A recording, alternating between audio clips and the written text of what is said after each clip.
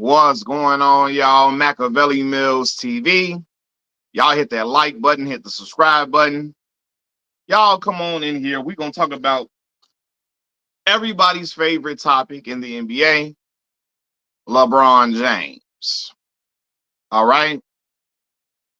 Kevin Garnett, NBA, he's a Hall of Famer now. NBA Hall of Famer Kevin Garnett said that LeBron James ruined the NBA All-Star game and the dunk contest, right? So we're going to have a discussion about it. And I'm open to anybody's comments, arguments, all of that, man. Black Mall, what's going on with you? What's the word? What's the word? So we're going to have a conversation about it. I'm trying to see how many people I can get in here this morning. I'm on a lot earlier than usual. You know, I wanted to get these videos and these live streams done before I take my nap, but because y'all know I work nights. But we're going to see how many people we can get in here. I don't know. My thing say is no people in here, but Black Mall came in here, so I don't know. Let's see how many people we can have on in here, man. But anyway, man, good morning, y'all. Hope everybody feeling all right. Hope everybody doing good. But I just we'll see if the audience can build up first before I go on my whole little spiel about it. You know?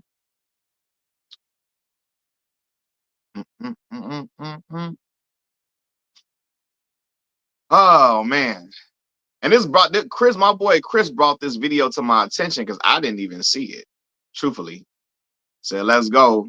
LeBron not only ruined the All-Star game, but the NBA periods. It's all LeBron's fault, man. Hey, man, C's up? What's going down, big dog?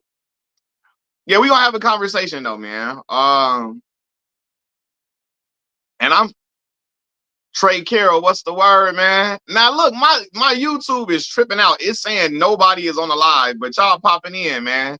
This is absolutely crazy. Charlie X, what's the word, man? What's going down with you? Hey, y'all, do me a favor. Hit the like button as y'all come in. As we're having this conversation, please hit that like button as you come in, because doing that keeps my videos in the YouTube algorithm. We said Big Ticket love throwing them shots all the time. All the time. So we're going to talk about the Drewski skit too. Yeah, we can talk about that as well. That's a great conversation to have all the way around. Some content will be made today, not just this morning, this afternoon, this evening. Content will be made without question. So, all right, Ticket. Kevin Garnett, he says LeBron James ruined the All-Star game the moment he turned away and shied away from a back and forth showdown with Kobe Bryant, right? Like LeBron doing that made the All-Star game less competitive going forth. Now, would I have liked to see LeBron go back and forth with Kobe in an All-Star game? Absolutely. Absolutely. I would have loved to see that because I saw it during the regular season. And I marveled at them going back and forth during the regular season. So I definitely would have loved to see that. But here's the part that gets me confused. The LeBron James haters, all of them on YouTube, Scap Attack, Dreamers Pro, all of these people say nobody wants to be like LeBron James. These young athletes all look at Kobe Bryant as the one. They all look at Michael Jordan and Kobe as the ones. Nobody that's good really wants to be LeBron James. And if that's the case, how are y'all saying everybody else follow? Oh, everybody looked at LeBron and they saw LeBron, they want to do it. So now they just want to be less competitive. Everybody, they look at LeBron and they saw him do it and they don't want to do it no more. Like, y'all got to make y'all mind up. I just want to say that. I have to say that first, because on one end, all y'all say nobody want to be dude. Nobody look at him. And then he's so damn influential. In another conversation, he's so damn influential. He stopped everybody from being competitive. Like, we have to make our minds up about that whole thing, right? But let me just say this. LeBron James did not ruin the NBA All-Star game. No, he did not. What happened is I think as time went on, the game became like people started prioritizing being healthy during the regular season, during the playoffs, right? And it was like people just started to figure, hey man, this is a little cool little game. It is what it is, right? Just like the Pro Bowl became lackluster over the years. I don't know about baseball's All-Star game. I don't know. But I even heard that the hockey All-Star game was dead for a while until they had some changes. I think what happened is a lot of stars started prioritizing being healthy during the regular season over everything. And they like, I'm not gonna go out and kill myself during the All-Star game because the fans of the teams that you play for, are they gonna snap on you if you hurt during the regular season and you're not available for your team to make a playoff push, etc. And that's what went on. However, nowadays it's just popular to say that everything is LeBron James' fault. That's just the go-to thing to do.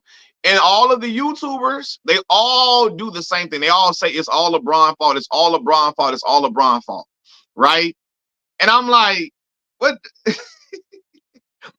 Hey, this is crazy, bro. Everything falls on the shoulders of him. It's his fault. Is this, that, and the third. It's his fault. It's his fault. His fault. His fault. His fault. Like even blaming um low management on LeBron James. I'll be looking like that started with Tim Duncan and Greg Popovich and them, but it goes to him at every turn, at every turn. Again, these young kids, man, they want to prioritize being healthy during the regular season. So that's really what it come down to. And again, I just think like the athletes of today, they're a little different. They're a little different. They don't think going back and forth in an all-star game is really meaningful as it is going back and forth in the playoffs, you know? And when you see the injury history of a lot of these players, like Anthony Davis is another player from Chicago like me. He stay hurt all the time. Always hurt. If AD go out and give 120% in an all-star game and get hurt, I guarantee you the fan base, his whatever fan base of the team, the Dallas Maverick fans pissed off to the highest degree. They already mad because they traded him for Luka. They already pissed about that. He get hurt in the All-Star game. Oh man, it is curtains. It's curtains. And then here come the jokes. Here come everybody else piling on, all of that. So it's like people be trying to pick their poison. You know, it's like I'd rather get hurt during the playoffs than the All-Star game. Right? Now let's go to the dunk contest. Because everybody say LeBron not playing in the dunk contest, it hurt everybody else. Now I will say that I will admit this. Mostly all the great Pantheon great players that are known for having some high flying ability, mostly all of them competed in the dunk contest except LeBron James, right? So they say, well, LeBron not doing it influenced the other guys to say, I ain't doing it either. I ain't doing it either. I ain't doing it either. And some would say LeBron James was afraid during the dunk contest, right? I do think LeBron James thought he was going to lose that dunk contest because LeBron is not a creative dunker at all. At all. Did y'all see the dunk contest where he won in the McDonald's All-American game? Like, that is just not, he's just not a really good just off the cuff. No, he's more of a dunker in traffic, dunking on people, jumping over people, that type of. He's not a creative dunker, none whatsoever, right? So I do think that him not participating in the dunk contest made some people feel like they didn't really have to do that. It wasn't a rite of passage anymore. It wasn't because he ain't do it, right? Now, again, do I wish he would have competed? Yeah, probably so. He wouldn't have won though. He wouldn't have won. So I understand why, like, some people would say, well, he should have been in the dunk contest because mostly all the high flyers of their era were in the dunk contest for the most part, right? Kobe Bryant, even though when Kobe won, that dunk contest was terrible. Kobe lucked up and was in a horrible dunk contest, and he won that one, right? That dunk contest was abysmal. Like, it was horrible. And the dunks Kobe won with were terrible. But again, um, hey, Kobe won. It's all good. He competed. Fine. Now the Michael Jordan and Dominique Wilkins dunk contest, everybody loved those. So yeah, and I think too, man, what happens in the NBA dunk contest though, as the years went on, yeah, 96, yeah, the 96 dunk contest was garbage. I mean, you said LeBron would have won if they wanted to give him the score, but it like, let's be for real. If he would have won and they would have gave him the win, y'all would have been like, "Oh, you cheated." That would have been something else against him. If the NBA made sure he won, y'all would say he didn't deserve that. The NBA cradled, they coddle him. They capitulate to him. The NBA, they just do anything. They do anything to make him look great. They do anything to make him shine. So he would have set himself up. If he got in the dunk contest and he didn't rightfully win, then it would have been a whole nother, oh, they caping for him. They glazing him. They letting him win. Oh my God, they letting him win. So yeah, and LeBron James is not a better, he's not a better creative dunker than Zach LaVine, nor Aaron Gordon at all.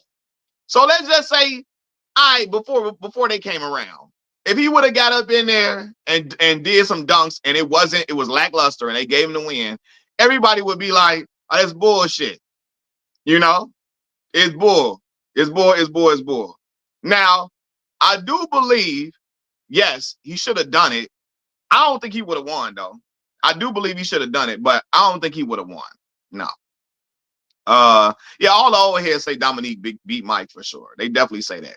But I also think as time went on in the dunk contest, I don't think a lot of these guys, they don't know what else to do in the dunk contest because everything really has been done for the most part. Everything has been done. I don't think you said, damn, you live already. I went live early today. I think everything has been done for real. Like all these other guys, I don't think the top guys can really do these dunks like a Mac McClung. And that's because guys like Mac McClung, no disrespect to him, they really focus more on dunks than like skill set, maybe, right? They focus more on the dunk. That's their lane.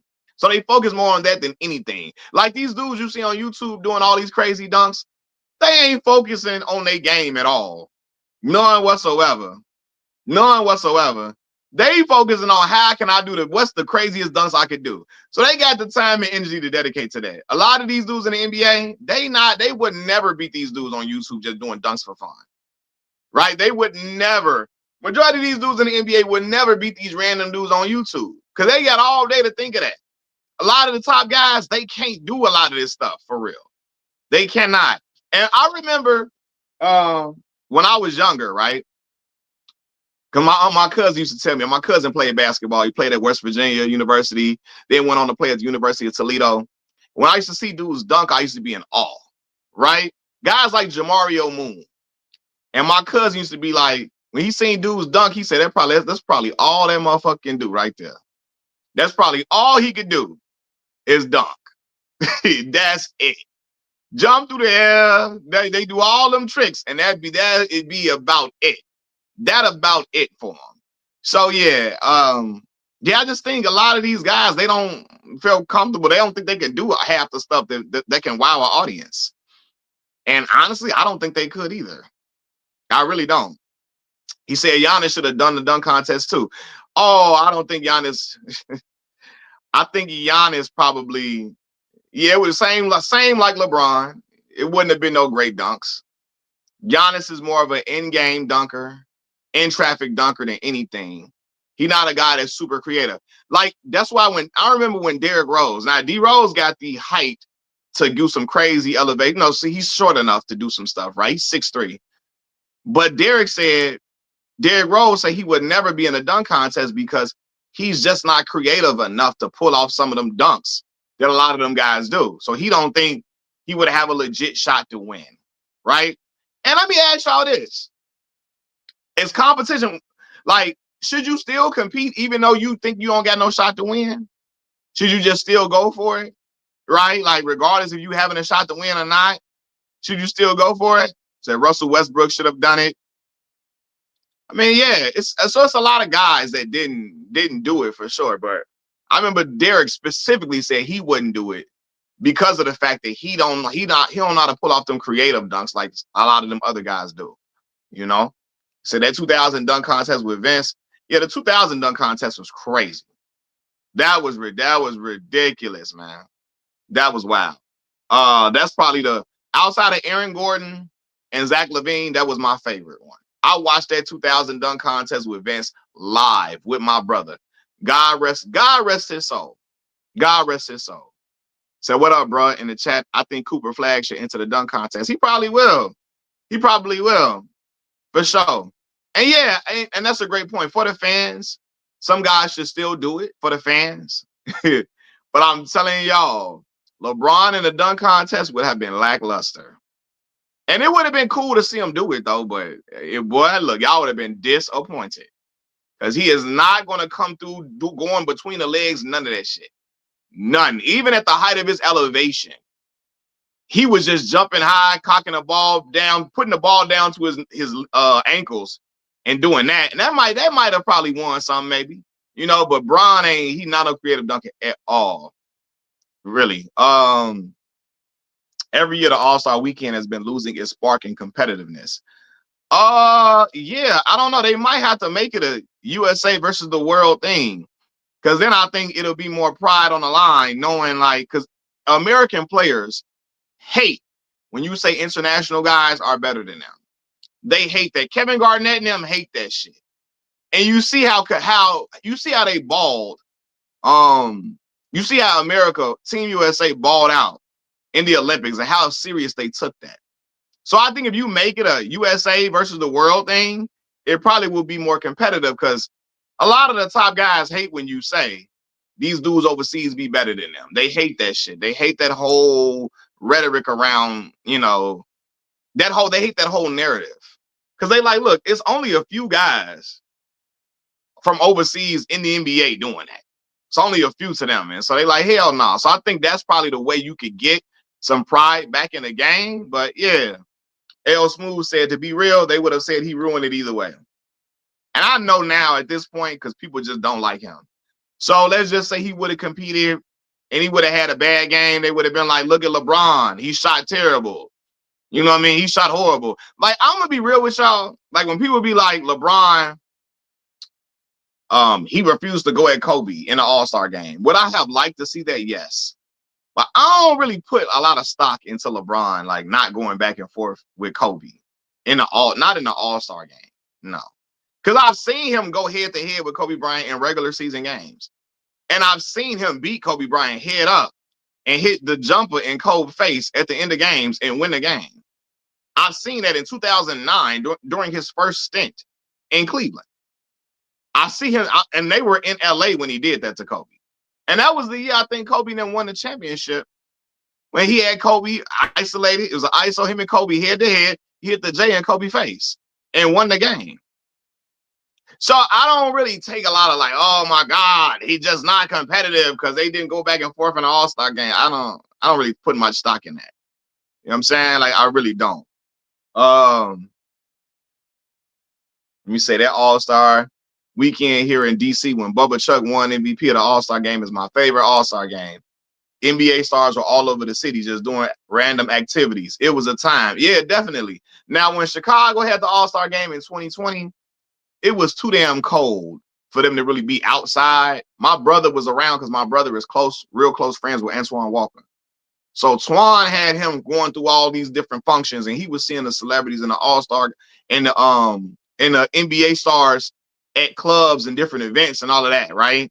Then this is around the same week that our grandmother passed away, right? So our grandma passed away during 2020 NBA All-Star weekend, like the All-Star weekend during that time period. So my brother was moving around and all of that.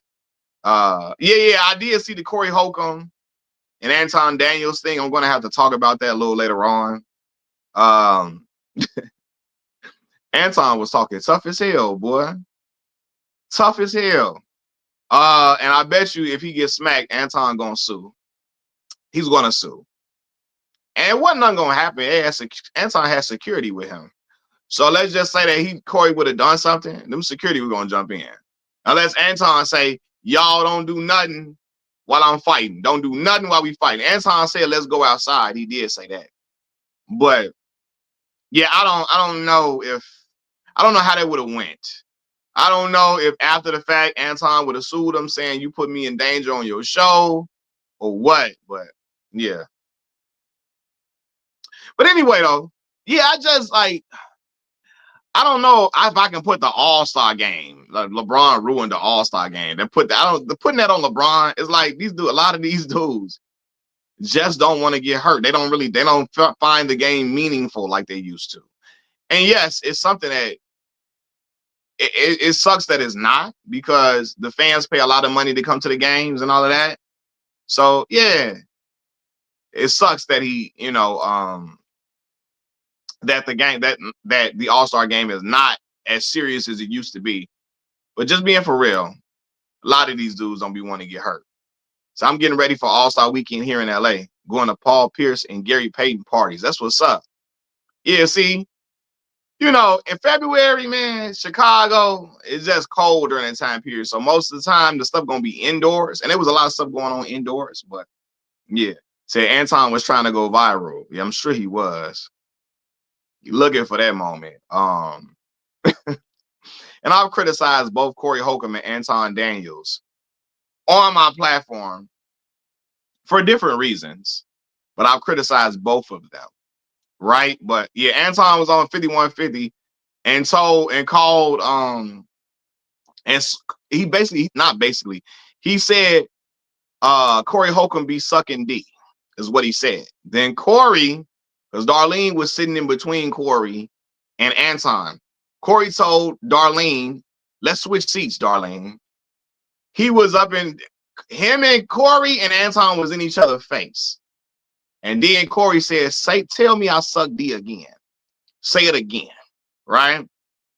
Anton Daniels said, I don't give a fuck about what you talking about. He said, we can go outside. We can go outside. Now, it was acknowledged that Anton has security all in the room.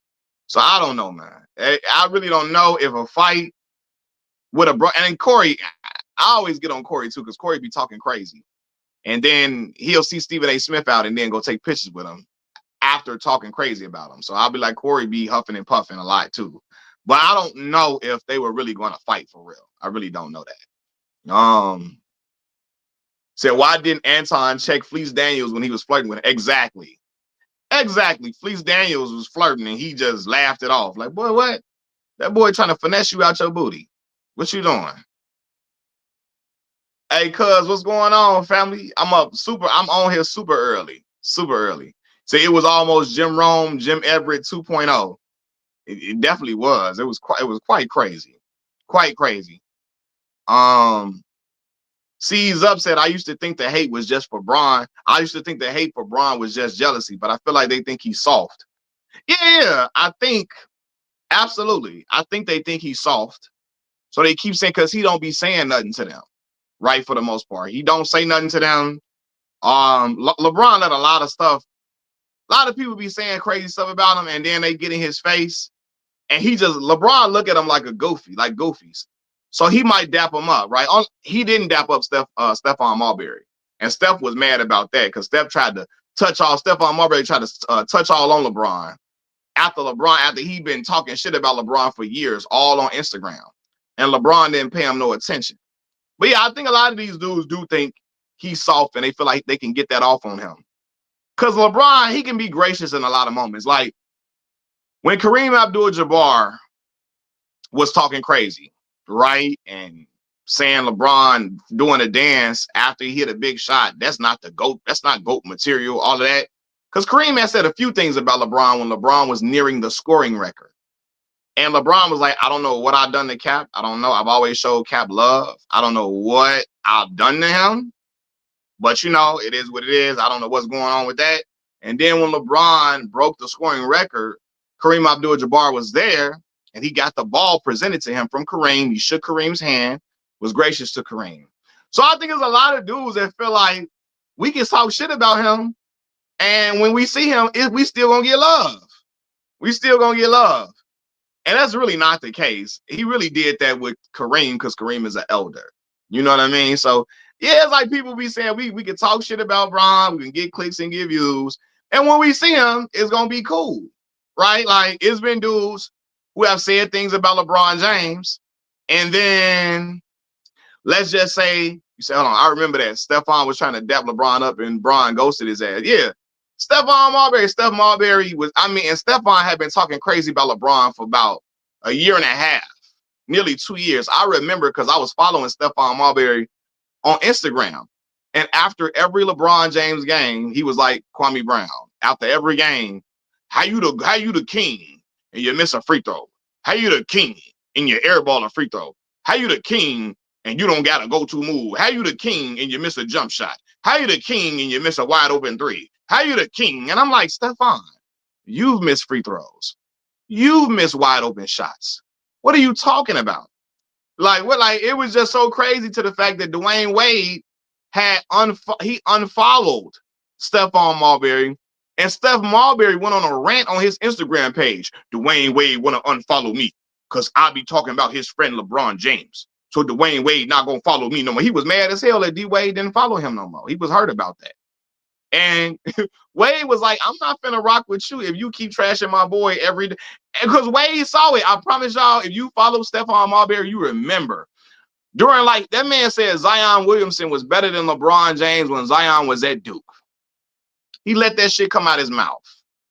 Because they were so thirsty to replace LeBron in any way. And look how that worked out. Look how that worked out. But he was doing that like I promise I'm not making this up. Steph was doing that like every other day on YouTube. I mean, on Instagram.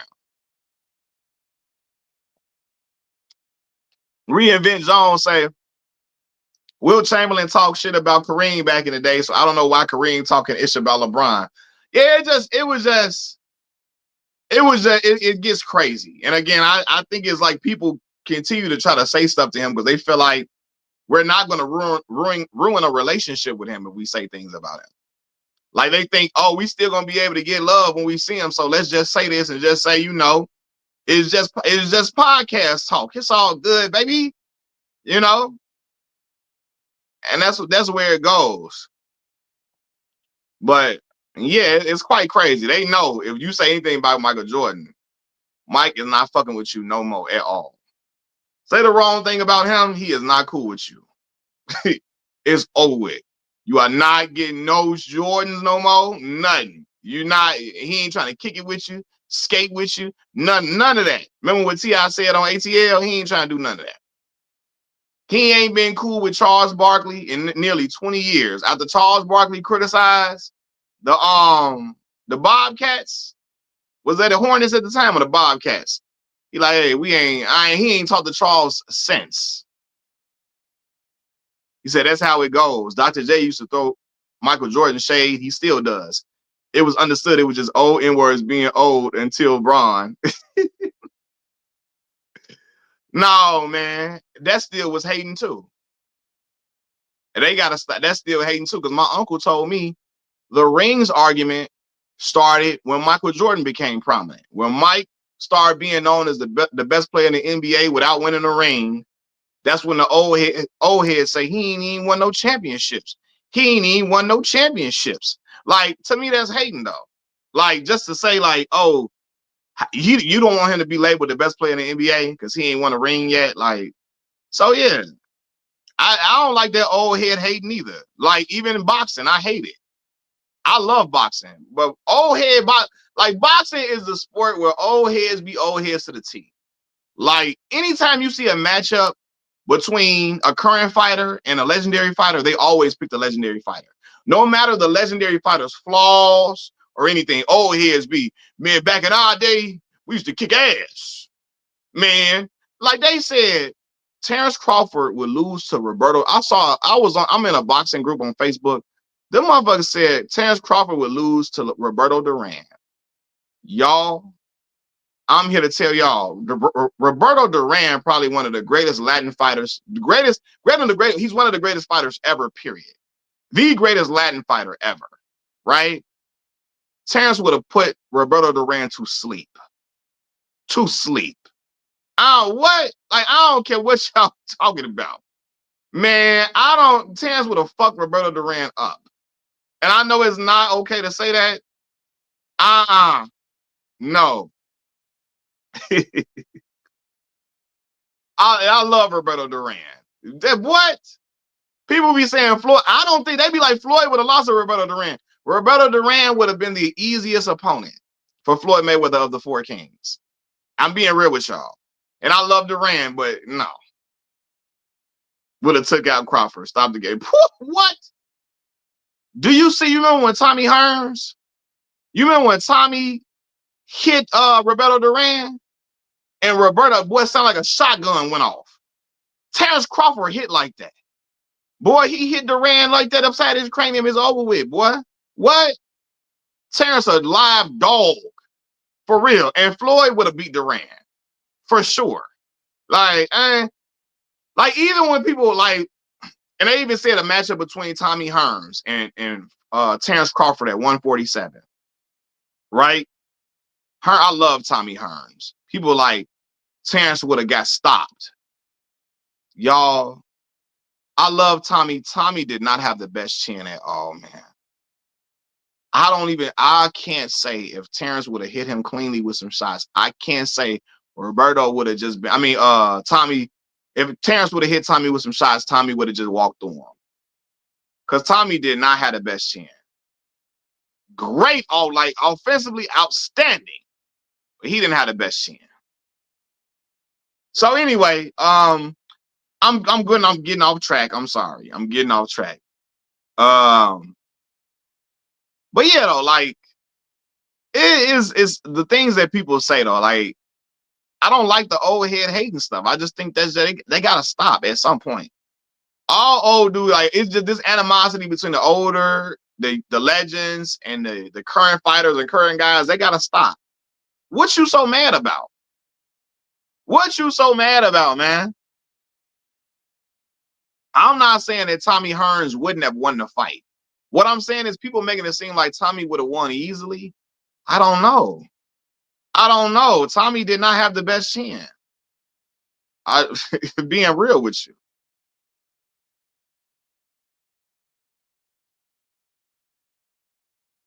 Said, look at Melly Mel, old hating ass. He think every rapper post 88 is trash, and would rip them, and he would rip them all. Then proceeded to release the worst diss track ever against Eminem. Hey, that was so crazy. That's not hating, it's just facts. You wasn't around to experience it. I wasn't, but I did see Tommy get stopped several times. So I wasn't around to see it, but I see it on YouTube, thankfully. And I did see Tommy get stopped several times before. I ain't like again. So, oh yeah. You say I think Sugar Ray Leonard would have beat Terrence, but that's the only one. And I think Ray Leonard probably would have had the best shot for real. I think Ray Leonard would have probably been the best. Yeah, and honestly, I love Ray, but we see now again he fought differently. But Duran beat Ray Leonard. But he fought that second fight, he fought differently. But yeah. But I think Ray Leonard Ray Leonard was tough as hell. Ray Leonard was tough as nails for sure. So yeah, Ray Leonard probably wouldn't have been the best. That was the best one to beat Terrence Crawford for sure. Charlie X said, unfortunately, it's been happening, Mac. I remember when you said Marvin Hagler. Yeah, Marvin Hagler too. Marvin at once, because Marvin was a middleweight. 160, yeah. Marvin, for sure. I'm tweaking. Marvelous 160, swinging them hammers, boy. And Marvin had a chin on him. I don't know how the fuck. I remember watching Marvin get hit with shots. I'd be like, how the fuck Marvin not going down? I don't know what his head was made of. Marvin was that mug devil I'm talking about colossal fighter. It didn't matter what you threw at him. Marvin taking your best shot and coming forth with his. I promise you, Tommy sounded like he might have broke his hand on Marvin's skull. I'd be like, gee, what is Marvin made of? Because that was crazy.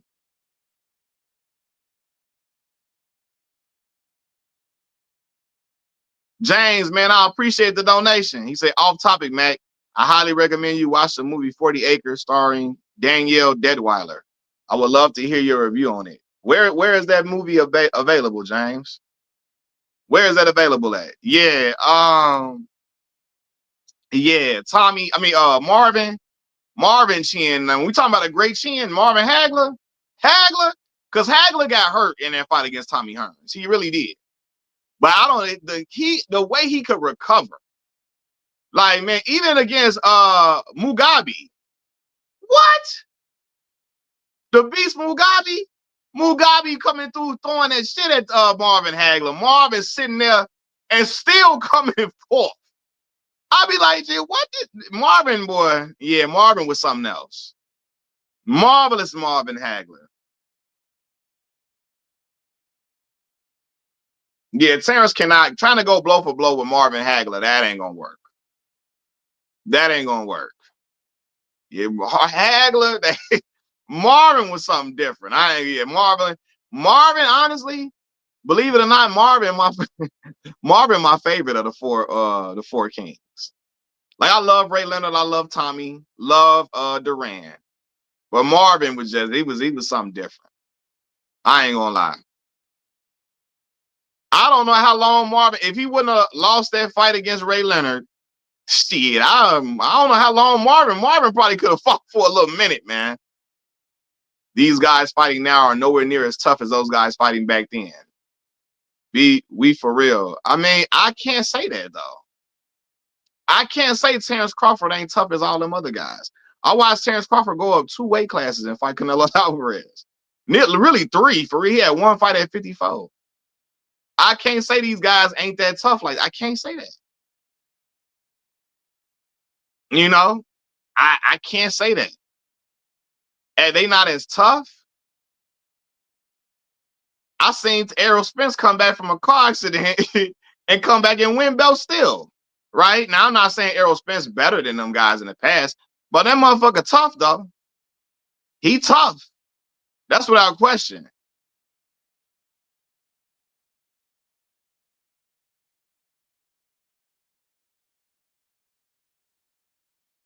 So what I'm saying is, I'm making a point that the older generation, they gotta just stop hating on the younger dudes, man. It be too much. I don't like it. I always told y'all I did not like it in boxing. I don't like it in basketball. I really don't. Because I think it makes the game, the sport that they're in, makes it stagnant. It stifles the game when the old heads do that. No, they're not really fighting anybody. Boxing competition isn't what it used to be. I guess it depends on what weight class. I think more guys. I mean, truthfully, guys aren't trying to be boxers the way they were back in the day. If you don't got to take a beating to get money, then why not? You know what I'm saying? So, like when the heavyweight argument, they like, yo, we don't have any American heavyweights, and we don't because we really don't have a lot of American heavyweights because they figured we'll play basketball, we'll play football to get that money versus standing in the ring getting hit upside the head 100 times in a fight. You know what I'm saying? Yeah, Sweet Pernell Whitaker. I love Pernell. Love Sweet P. Love Sweet P all the way. But so my point is, back to the whole conversation surrounding Kevin Garnett and LeBron. I don't think LeBron ruined the All-Star game, bro. I just really don't. I don't. Just think, like I said, guys they stop really caring about the game because they know, hey, nobody cares if I go hard in this game and I get hurt. I'm gonna get clowns to no end. They rather see me be available during the postseason, you know what I mean, during the regular season and during the postseason, for sure. So exactly, that's a part of the reason why the value of the sport has gone down. You have to be willing to pass the baton. A lot of the OGs ain't doing it. They not. That's all they talk about is back in my day. And I promise y'all, what my man Slim Charles say on The Wire. See, the thing about the old days is they the old days. Remember Slim Charles said that on the wire? The thing about the old days is they the old days. Don't come around talking all that. Man, the old day, back in my day. Yeah, Zeke is hating on MJ still. I mean, Zeke the only one really doing that to MJ though. Who else besides Zeke and besides any Detroit Piston? Who else really doing that to MJ? Ain't nobody doing that to MJ. You saying the hate for? You said Zeke is hating on MJ still, Mac. I'm telling you, the MJ hate is just as loud, if not louder, than LeBron. You're just a LeBron fan, so you notice it more. Trust me, MJ gets it just as much, if not more. I don't know any prominent player really doing that to MJ but Zeke and anybody that played on the Pistons. Other than that, LeBron be having all-time generational greats coming at him. Like, it'd be like, what the, or not all-time generational greats, I'm sorry. Not all-time generational greats. That would be a lie. Kareem Abdul-Jabbar threw some shots. Then you'll see guys like Olden Polynice and Byron Scott and them being passive, saying little stuff about them. You'll see Quentin Richardson. You'll see Steven Jackson. You'll see Darius Miles them saying little stuff, That was Slim Charles who said that. Go look it up. Paris. Go look it up. That was Slim Charles who said that. Go look it up on YouTube. That wasn't Cheese who said that. That was Slim Charles. I remember that verbatim. Slim Charles said that. Well, Scottie Pippen, too. Scottie Pippen. Yeah, Scottie be hating that, too. But other than that, like, most people, for the most part, most of the athletes, he the standard. They feel like Mike is the standard for everything. Like, Mars sit on podcasts, former players talking about how LeBron this, LeBron, they sit around throwing shots at LeBron all day long. All day long. So, yeah. Kwame Brown, Stephon Marbury. They love throwing shots at dude.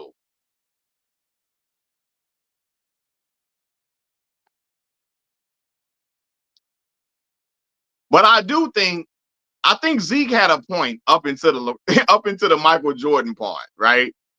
I think Craig Hodges be going, yeah. Now Craig don't like the fact that Mike didn't stand up for stand in solidarity with black folks a lot of times. Now I do know Craig didn't like that. But I think Zeke had a point though. Until he said what he said about Mike. Like that you need to, current generation needs to big up their generation. Because other generations do it for theirs. You won't catch a dude. You hardly would ever. I'm not saying you won't. Most of the guys who played in the era with Kobe Bryant, they will never say LeBron is better than Kobe. Right? Except like Al Harrington and them. Right? It's a few. Most of them won't. They'll put up Kobe on that pedestal. Guys in Michael Jordan era, they're going to put Mike up there at the top. Guys in Dr. J Dr. J era, they're going to put Dr. J up there. So he like, yo, big up y'all era.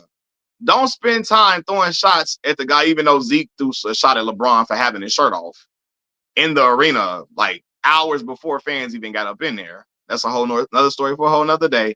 I do think he had a point about appreciating the era that you're in and lifting up the guys in your era.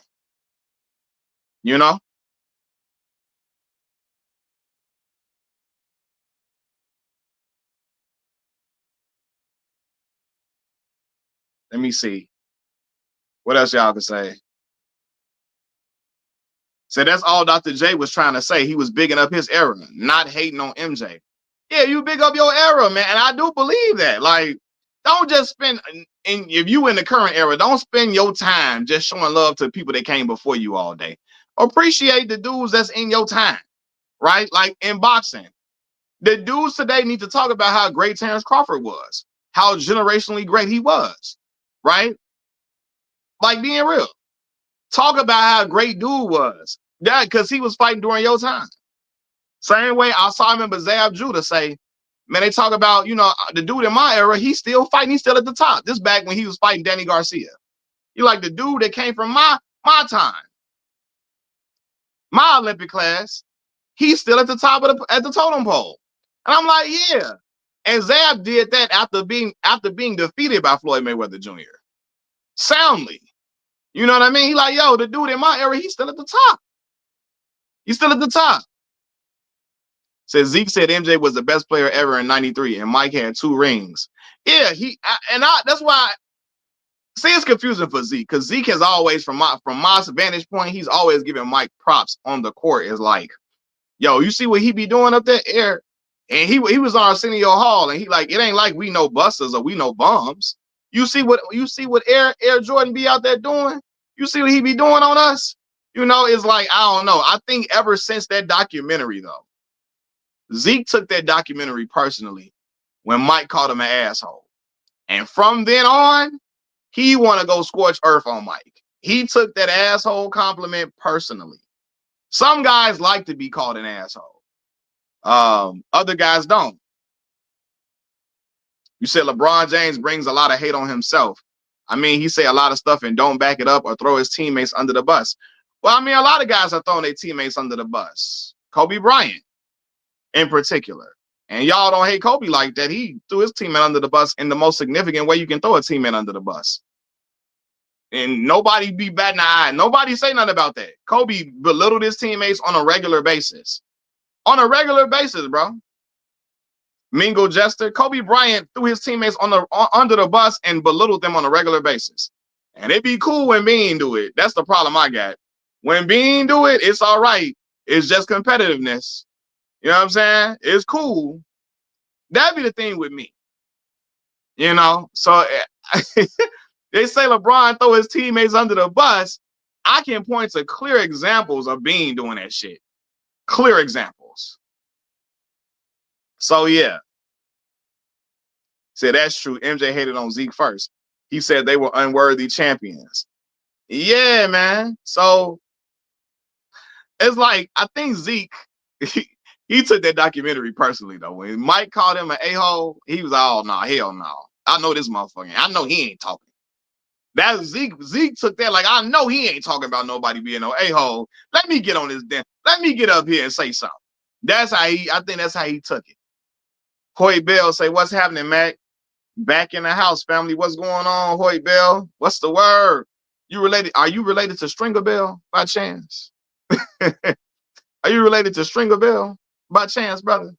Because if you're related to that brother Stringer, tell Stringer while he's in hell, tell him I hate him with a passion. I hate him with a passion. Yeah, I saw Anton Daniels and Corey Holcomb. I'm going to have to do a video on that, man.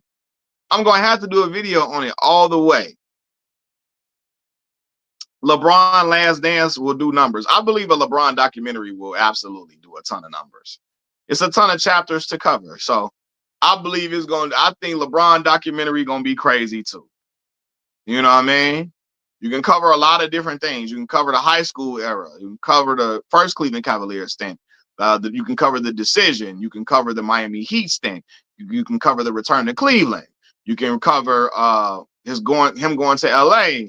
You can cover him getting the scoring record. You can cover him winning during the COVID season.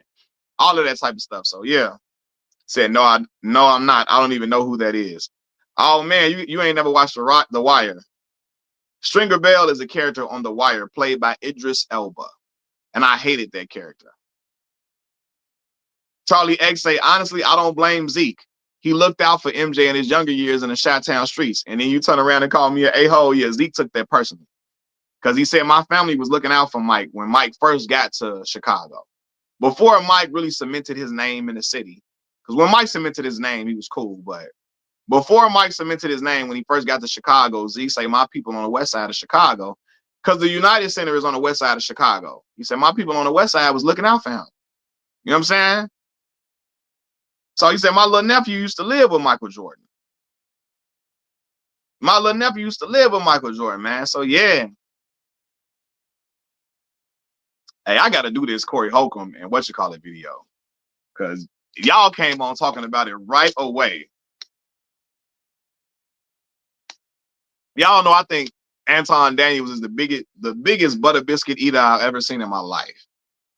I really do. You know, Anton Daniels out here told He spoke out against reparations for black people and said, I hope they don't give you N-words, nothing. Y'all better be lucky y'all able to breathe air. I remember him saying that. So I have no love for Mr. Potato Head himself. I'm going at Corey Holcomb for Corey being a hater. Corey is hilarious, but he's a hater. Every time he fall out with somebody, he tell all their personal business like a scoring woman. Just like a scoring woman. I'll tell all their personal business. If you was sleeping on your girlfriend couch, he gonna tell it. If he feel like you getting a little bit more shine and attention in him and he gave you $50 last week, he gonna tell the pretty girls, I gave him $50. That brother, he ain't got no money like that. I gave him $50. If he feel like you getting too much attention, he'll do that. I believe that's in his blood all the way. So yeah, Corey, he's funny as hell, but he got a lot of hateration, holleration up in him too. But I ain't never seen him like that. But Anton Daniels is a buck dancer supreme buck dancer.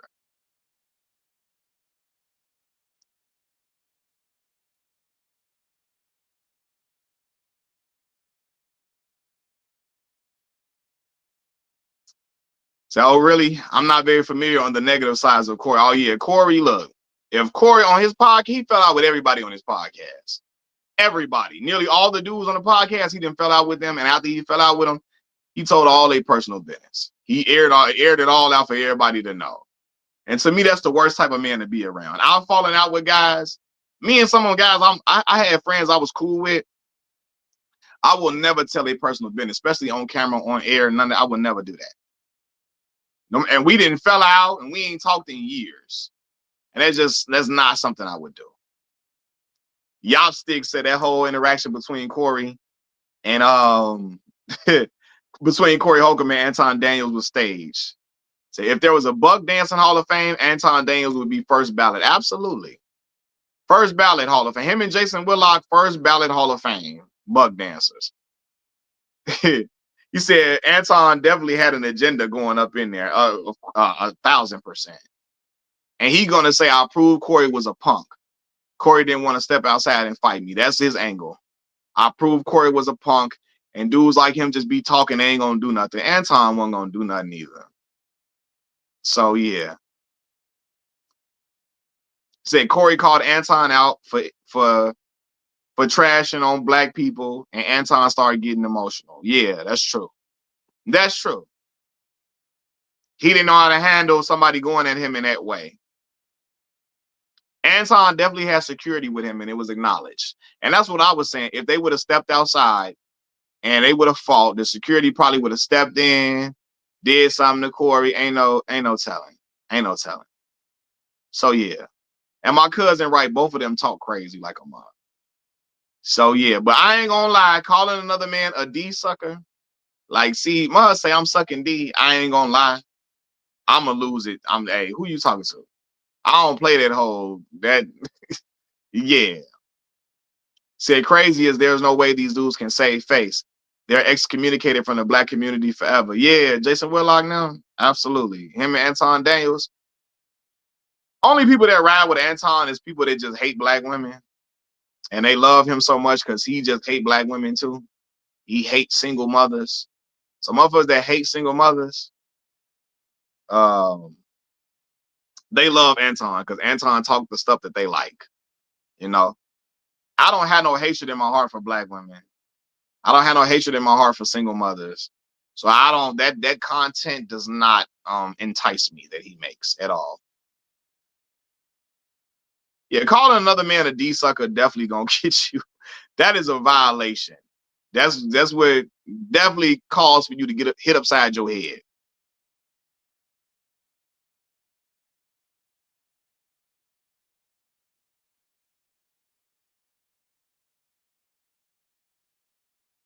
So Anton tried to make it seem like it's a bad thing to ride for the community. Right, yeah. And that's the point. Like, he tried to make it seem like it's a bad thing to ride for the community. You want to be a D sucker for black people and all of that. Like, yeah, like what? This how you know this brother is well. I shouldn't even call him a brother. This how you know that dude is well. He's super lost. He's lost in MAGA land so much that that's something that came out of his mouth. He's such a nocturnal animal all the way around That will come out of his mouth, and he think that's perfectly fine. He think that's okay. And yeah, like calling me are you crazy? Calling me a D sucker? You out your mind, bro. Like, nah. You said he's gone. Absolutely. Anton Daniels been gone a long time. When I saw the brother get up there, when I saw him get up there and not basically, he shut down reparations, said, I hope they don't give you N-words, nothing.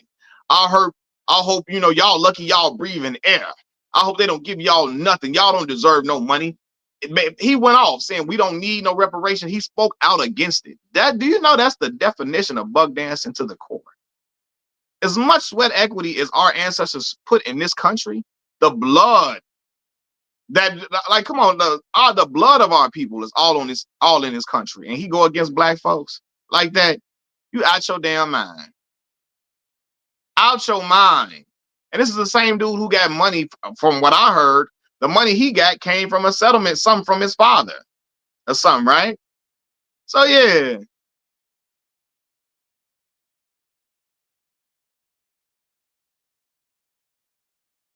I'm not so Anton Daniels, y'all know I didn't get down on him. Matter of fact, the video I made about him got like 100,000 views.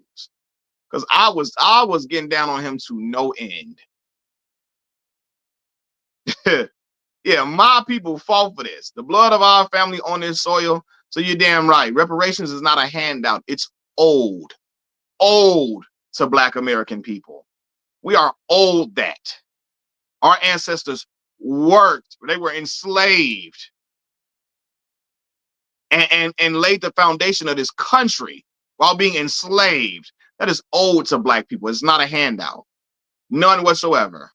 And if something were to happen to me and I laid the foundation for something, that money better go to my kids and my grandkids and my great grandkids. You're damn right. That money better go to them.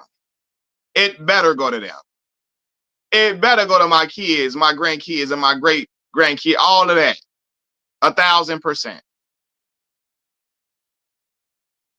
So that's exactly where he got that money. And his 16-year-old nephew beat him up. It's on social media. So I bet you Anton Daniels' wife be cheating on him. Man, let me tell you something. And then he be trying to act like he was the biggest player alive, the way he be talking his stuff. Anton married the first woman who liked him. The first woman willing to date him, he married her. And I shouldn't, be disrespecting his old lady, but if that's your husband and that's the stuff that come out of his mouth, you got to be agreeing with that bullshit. Because there's no way a wife of mine would let me be so anti-Black on camera. And we wouldn't have a conversation about it. Now, granted, a grown man gonna do what he want to do, right? But he keep doing that, man. Don't she be on some of his content too?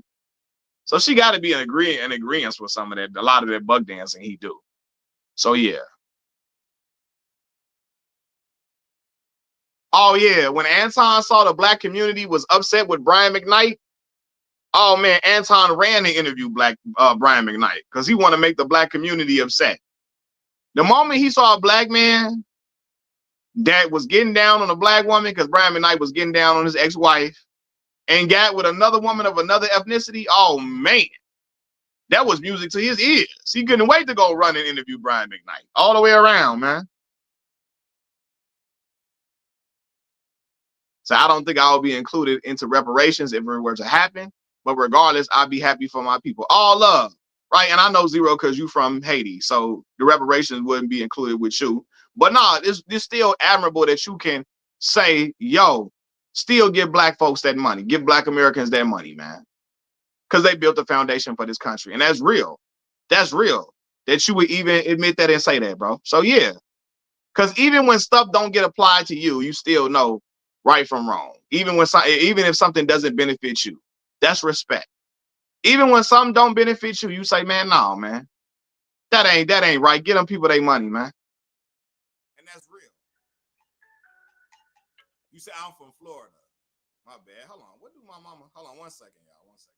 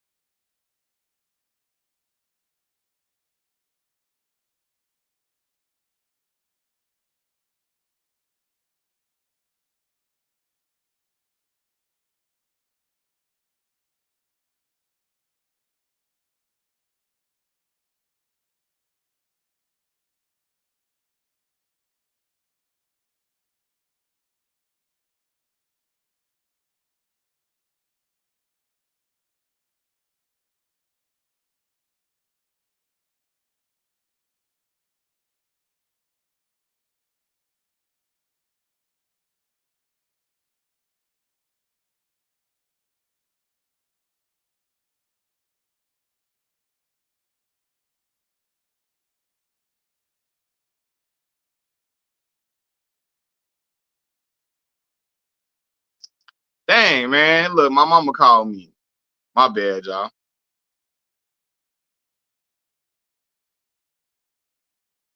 Oh yeah, Zero. I know you from Florida, but your people from Haiti, right?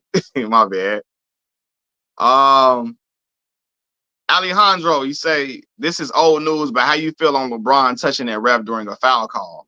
People are now saying LeBron the softest superstar ever. LeBron James should not be putting his hands on a referee. And he should have got a tech for that. Absolutely. You should not be putting his hands on a referee at all. No, I don't think nobody should put hands on a ref. So yeah, I do think that he should have been reprimanded in some way for putting his hands on a referee. All the way around. Like he don't need to be putting his hands on no ref. None whatsoever. But I do know the NBA knows that LeBron James brings in revenue for their league. So they like, yo, we not gonna have him sitting out. But I do believe he needs to keep his hands off the referee. And I wouldn't have been if he would have got suspended for a game. Or two. I wouldn't have been mad at that. Don't touch the ref, bro. That's way too much. For real. Yeah, I do think. Yeah, you don't be putting your hands on referee. But like you said, I don't think that make him soft though. I don't. Just really like overly emotional about something that happened in the game where you feel like you gotta go ahead and touch the ref, but do not touch the ref. I'm completely against that. But I appreciate the super chat, man. That mean a lot to me and my family, bro. Thank you so much. King Darian say, I thought Anton was about getting the bag, so why wouldn't he want reparations? Money to build upon. He is a Saturday night dummy. Absolutely, especially he saying he don't take handouts, but I heard he got that money from something that happened with his father, right? So if he's so against, I don't do no handouts, why you take that money then? Why you take that money? That money was owed to your father. You got it, right? Same way reparations is owed to us from the foundation that our ancestors laid in this country. So why wouldn't we take that money? See, it's a BS argument, and he know that. He knows that.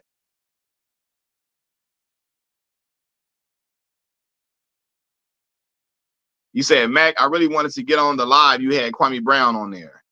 I would have pushed back on a lot of stuff he said, but I was sick. Hey, look, Kwame didn't even let me get no word in for real. He would be stringing off 5 or 6 points. The moment I try to counteract a point, he will like, can I keep talking? And then by the time he do it, I forget half of the stuff he said. But when the man said Pau Gasol was Zydrunas Ilgauskas, I say, oh no, we are done here. We are done here. The moment you say Pau Gasol is Zydrunas Ilgauskas, I know what time you on. You just like, come on, man. You just talking to make a point.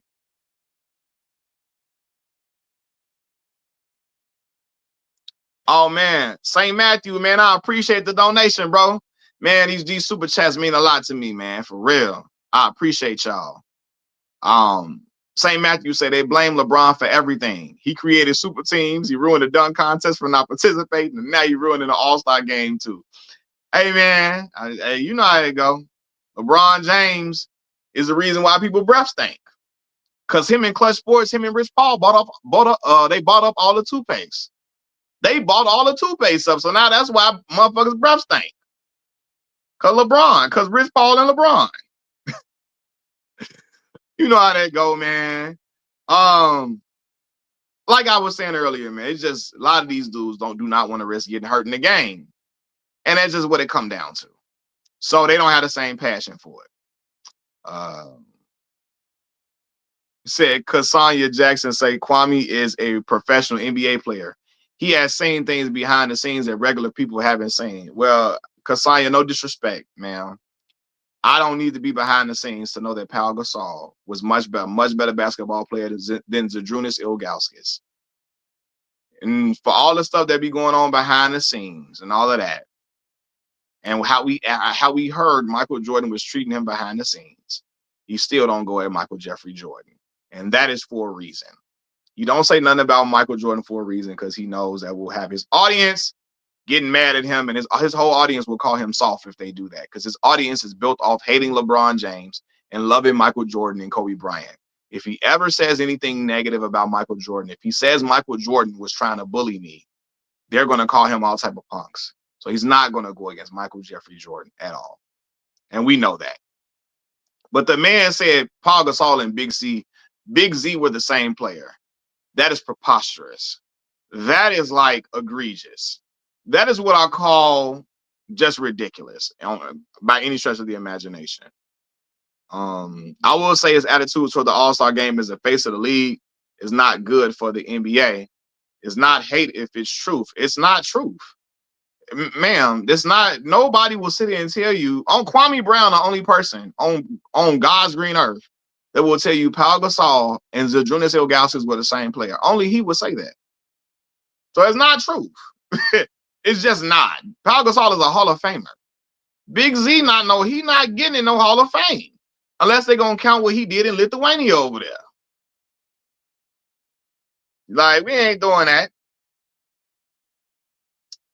Let me see. You said, I will say his attitude towards the All-Star game as the face of the league is not good for the NBA. When you say his attitude, you mean like that he don't go all out during the All-Star game? Is that what you're saying? Like he needs to have more of a going all out effort as the face? Is that what you're trying to say? I believe that's what you're saying, but you could correct me.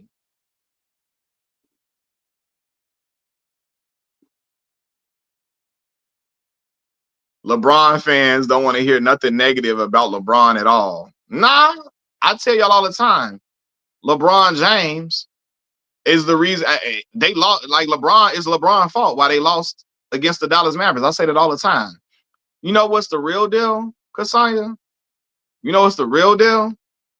Now, Kobe Bryant fan, y'all say that, and Kobe Bryant fans don't want you to say nothing negative about him, especially since his untimely demise. If you say anything negative about Kobe Bryant, they will cry on here and will call you every name under the sun.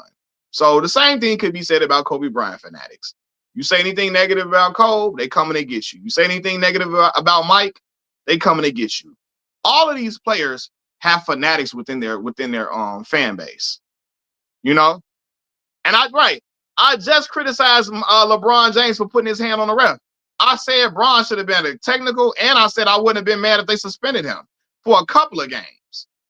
I said absolutely he was out of line for that. I said he was out of line for that. Out of line. Now, I'm one of the biggest LeBron fans you can find on YouTube. But that's not enough for a lot of LeBron haters. They want me to say LeBron is trash. They want me to say he not a top 5 player all time. They want me to say he is garbage. All these grifters and casuals better be cashing in on LeBron James stimulus checks. I'm telling y'all, when LeBron retire, brother's gonna have to find something else to talk about. Oh man, hold on, my cuz, man. This is my cousin, y'all. Hold on, cuz they ain't trying to let me put your super chat on the screen. Here you go. My cuz say I didn't like how Kwame Brown was talking. He was very defensive and loud. I was about to get on that with him. Shout out to Chicago, Illinois, man. Shout out to Southside Chicago, to be specific. Robert Taylor Projects in the building. You know, my cousin about to come through the screen. I appreciate that, cuz. I love you, cuz. Thank you so much for that donation, cuz. That mean a lot. Thank you, cuz. For real.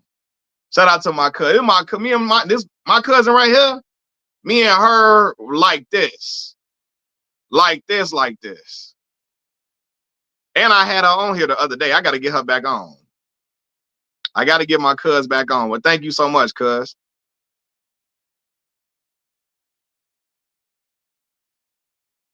Said LeBron is not the level of Kobe or Jordan. Who says who? He on the level of Kobe Bryant. I don't know what you're talking about. He definitely on. He's better than Kobe to me. If you ask me, if you ask me, but saying he not on their level is crazy. Honestly, I be thinking Kobe not on the level of Michael Jordan, but y'all get that off. Y'all get that off. You said what are LeBron? So Helly, I watch basketball, so it's other people to talk about other than LeBron James. Now, people that y'all love, He said, "Talk your talk, sister." Hey, look at Black Mall geeking her up. Don't walk her into a trap, Black Mall. Because when she get walked into a trap, I'ma blame you. When she get walked into a trap in these comments, I'ma blame you for that. Elon, what LeBron fans gonna talk about when he retire? All y'all care about is LeBron. I watch basketball, right? So guys like Dreamers Pro, that channel you probably love, he don't even know the two guards that Michael Jordan was playing against. He don't even watch the games. I guarantee you he don't even know what a 2-3 zone is. I guarantee you he don't. I guarantee you he don't. So all of that, all y'all talk about is LeBron. Helly, most of the time, all these people on YouTube, all they know is to start a YouTube channel, all you gotta do is hate LeBron James, and you're gonna get numbers. LeBron fans do not talk about other people. Yes, LeBron haters don't talk about nobody else. Go to Dreamers Pro page and Scap Attack. Most of their content is all LeBron James. Scap Attack, I suspect he's a white supremacist. I suspect that very much so. Very much so. He even though some of y'all gonna say, how can he be a white supremacist and he loved Michael Jordan and Kobe Bryant? Well, it's easy to love those individuals when your channel is based upon hating LeBron James. That's the recipe. In order to hate LeBron James, you gotta love Kobe and Mike. That's how it go, right? That's just how that go. He made 6 defensive teams. Cool. And he is better than the man who made 10 plus. Okay. Yeah. Yeah. Absolutely. Because LeBron got 4 league MVPs, and y'all telling me he better than the dude that got 1? You see how that work, Black Mall? You see how that work, Black Mall? You know I'm surgical with this bitch, Jake. You know I'm surgical with it, Black Mall. Don't do that on here. I'm surgical with it. What did Alonzo say on on training day? I'm surgical with it. You hear me? How he better than a dude that got 4 league MVPs and 4 finals MVPs? You see how that works? We can do that for days. You don't even know 90s basketball. Let me tell you something. I know it more than the dudes y'all watch all day. No. You brought up Kobe Bryant, right? When you said that 10 plus, you talking about Cole. You talking about Cole, right? That's what you talking about, Cole, right? You weren't talking about MJ. You talking about Kobe Bryant. That's what you were talking about.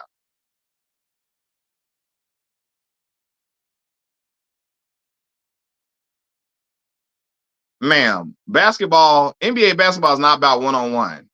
And statistically speaking, LeBron James is a better three-point shooter than Michael Jordan and Kobe Bryant. Statistically speaking, he shoots a better percentage than both of them from 3. I wouldn't call him a better shooter for sure, but he shoots better from 3 though. But one-on-one basketball is that's not NBA ball.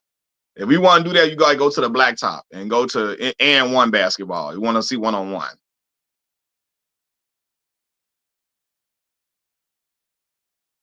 Black Mall, but you know you wasn't talking about no Kobe Bryant when you said that. Because you know I don't think LeBron is better than Michael Jordan. So that would be a mute point for you to bring up Mike. Because you know I got Mike as the GOAT. So you know I ain't talking about Mike when you say that. You was talking about Cole. Then you seen I had that ace in the hole for you. And say, well, if we're going to do that, basketball is one-on-one first. No, basketball, that's one-on-one basketball. Team basketball is team basketball. It's a team sport. That's why when you win a championship, they don't say Kobe Bryant is the world champion. They say the LA Lakers are the world champions. When Mike won, they don't say Michael Jordan is the world champion. The banner don't say Michael Jordan. It say the Chicago Bulls won a championship. Basketball is not one-on-one. And I will say this, Cassandra, there is a reason why LeBron James went number 1 overall in his draft. Because he was like that. Because he was like that for real. NBA basketball is 5-on-5.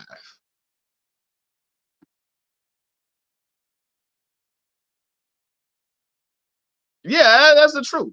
And Talking Grub and Media, they think because I'm from Chicago and I have MJ as the GOAT, that I'm just supposed to just be a loyalist to him and I'm just supposed to say LeBron trash. No, I'm not going to do that.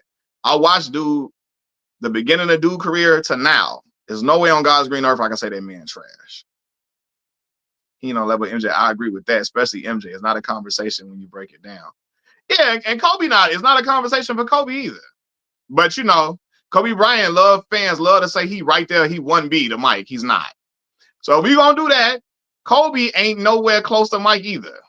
But for somehow, some way, they be getting that off. Like he's not 1B to Michael Jordan. It's not.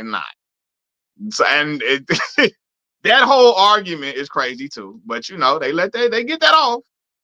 They get that off for whatever reason. Said LeBron is trash. See, Helly, I knew you was gonna show your hand. You just don't like LeBron James. Just say you don't like him. But to say he trash, that's whack. I wasn't a fan of Kobe Bryant, but I will never sit on here and tell you he trash. That's hate. It's a lot of dudes I wasn't fans of per se, but I can never sit on here and say it was trash. Because that would be hating. You know what I'm saying? I can't do that. So saying he trash, that's just you being a hater. Nah. I was never a Kobe Bryant fan growing up. But I'll sit here and tell you he trash. That is lame as hell to say. That is just lame. Kobe Bryant, one of the greatest basketball players to ever walk this earth. Just because I wasn't a fan don't mean I can't admit that. You see how I can admit that? Even though I was never a Kobe fan growing up, I can still admit that. I can admit he's better than a ton of guys. Regardless if I didn't like him personally like that, regardless, I can still tell you he had that shit on him. He just won 1B to Mike, but I can tell you he had that stuff on him.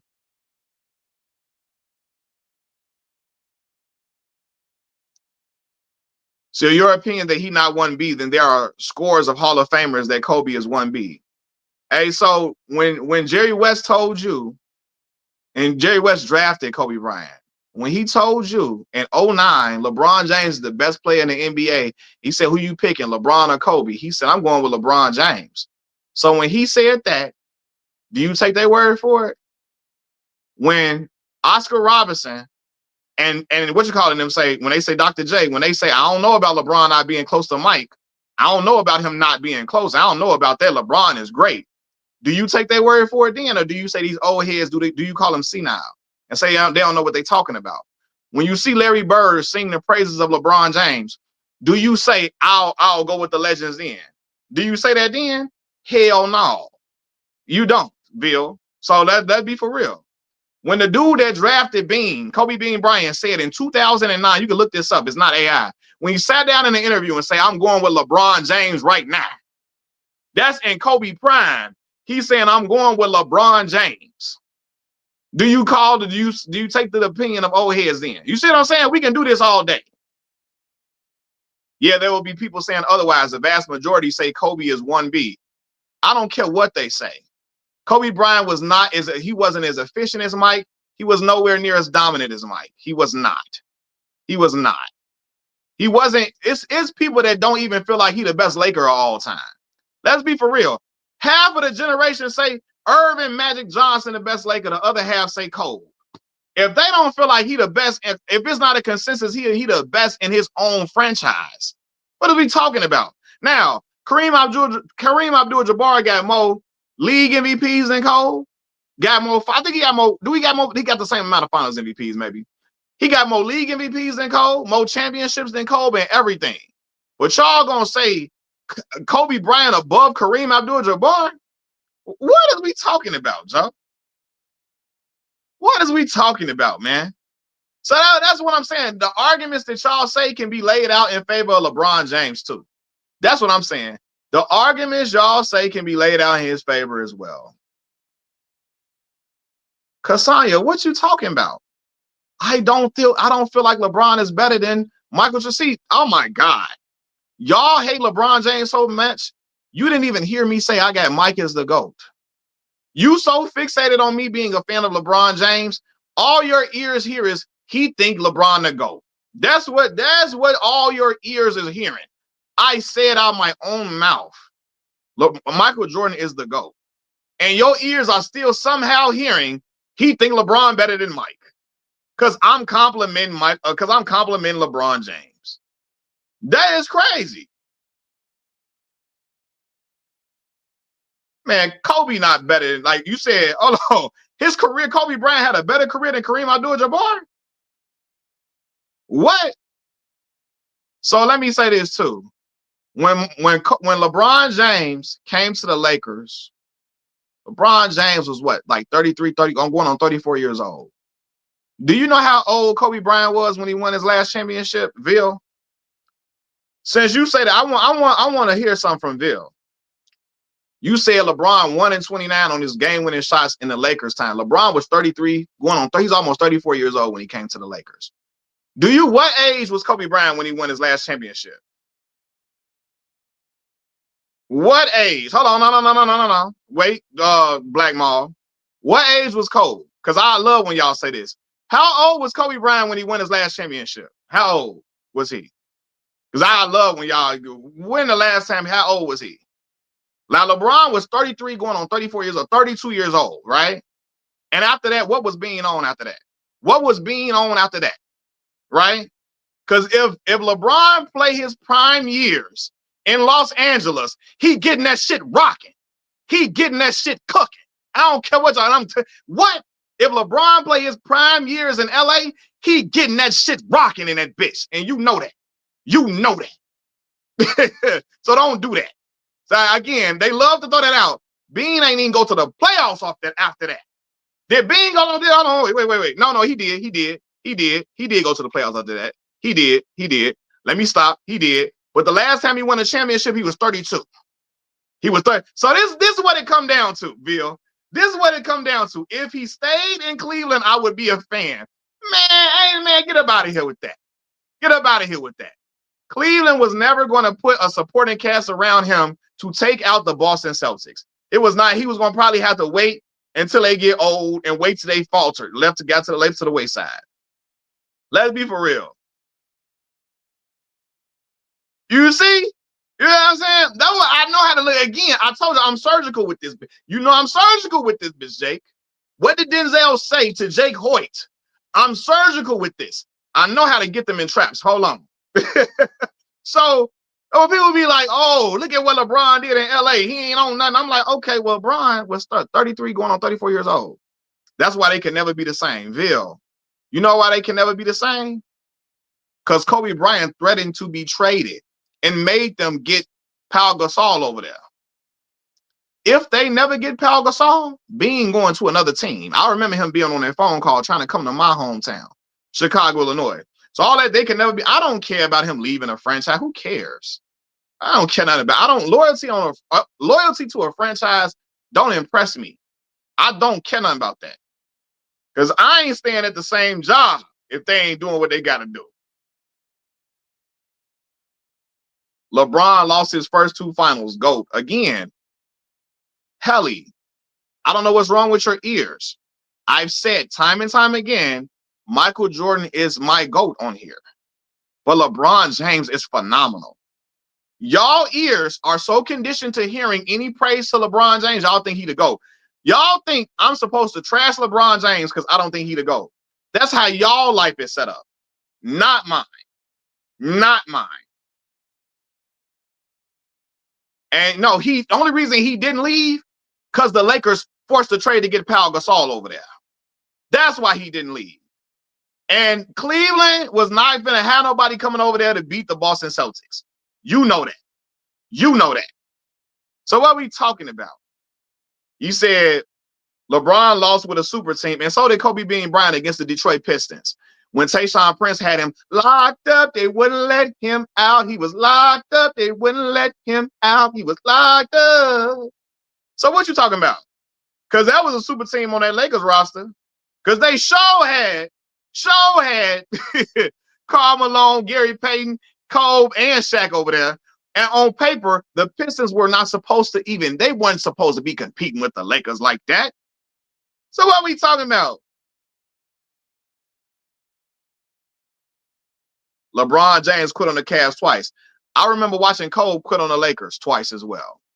I remember him quitting when they had a 3-1 lead. He lost a 3-1 lead to Phoenix. He stopped shooting. He stopped, that's quitting. He stopped shooting in a game 7. Then in the closeout game 6 of the 2008 NBA Finals, Kobe Bean Bryant shot 3 shots in the second half of an NBA Finals game where they proceeded to get blown off the floor. He took 3 shots in the second half. So try again. Try again, brother.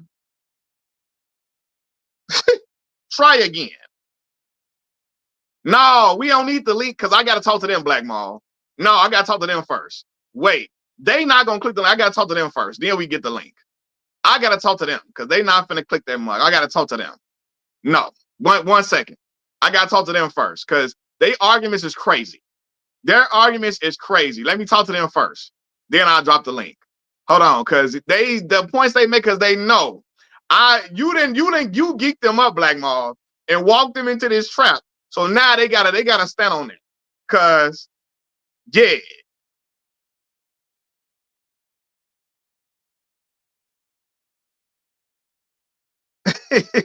So wait, Black Mall, one second. Said, lucky I'm at work.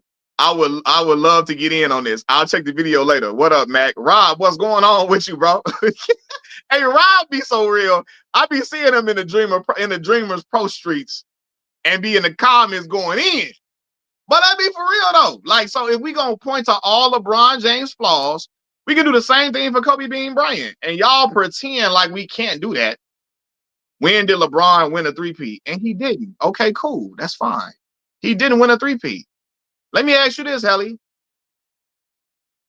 Let me ask you this. How many points per game did Kobe Bryant average that first time they won a championship in 2000? Since you want to bring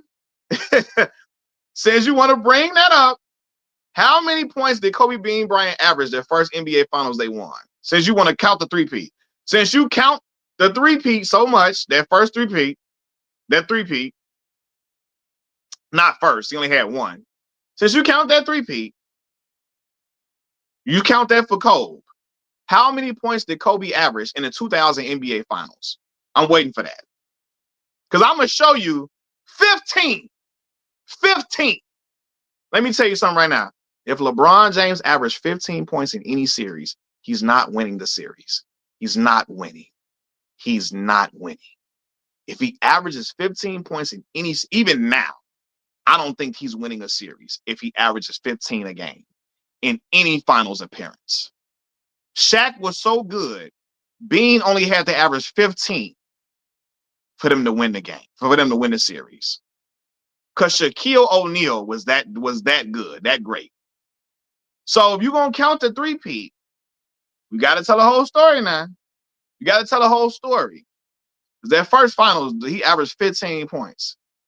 And if LeBron James averages 15 points in any series, he's not winning. They are not winning that. Yeah, I'm gonna say this too. I'm gonna say this too. Scoring title, I don't be caring about stuff like that. Winning the scoring title. A lot of dudes won scoring titles that didn't win nothing. You know what I'm saying? Like, I don't really care about that. Like, scoring titles don't really mean much to me. That's cool. That's a great accolade to put in there. But yeah. Now again, Cole got busy in the other finals for sure. He did.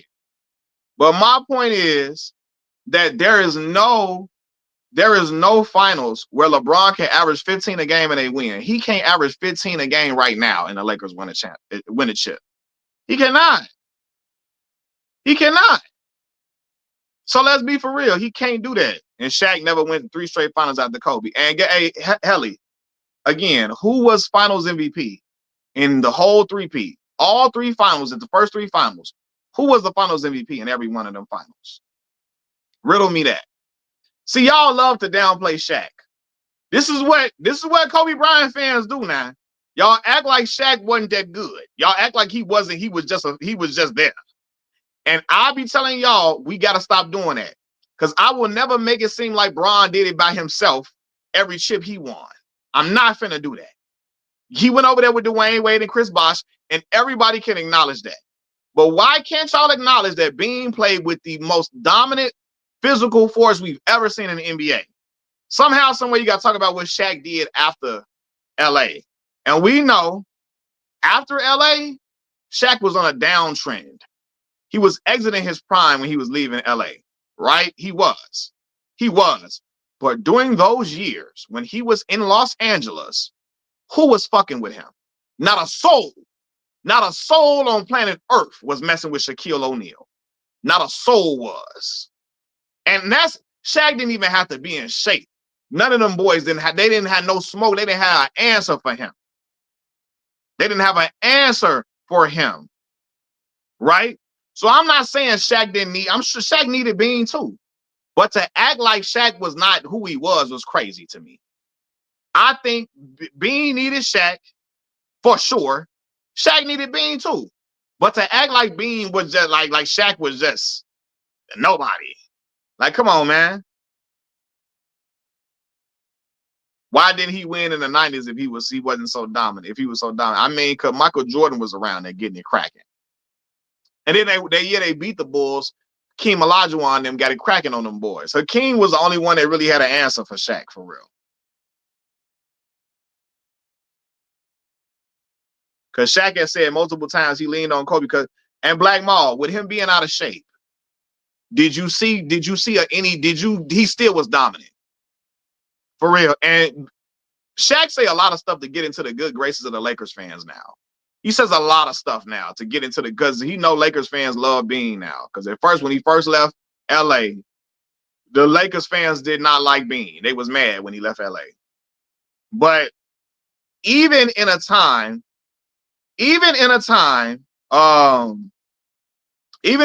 when he wasn't in shape, he was still putting up numbers and dogging folks. Nobody had an answer for him out of shape in LA. It was still no answer for him. Shaq said Kobe the greatest Laker ever. Yeah, he did say that. And my father and them would tell you Irvin Magic Johnson is the greatest Laker ever. So, yeah. My father in his era will tell you Magic Johnson is. If Shaq had Kobe's work ethic, they win at least 6 rings. Let me tell you something. It's cool to say that. If Kobe wasn't shooting them out the game and messing the Florida offense up, they beat the Detroit Pistons.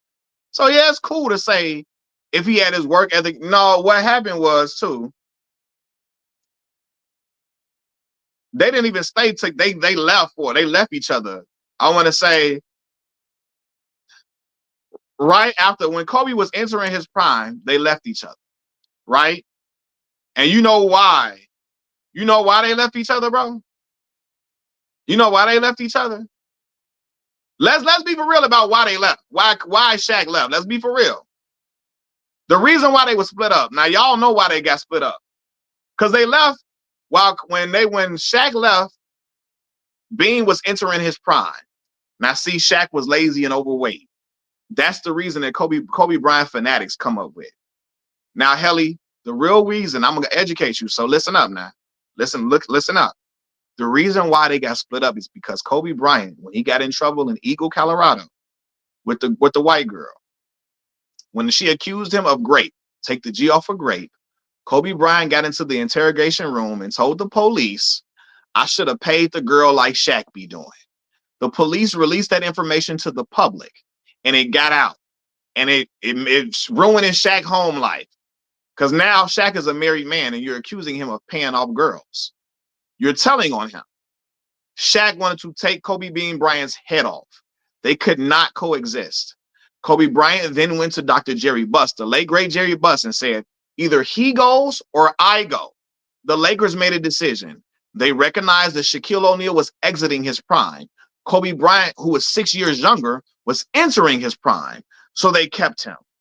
That's exactly why they got split up. Now, y'all, for some reason, Kobe Bryant fanatics have come up with this whole thing that Shaq was overweight, and that's why they left. That's not why they got split up. Helly, the reason is because Kobe told on Shaq's infidelities when he got in trouble.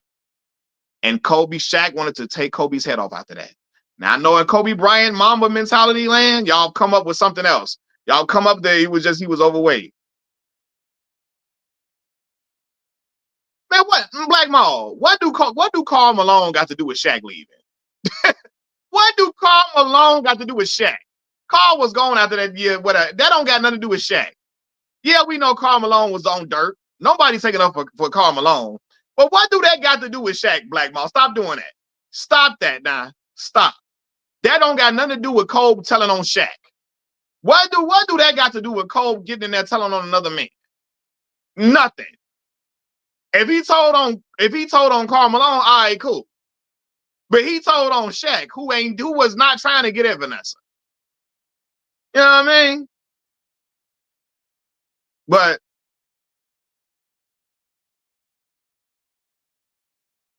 and matter of fact, they lost to the Pistons. Karl Malone was hurt. If you bringing up them for the Pistons, Malone was hurt for the. Did he play all the series? Or he didn't play the first couple of games. I know that. So that ain't why they lost. He was hurt too. So Karl Malone came into that series hurt. I don't even think he wasn't. Did he play that series? He played maybe the later half, maybe. I know he didn't start. I know in the series he wasn't playing when the series started. You know what I'm saying? So no, that wasn't Malone. Hey, how many minutes Malone play in the finals?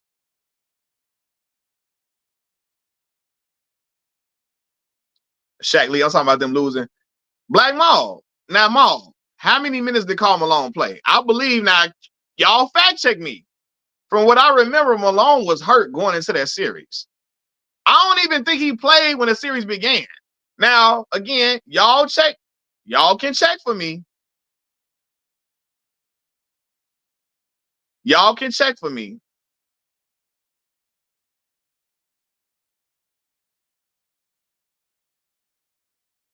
And Charlie X said, and Shaq still looked out for Kobe with the streets out there. Because when Shaq left, they said people in LA and the LA streets was upset with Kobe. Because Shaq was going to give back to the community. And they was mad at Kobe, right? And winning cures everything. So when Kobe won them championships, it was all good in the neighborhood. But what I'm saying, hey, y'all, check that fact for me, though. Let me see. How many minutes did Karl Malone play in that finals? Because I remember him being hurt when when that series began. I don't think Malone played till like the end of the series. So like they didn't need Karl Malone to beat the Pistons either. Let's be for real. Kobe and Shaq was enough.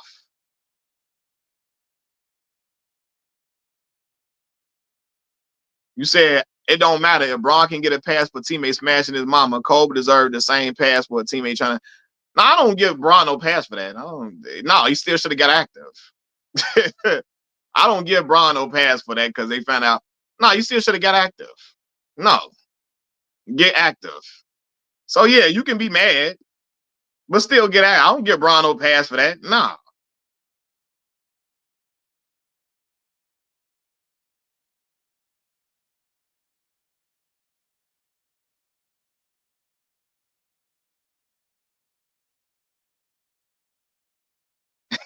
Hoyt Bell, CC Mac. You see all the excuses they make for Kobe losing, and that team was loaded. But when LeBron loses, hey, I know how it worked, bro. I didn't see how it work all the time, man.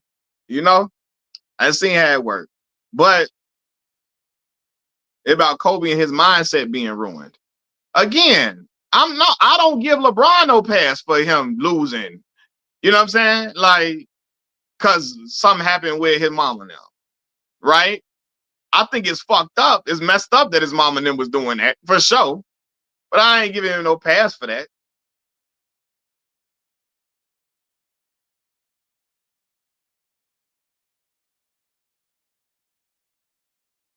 I did like, you know what I mean?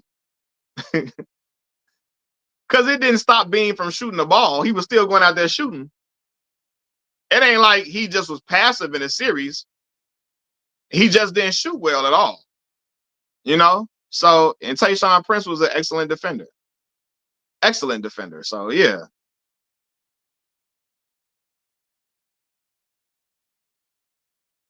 Phil Jackson was diagnosed with prostate cancer in March 2011, revealing it to his Los Angeles Lakers team during the second round playoffs against the Mavericks.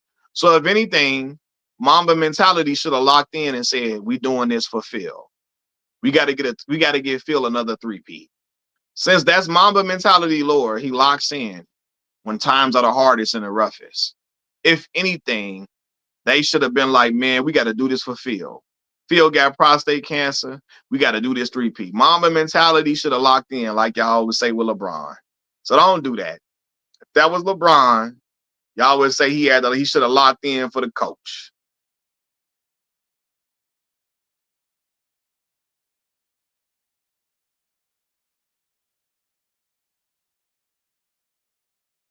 So yeah, what is we talking about? Said Phil had cancer twice too.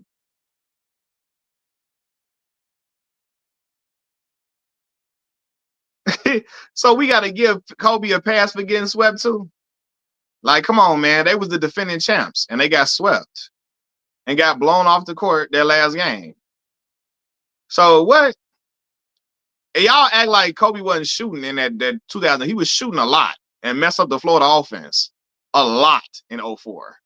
But anyway, though, but you see what I'm saying, though? Like, Kobe, they was the defense. They were back-to-back champions, back-to-back. And it's cool when they get swept. It's cool. It ain't cool when LeBron ever gets swept, ever. It's never cool when he gets swept. It's for some reason, it's like, it's not cool for him. But with Bean, it's cool when he gets swept. It's fine. Even though he was the defending champion, it's cool when he gets swept and blown off the court. Right? And again, I am a person who makes no excuses for LeBron James losing in 2011. That's his fault. They lost because of him. And I'm going to always say they lost because of Bron. Because Bron froze up in that big moment. He froze up thinking about what Skip Bayless and them was going to write about him and all of that. He froze up. That's on him. And I will sit on here and tell y'all it's LeBron James' fault that they lost to the Dallas Mavericks every single time. I watched him not shoot the ball. I watched him pass the ball. I watched him disappear. So I will always say that. He will never get an excuse for me for that. Right? But now I see y'all making an excuse for Bean getting swept against the Dallas Mavericks.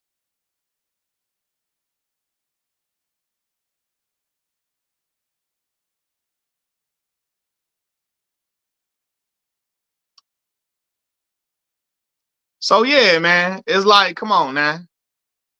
Come on, man. What we doing? Hey, Jason Hunter, what's going on with you, dog? We just having a little fun, talking a little crazy, man. You know how it go.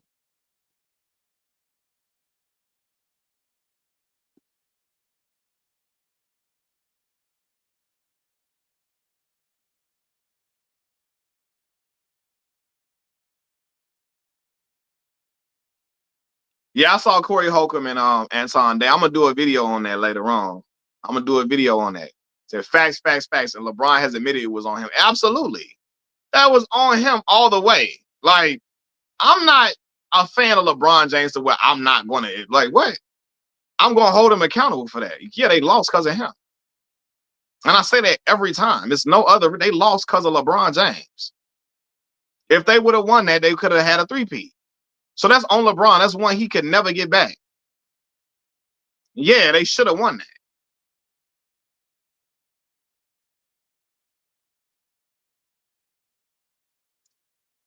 That's one finals that I can say solely on him. Solely on him, for real. The 2000 NBA Finals saw San Antonio dominate the Miami Heat, winning 4-1 with an average margin of 14 points per game, the largest differential in finals history. So, Helly, do me a favor, Helly. Go look up what Chris Bosh and Dwayne Wade and them averaged in their finals. Go look up what Wade and them averaged in their finals. Go look up what LeBron averaged in their finals and come back to me. Come back to me.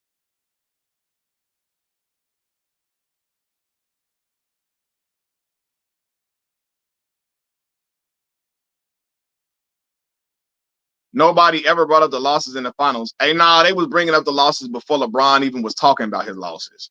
They was already calling him 3-6 before he even started talking about it. At that time, they started talking about his finals record, him losing. That was before LeBron even was having podcasts and stuff. They were bringing it up well before then. They were bringing up that he had lost in finals.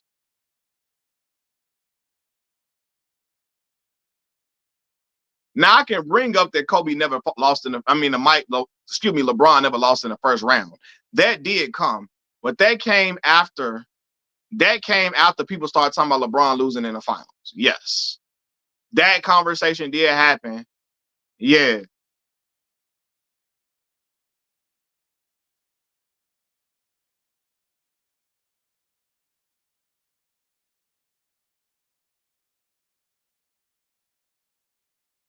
You said so when they lost the 2014 finals, who fault was it then? I'm gonna read your full comment, Black Mom, for sure. Like, yeah, like, hey, look, somebody do me a favor. How many, what did Dwayne Wade average in that 2014 finals? You said it was all of their fault. Plus the Spurs were on a tear. Spurs was going crazy. Going crazy. They were.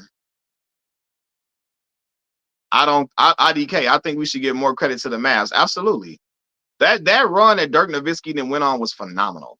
I forgot all the teams they're probably one of the greatest playoff runs I've ever seen. I know they beat the Lakers. Was that like the second round, I think? When they swept the Lakers. The Lakers were the defending champions.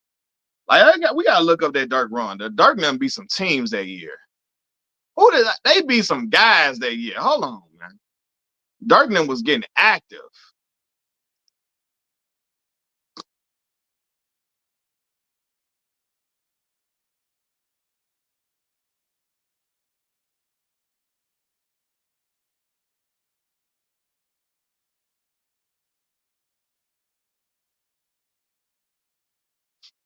He would try to play the 2000 Mavs like they were scrubs. The Mavs was going crazy. You just said that no excuse for Kobe. He was the defending champion. Just like LeBron. Hey, no, for real. Right? But you said that it's to say like LeBron James played bad. LeBron played well in that series. He just was getting cooked, boy. I said no excuses because you tried to say you bringing up Phil Jackson health. Like that had an effect on the like, oh, Phil Jackson had cancer. That's the shit you was doing. You bringing up Phil Jackson having cancer is reason why Lakers lost. What? Him having some cancer. That's why they lost the series. That is crazy. That was the excuse you was trying to make. No, I said, hold on. I said that series. I said, what did Dwayne Wade average? I really want to know that. Because I really want to know what he averaged in that series.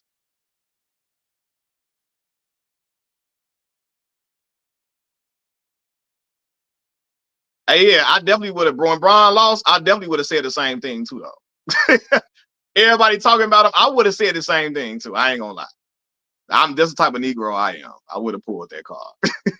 When you start talking shit to me, I'm definitely gonna call you. I'm definitely would have did that too.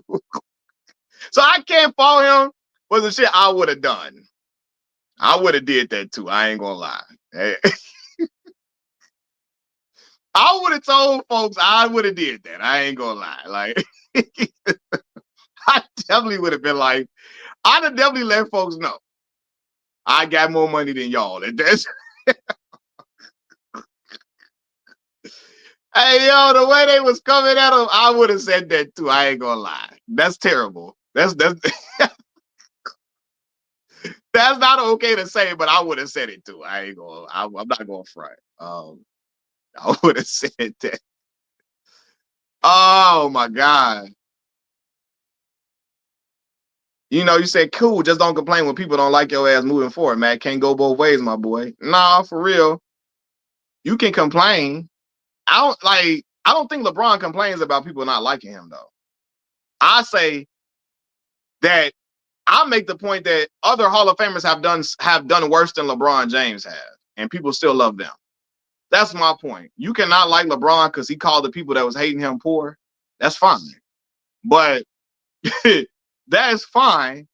But I see grown men who question LeBron's manhood every day, don't say nothing about being for telling on another man's infidelities. Right? I see Michael Jordan. Michael Jordan didn't told Chameleon He don't take pictures with no N words, all of that. That'd be perfectly fine. So it's like other athletes have done a lot of things that have been way worse than LeBron James. So that's my point. When people hate him, it's like, bro, look at the other mods, dude. I don't think that's I thinking that people want you to be. I don't think he cares about people hating him. I do think he wants you to think he number one. Yes, I think all them guys do. I do think LeBron wants you to think he number one, absolutely. But I don't think he cares about you hating him. If that was the case, I think he would go at everybody that say something bad about him. I really do.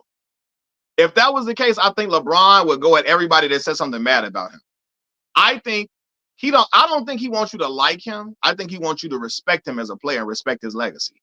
So I do think he wants you to think he number one, but I don't think he cares if you hate him per se. If that, like, I don't think those two things are, I don't think those things play in the same realm. You can hate him. Like, people hate Barry Bonds, but they acknowledge Barry the best baseball player they ever seen in their own life. In their life. So yeah, I do think he wants you to think he's the best basketball player of all time, 100%.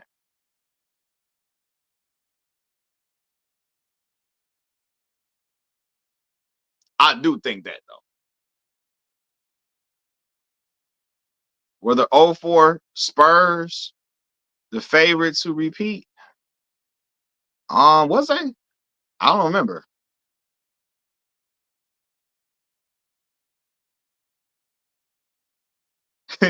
So I bring up the point that people hate him. Matt, look at how you're keeping score right now. You're literally, well, LeBron did this, but what about how your uncle daddy feels right now? No, that's real though. Let me tell you something. That's life though. That's keeping score is real shit.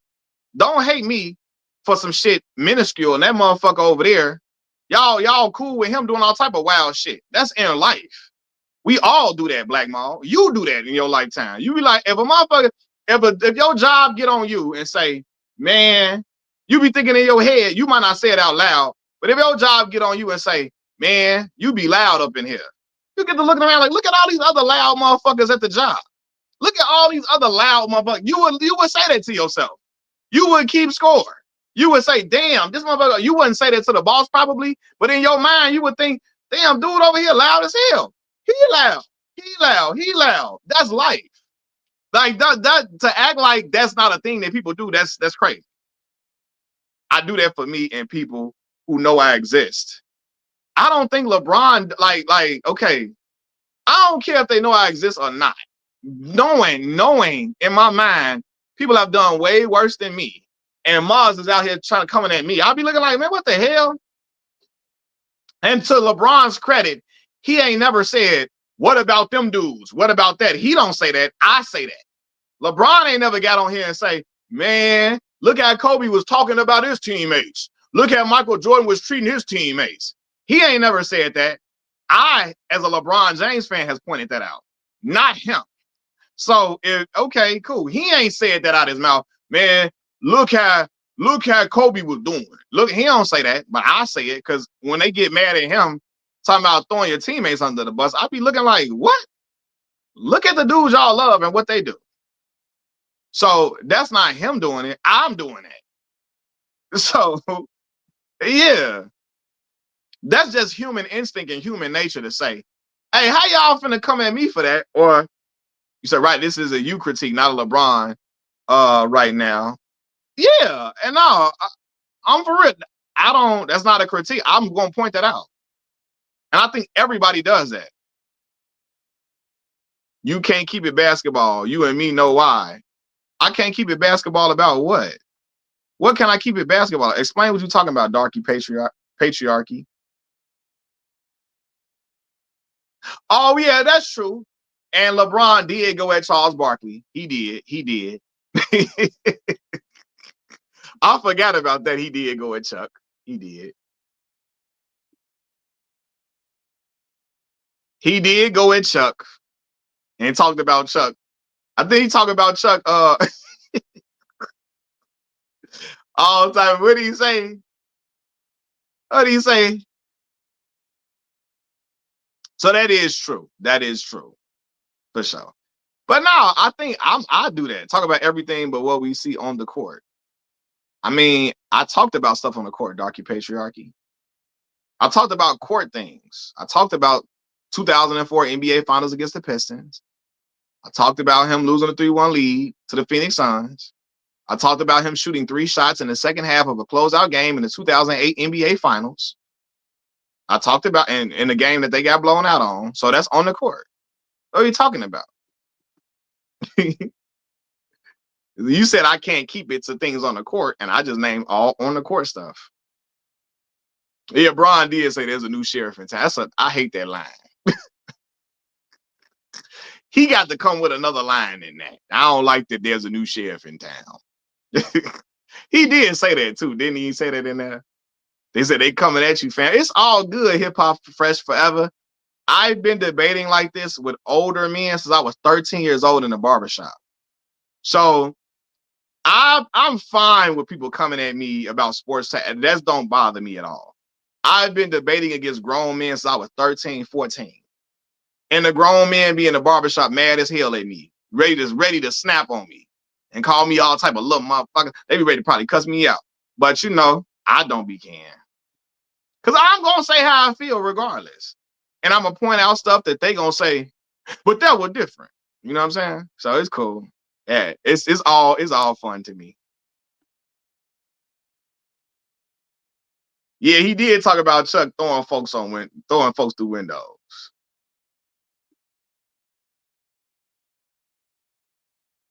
Ron said there's a new sheriff in town. Kobe shut him down in every bro. You bringing up an all-star game, bro. I don't care. Do you remember when LeBron hit that game winning shot on Kobe? When he was in Cleveland during Cleveland first stint, and they played Kobe and the Lakers in LA, and Kobe was guarding LeBron one-on-one, and Bron hit that jumper in his face, and then did like this to the crowd as he went to the bench. Do you remember that? I don't care nothing about no all-star game, bro. Like, I don't even put all-star game accolades into consideration. I don't be caring like about what happened in the all-star game for real. Would I have liked to see them go back and forth? But ultimately, yes, I would have liked to see him and Kobe go back and forth. But ultimately, that don't mean nothing. You said LeBron mad because Charles Barkley don't consider him the GOAT. Well, that's not true. Dwayne Wade, one of his closest friends. Dwayne Wade don't see him as the GOAT. So that's not true. Dwayne, his own best friend, don't see him as the GOAT. So I don't think it's because, he don't consider him the GOAT. Kobe is better. I beg to differ, CTB/, but that's your opinion, though. That's your opinion. FYF Sports. Hey, what's going on, man? Hey, look. I remember FYL Sports was cooking Dreamers Pro. Trust the best year. Got a good show today for you guys, man. That damn LeBron James. That LeBron James and Clutch Sports, man. That LeBron James. This damn LeBron James, man. Just killing me, man. It's just LeBron James. Charles Sabansky here. Hey, now, what y'all say? LeBron led the Olympics to a loss. They needed Kobe to win gold. Okay. So if you're talking about 2004, the gold medal, the actual games, LeBron barely played that series. Now, if you're talking about 2006, when LeBron was on the team with Kirk Heinrich and them, when they lost, that wasn't the actual Olympics to get the medal. Was that, I don't know, what do they call that play? Then when they play, it's like every year they be like, I don't know if it's like qualifying or something. I don't know. They lost that one for sure. But if you're talking about 2004, LeBron, Carmelo, and Dwayne Wade didn't even play because Larry Brown didn't believe in playing the young dudes.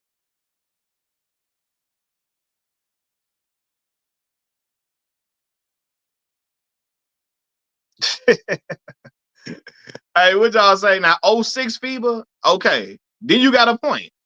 Bron them lost to like Greece, and there was a big old dude on the team that was built. He was bigger than Shaq in weight. He wasn't taller than Shaq. They had a black dude that was like, they played like Greece, I think that was they lost against. Yeah, now they should have won that. They should have won that game. Allen Iverson is better than LeBron James. Good night, brother. Good night. Allen Iverson better than LeBron James. Good night. Good night. It's early in the morning, and I'm saying good night. Coach K said Kobe was a must on the redeem team, and I believe he was. That's what's up. I still don't think he's a better basketball player than LeBron James.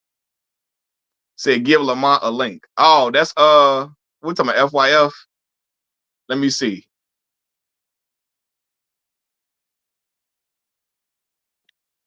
And if bro click the thing, then we could get on here and have a conversation. We could talk about this, man. If FYF still up in here. If FYF still up in here, man, click the link, man, real quick. And look, and I told Black Model I was gonna put it in earlier, but I had to really go at some people and like decipher they go through their arguments because it was just like, man, what the heck? But he said Stephen Curry is better than LeBron James. Good night, sir. Steph Curry better than LeBron James. Good night. No, he's not. No, he is not. So we ain't finna do that.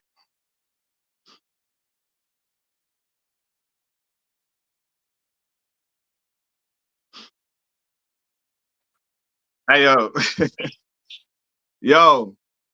Yo. What's going down? Nothing much, brother. Hey, making my lunch for work, brother. How you doing today? I'm all good, man. I'm up early, man. I ain't even took my nap yet. Oh, yeah. With you grade? Yeah, but it's you cool, night to like 8 in the morning or something? To 7 in the morning, man. Oh, okay. 7. Okay. Yeah, I so know I about ain't that took my life. nap. I hot straight on, but it's all good though. We straight. I'm going off the adrenaline. It's smooth. Yeah. We got to go back. But I was just writing in the comment. I don't know if you saw, but I was like, bro, like to me, this whole taking away accolades stuff, like to me, I personally feel like Brown fans started that, bro. Like I remember the debates prior to LeBron.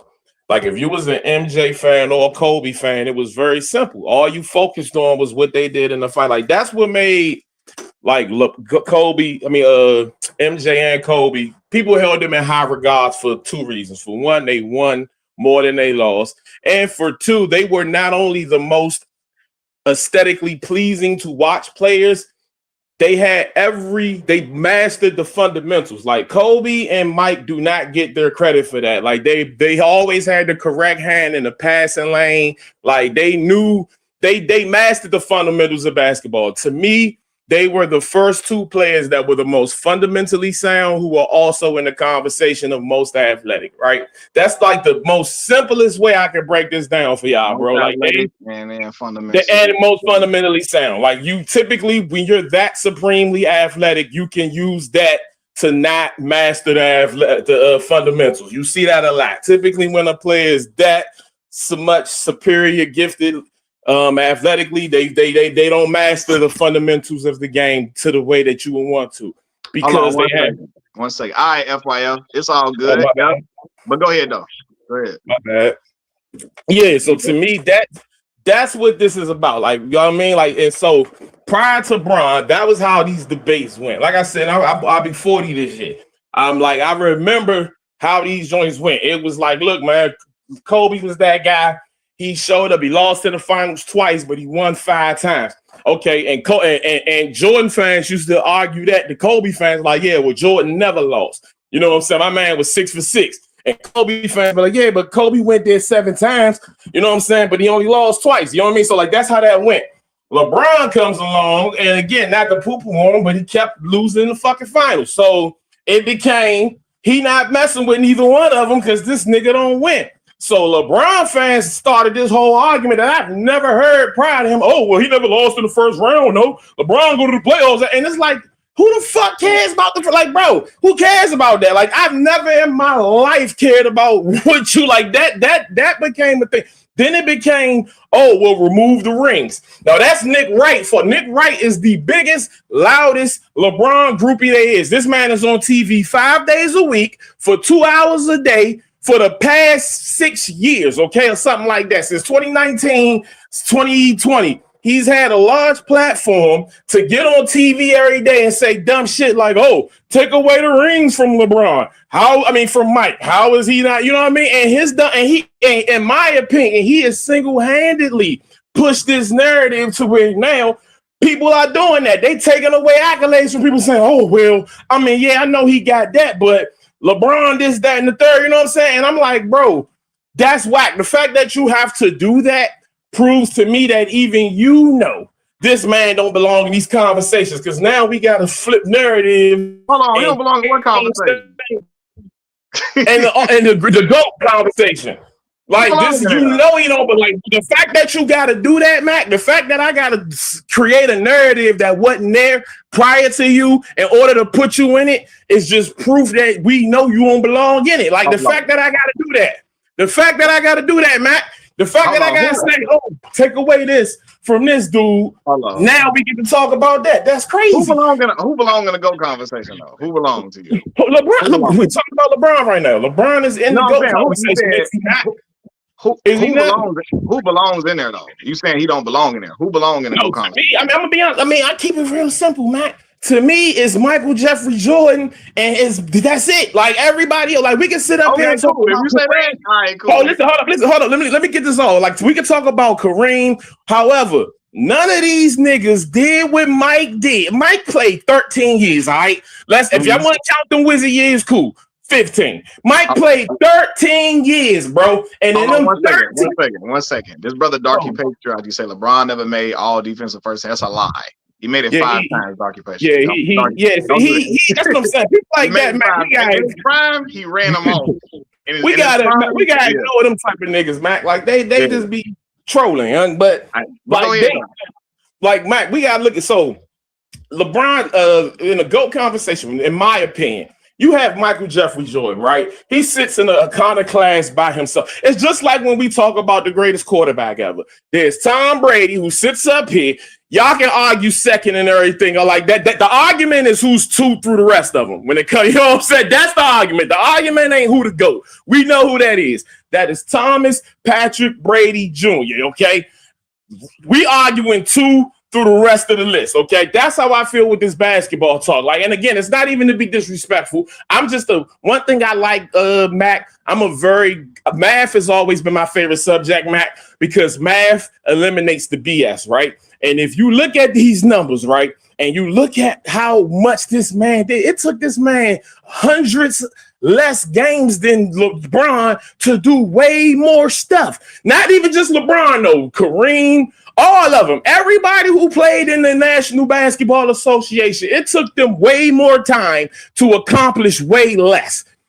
It's not an argument. You know what I'm saying? That's why I feel like it shouldn't be a conversation. We should be arguing who's number 2 through whatever. You know what I'm saying? Now when it comes to Kobe and LeBron, because to me, I feel like that's more of a debate. You know what I'm saying? I still think I take Kobe. Now, I get why certain people take LeBron. However, I value defense more than most people. And if we take defense into account, it's not a conversation with Kobe or LeBron either. You know what I'm saying? It's not. You know what I'm saying? Like the only person who's made more defensive teams than Kobe is Tim Duncan. You know what I'm saying? But that people will ignore that. You know what I'm saying? Be like, oh, well, blah, blah, blah. And then when it comes to the shooting percentages, Mac, I'm glad you bring that up. Again, they played in an era that's the dead ball era. The era Kobe dominated in, teams was averaging like 88 points per game. Total, 90-something points per game. So keep that in mind, y'all. Teams are scoring 90 points per game, barely 100, and you got a dude going out there getting 35, 34 in that era. Okay, do y'all know that? I need y'all to understand how hard that is to do. Okay, they didn't eliminate hand checking until 2004. That's when scoring went through the roof. And we're in the league now where it's easier to score and you still ain't got niggas getting 35 like he was. James Harden was the only one we seen. In an era where it's easier to do it. So I need people to contextualize that and understand what that really means. Yeah. Okay. So look, first of all, hold on. FYL Sports, he up here. What's going on, dog? Yo. So let me, I'm gonna create a counter argument for Black Mall first. So Black Mall say, you know, Nick Wright, he's overzealous on TV and he's pushed the narrative that LeBron James, we're gonna take away accolades, etc. Right now, for a Nick Wright, I'll raise you Skip Bayless. All right, Skip Bayless. When LeBron has won, he's downplayed it consistently. So Nick Wright can be very overzealous. He can be very obnoxious with certain things. I acknowledge that even as a LeBron fan, I think he can be over the top with a lot of things he says 100%. And I don't believe in taking accolades away from nobody. But when we discuss taking accolades away too, there are people, when I say LeBron got 4 league MVPs, it was at least 4 times when you didn't have an argument for nobody else being the most valuable player in the league. They're going to say that LeBron only won them because it's a media award. So that's downplaying his personal achievements by saying that's only a media given award that don't really count for nothing, which people do all the time to say, to justify why Kobe only got 1 and Bron got 4, right? And I say, come on, we can't do that, because if that's the case, we got to say Michael Jordan winning 5, was that media driven? If anything, Mike should have won more. Mike should have had 9, easy. Yeah, he should have won more. So those are counter arguments. That's like, see what I'm saying? So if you say, okay, LeBron fans, they take away, oh well, he didn't lose in the first round. I don't like the argument that whole you didn't lose in the first round thing, whatever. But I don't like people trying to make the MVP, the league MVP, a minuscule award, considering the fact that when you mention that Cole got 1, they will say that's a media driven award. And it's like, nah, it's like, it wasn't a media-driven award to anybody until Kobe only had 1. And that's the problem that I had with the whole conversation. Because if Mike got 5, we would say, damn, he should have won some more then. You know what I'm saying? Like, or if anybody else win them, outside of the Steve Nash, talk about him winning the back. I was gonna wait for you to stop it. I was going to me, that's what started that talk. When he got 2 and Kobe walked away with 1, we knew that was some bullshit. It's like, yeah, that I don't know how you can justify this. This is making 0 sense. But yeah, I feel like that conversation started there prior to LeBron. That's just from my vantage point, though. Now, when they say Bean should have won, and what's the name? FYF got off. But yeah, when they say Bean should have won,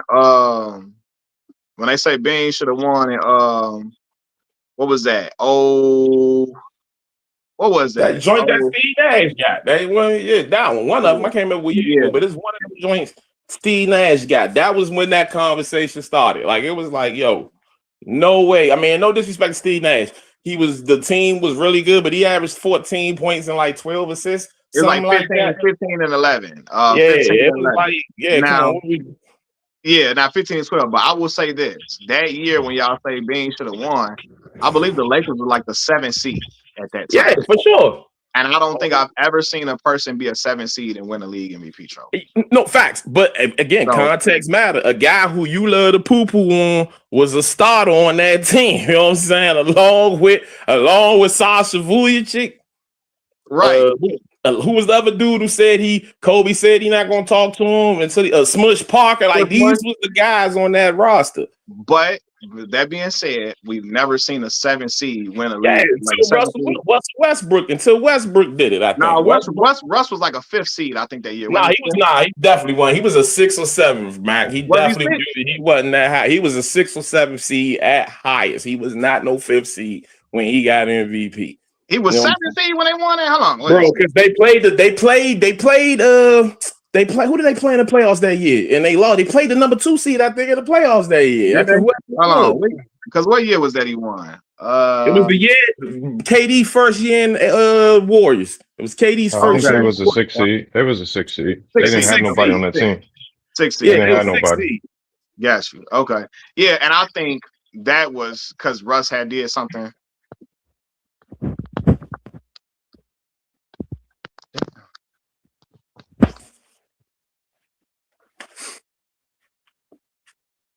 Damn, did his connection go out? Yo. I don't know. You there, Matt? I think y'all just kicked me out. Somebody kicked him out.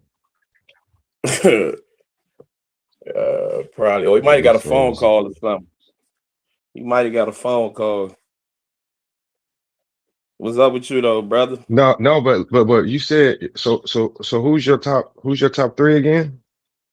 So my top 3, my top 3 of all time, I got Mike number 1, right? So that's what I was saying to him.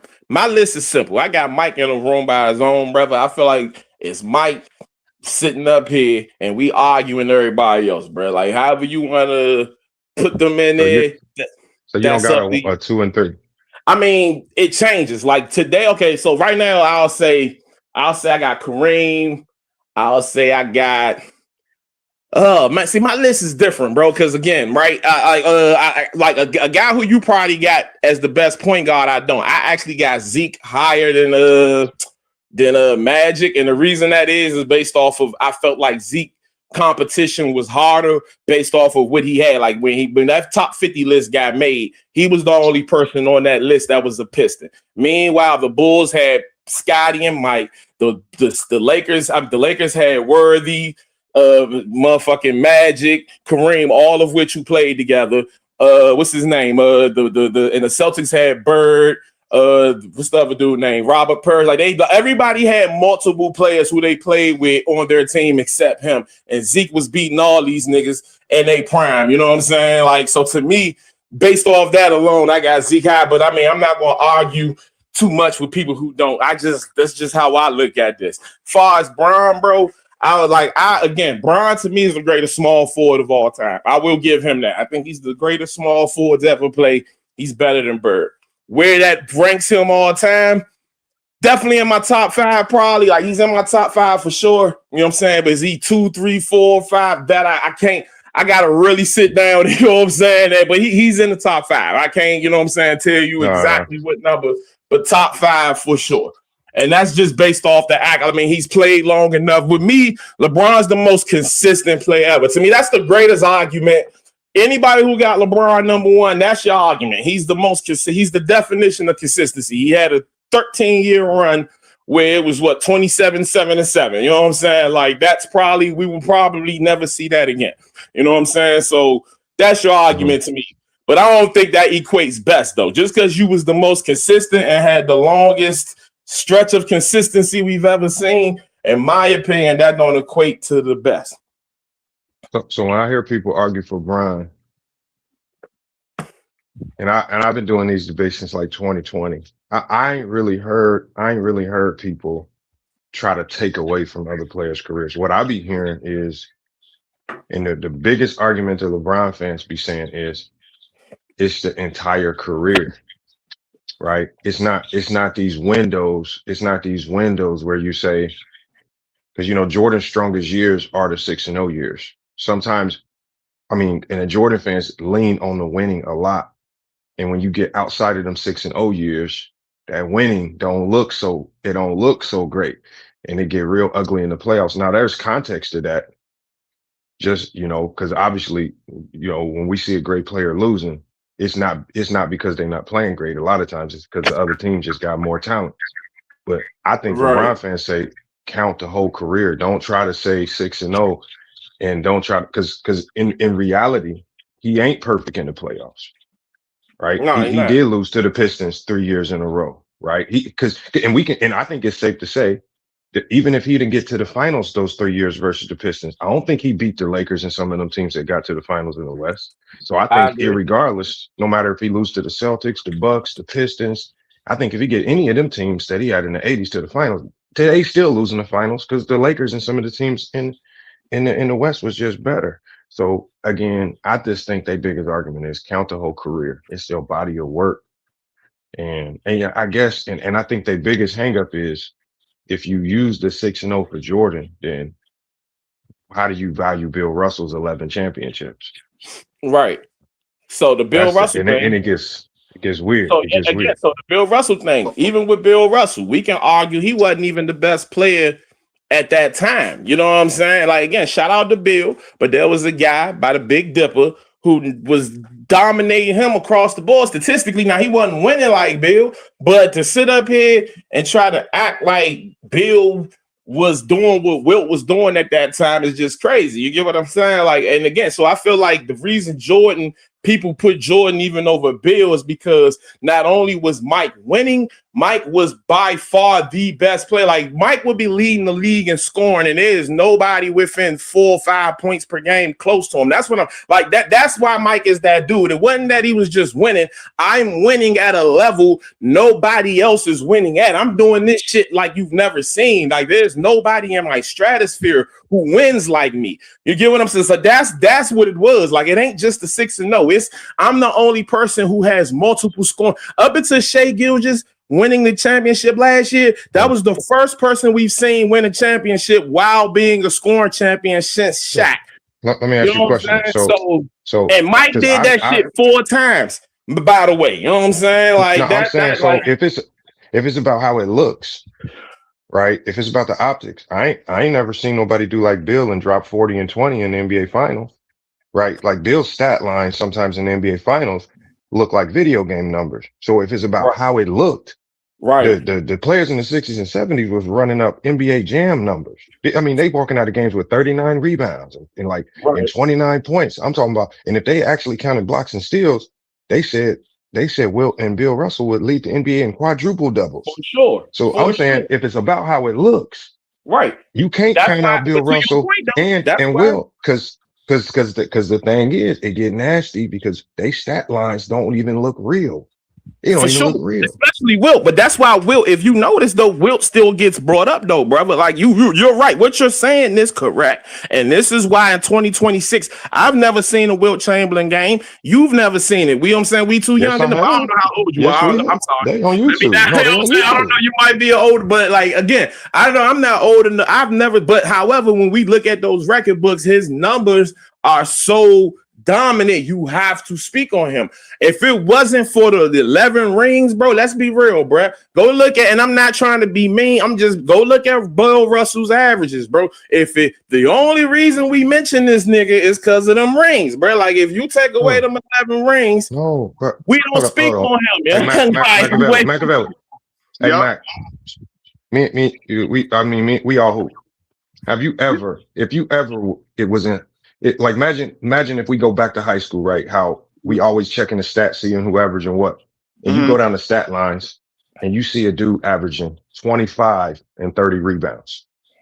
What we gonna say to each other? Like we gonna look at each other like, who is this dude? Like that's why I say you can't like when we look at Bill Russell's numbers. I think y'all need to go back and look at his numbers before you say they're not impressive. His numbers, they don't look real. It don't look real. Compared to Wilt's though, I'm saying no. I'm just talking about Bill by himself and how we try to diminish. See, remember, you just said that LeBron fans take away, but what you're doing is you're taking away Bill Russell's strongest attribute, which is his defense. He's arguably the greatest defensive player of all time. And you completely eradicated that because you want to elevate scoring, which only favors Michael Jordan. No, it don't. It favors Wilt too. It favors matter of fact, let's be real, bro. Defense is highly important. If you're a best two-way player, like Jordan, like Hakeem, like Kobe, like all those guys, that's why Tim Duncan, that's why we elevate them as high as they are. At the end of the day, though, bro, the name of the game is basketball, right? Meaning the goal is to put the ball in the basket. Like don't get mad at me. James Naismith created that, not me. He didn't name it defend the ball. He didn't name it keep the ball out the basket. He named it basketball. And there is a reason why we value scoring, because at the end of the day, in the playoffs, when the defense get crunchy, you need a player who can still do what? So I got one question for you. I got three questions for you. How many championships does the Celtics have before Bill Russell arrived? Zero. How many championships? How many championships did the Celtics win when Bill Russell got injured? Zero. How many championships did the Celtics win the first 5 years after Bill Russell left?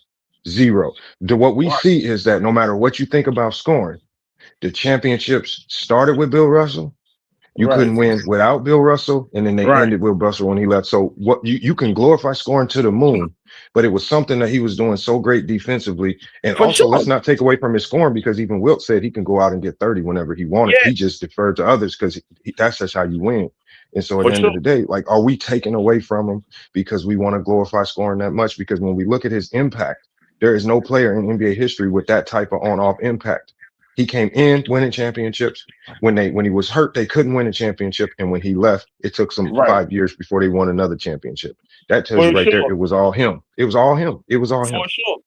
Bro, and that's why he gets his credit. Like, I don't think I took away nothing from him. All I said was the other guys are more impressive due to them being just as dominant defensively and scoring more. Maybe I should have said that verbatim, but that's my point. My point is these other people who won defensive players of the years as well also were winning scoring titles while they won. Do you know how hard it is to win a scoring title and defensive player of the year? Only 3 people have done it in the history of the game. You know what I'm saying? Yeah. Like that. The beauty of that is if the Michael award, Jordan. You know what I'm saying?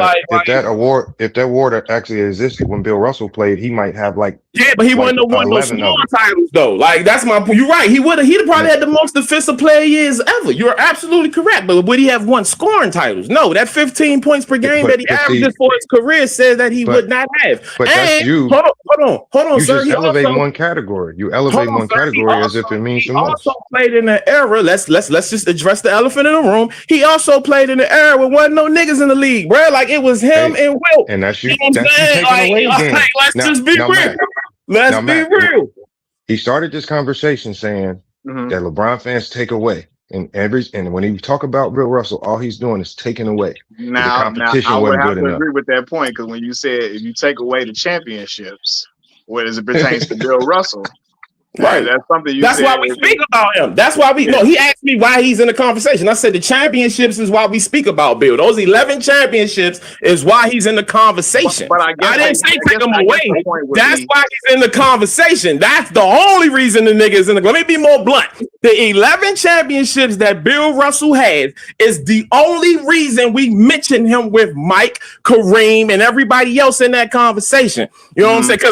Because think about it. Hakeem only got 2 rings, right? And yet is in the conversation. How does one do that? Because statistically, he was a dominant force. That's how you do that. You got to have both.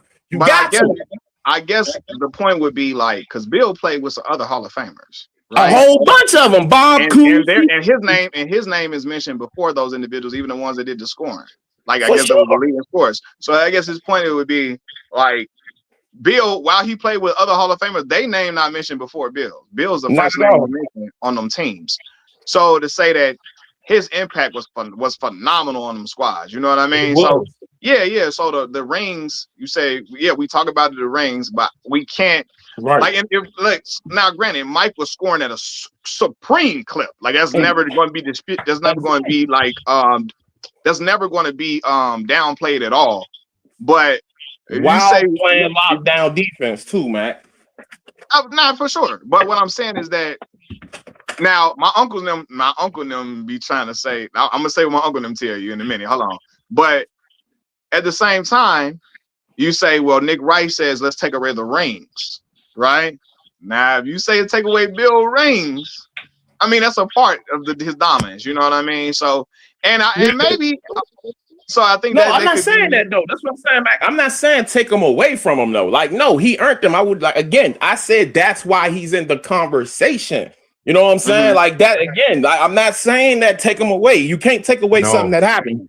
No, that's why he's in the. He doesn't stand on his. He doesn't. His numbers compare. If you just took the numbers he put up and compared them to Wilt, pull up. Somebody do that in the chat, y'all. Somebody pull up Wilt numbers. No, it's not. And what's the face numbers and put them on the screen face value. It would be laughable to say that guy with those numbers are better than Wilt's numbers, bro. Like we would laugh that nigga out of the room. However, that's not what we're saying though. The 11 championships he got makes it a conversation. That's what I'm saying. No, I'm saying you're saying he got 11 championships, but and again, when you try to put layers onto his championships, it's like in your mind, you're trying to find reasons to say this is why these 11 championships ain't as valuable. When if you come in with your standard, because you came in with the standard of not taking away. If you just take the championships at face value, you just have to take them at face value. That means Bill Russell, his 5 MVPs, just like Jordan's 5 MVPs. How many you have to take them at face values. Oh, the finals MVPs, they didn't exist when Bill Russell played. So what they did instead was they named the finals MVP trophy after Bill Russell because they knew he would have won them all if the award had existed. So again, when you talk about it, like when you talk, if you're going to come in this and say people are taking away, then when we talk about other players, you can't take away, because we know if you don't take away from Bill, it's hard to make that case that Jordan's resume is over Bill's if you don't take away. I mean, I don't have to though, bro, because the totals The show way you you're that. arguing, at least the way you're arguing. Go look at his totals. If you go look at Michael Jordan's totals and Westbrook Face totals, I don't have to. That's what I don't have to, bro. Like, that's all I'm saying. Like, Jordan has a 30 point per game average in a regular season, and he also has the highest playoff per game average. Okay, that's really like, bro. Like, you know what I'm saying? And he won. You get what I'm saying? So, like, what else is there to say? Like bro, like, what else is there to say? My phone ended up dying in the middle. Soon got popped off, so I had to get my stuff back on the charger. So what led to this conversation about Bill Russell? What was the point that led to that conversation? No, I asked him. So my thing is like this: like, for anybody that has Jordan number one, I always ask them, okay, what's your top 3 or your top 5? Because when you tell everybody else your 2 through 5, it kind of exposes like your how you thinking, like how you formulate your criteria. And then then we can start seeing if you're keeping it consistent. So, for example, if you say you got Kobe number 2, right? Then it's going to, and if you got Kareem 3, it's just going to be like things like, okay, how is this stuff lining up? Because Kareem resume, championships, like, so again, the rest of your list is what exposes how you see the game. That's why I don't debate. You're not going to be able to tell a Jordan fan Jordan's not the GOAT because it's too much nostalgia, right? This nostalgia is just going to keep Jordan. That's why I don't argue GOATs.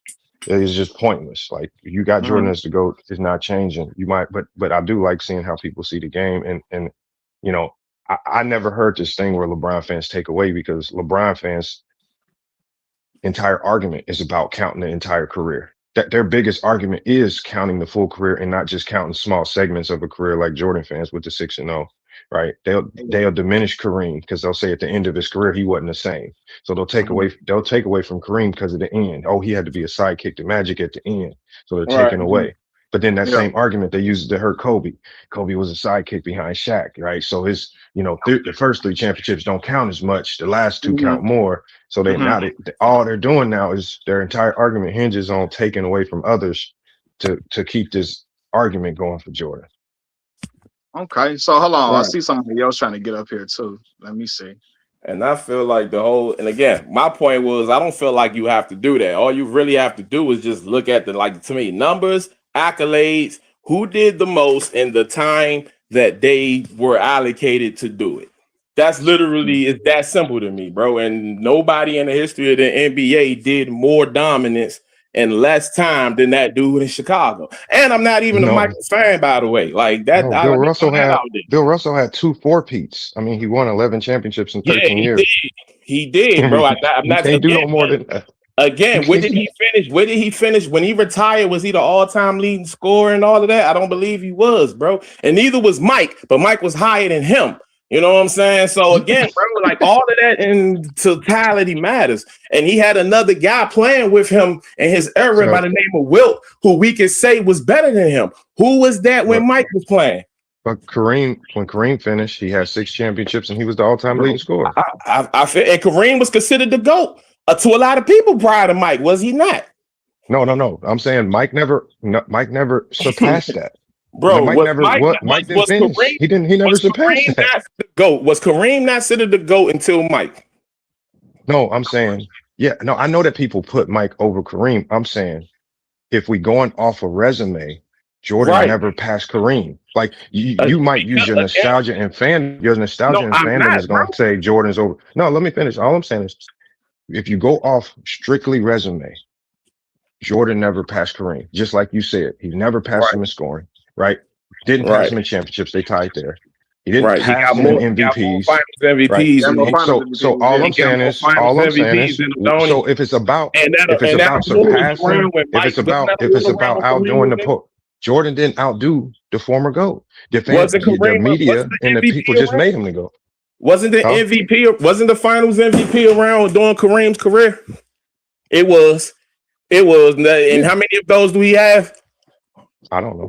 He only has 3. I'm about to say he has 3. No, 2. He has 2. I'm sorry. No, he got 3. He got 1 in Milwaukee and 1. He got one in Milwaukee and one in LA. Because in LA, Magic, hold on, because I'm gonna tell you, because in LA, Magic got 2 of them things, and Worthy got 1. You know what I'm saying? Okay.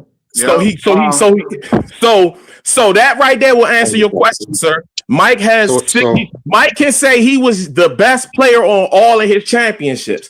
Kareem cannot. 1 second. Kareem cannot. So do that not answer? Well, Bill Russell can say he was the best player on all his championships. That's 11. What's going on, Mingle Jester? What's going on, man? Magic actually got 3, not 2, 3. Okay, my bad. Yeah. He was talking about Kareem. You talking about finals, right? Magic got 3, and Kareem got 2. Magic got 3, Kareem got 2.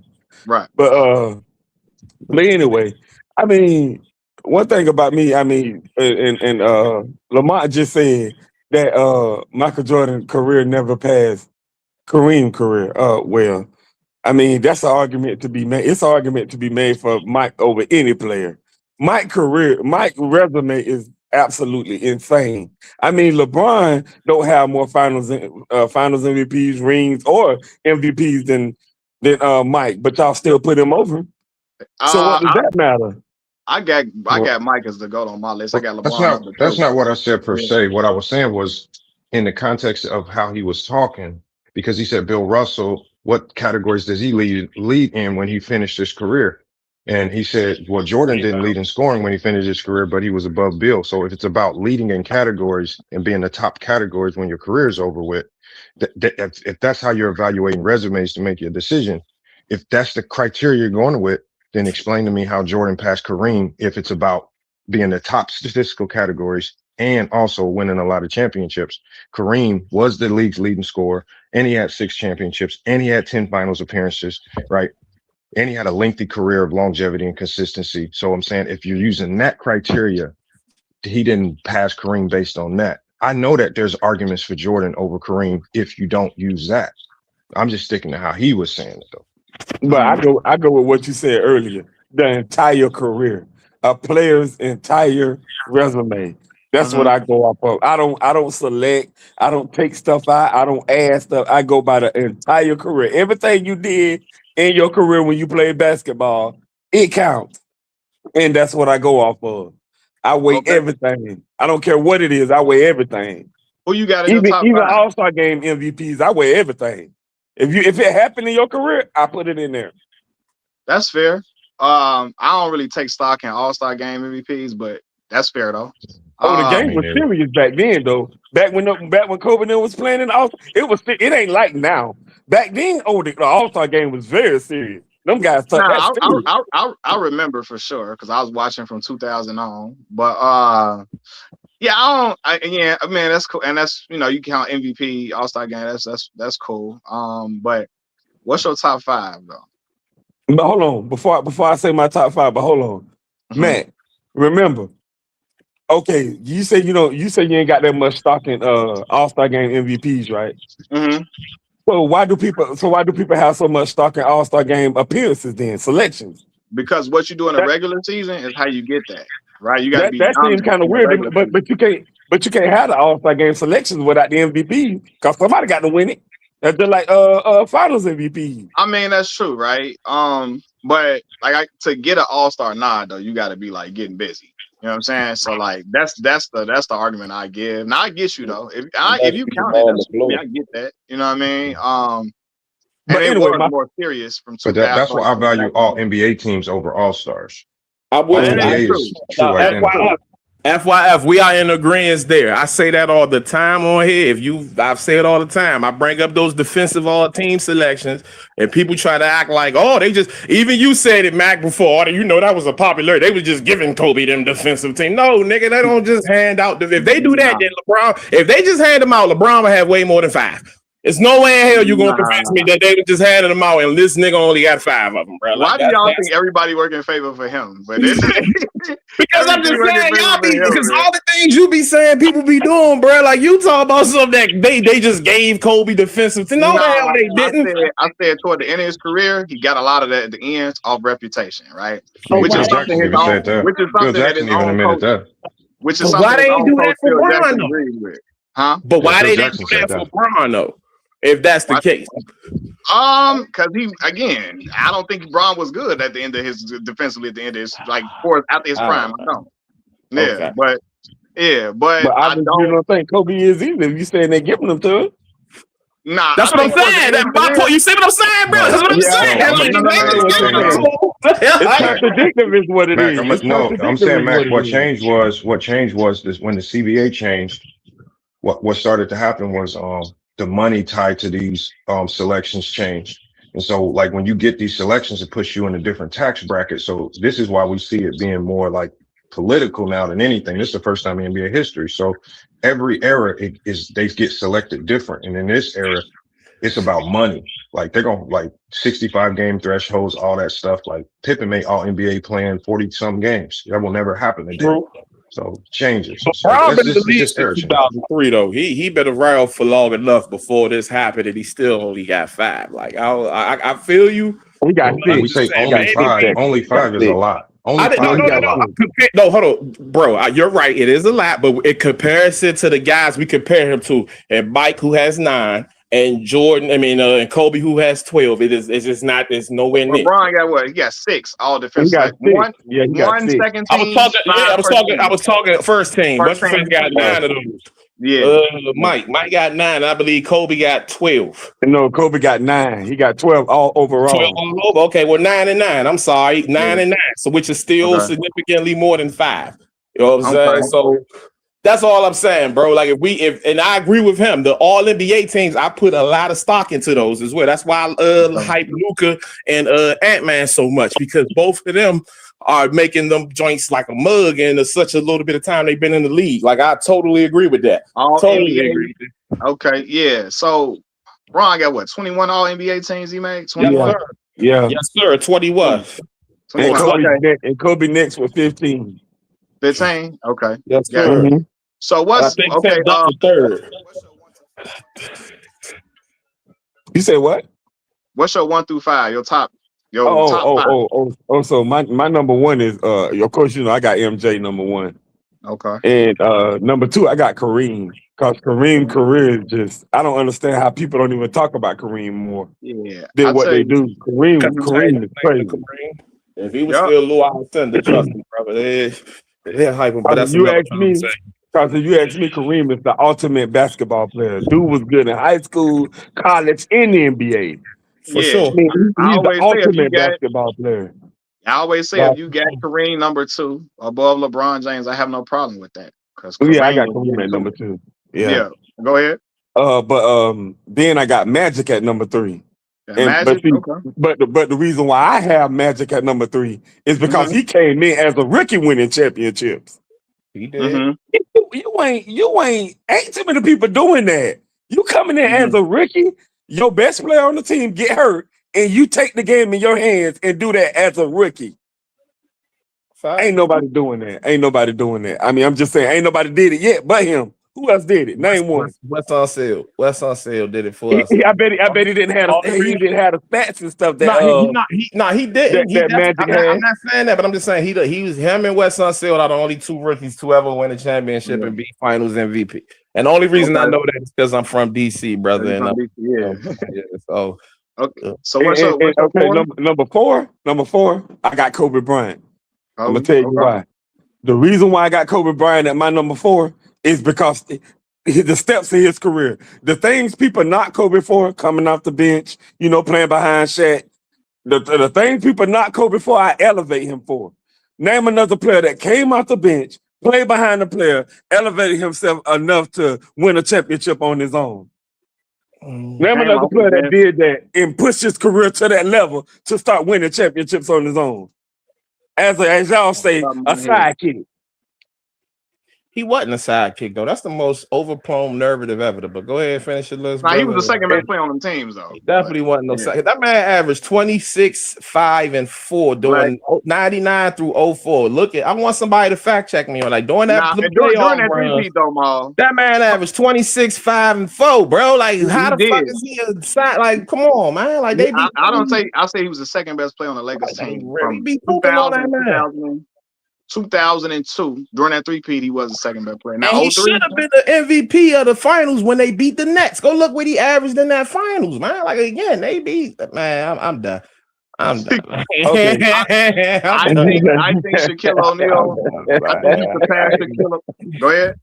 And then number 4, I got Tim Duncan. Tim Duncan don't get enough respect to me. Now I'm with you on Tim. Tim me the most Tim don't disrespected get player enough of all respect to time. me. And the reason why I got also Kobe was the player of the decade in the 2000s too. By the way, people don't mention that. Mhm. But anyway, Tim Duncan never missed the playoffs in his 19-year career. Never missed a playoff, not once. He got 15 all defensive teams. That's the most in NBA history, by the way. Yeah. Yes, sir. Timmy was like that. I mean, It's like- Tim was just that. And then I got LeBron at number 6. See, only reason why LeBron number 6, if LeBron was 6 and 4, like Kareem, because you know Kareem went to 10 finals as well. Mm-hmm. And if LeBron was 6 and 4 like Kareem, I actually would have LeBron as the GOAT. I got to be honest. I will. If it was 6 and 4 in the finals. So let's just say you would have won 2 more finals, you're saying. No, I'm saying if his record was 6 and 4, like Kareem's on is, I actually think I would have him as the GOAT as well. So then if he would have won 2 more, then I mean if he would have won the two of the ones he lost, he would have won. Okay. So yeah, I believe I would have him as the GOAT. And that ain't me capping. I really believe I would have him as the GOAT. Okay. Let me see. I'm looking at somebody else in the comments. All right. So let me see this. Now I know he should have won in 2011 for sure. DPOI? Yeah. Yeah, for sure. And remember, I agree with you on that, Mike. That's what I'm saying. Everybody, I be getting labeled a LeBron hater, and I'm not. Like, I even agreed to that. I said, no, they robbed him when they gave it to Marcus Gasol. That should have been LeBron's what's-my-face. You know what I'm saying? I'm consistent with this, by the way. But the same thing I do with Kobe. Yeah, the defensive player of the year. Because remember, Marcus Gasol ain't even make first team all defense that year. That nigga was on the second team. Like, that right there let you know they was on some bullshit. Like, it was no way. Wait a minute, though. Marcus Gasol got the most first-place votes, though. Yeah, I know, but how you win these POY, bro, and don't make first team? Like, I think he the only person in the history that has ever done that. Somebody fact check me on that. Like, I'm sure of it. That's never happened. So, more than likely, yeah. I don't think I'm more so. That's the only time that ever happened. Like that's crazy to me. But how you get the most first place votes? I guess they must have just gave him some. Yeah. So, all right. So hold on. Let me see. I bet somebody else popping up too.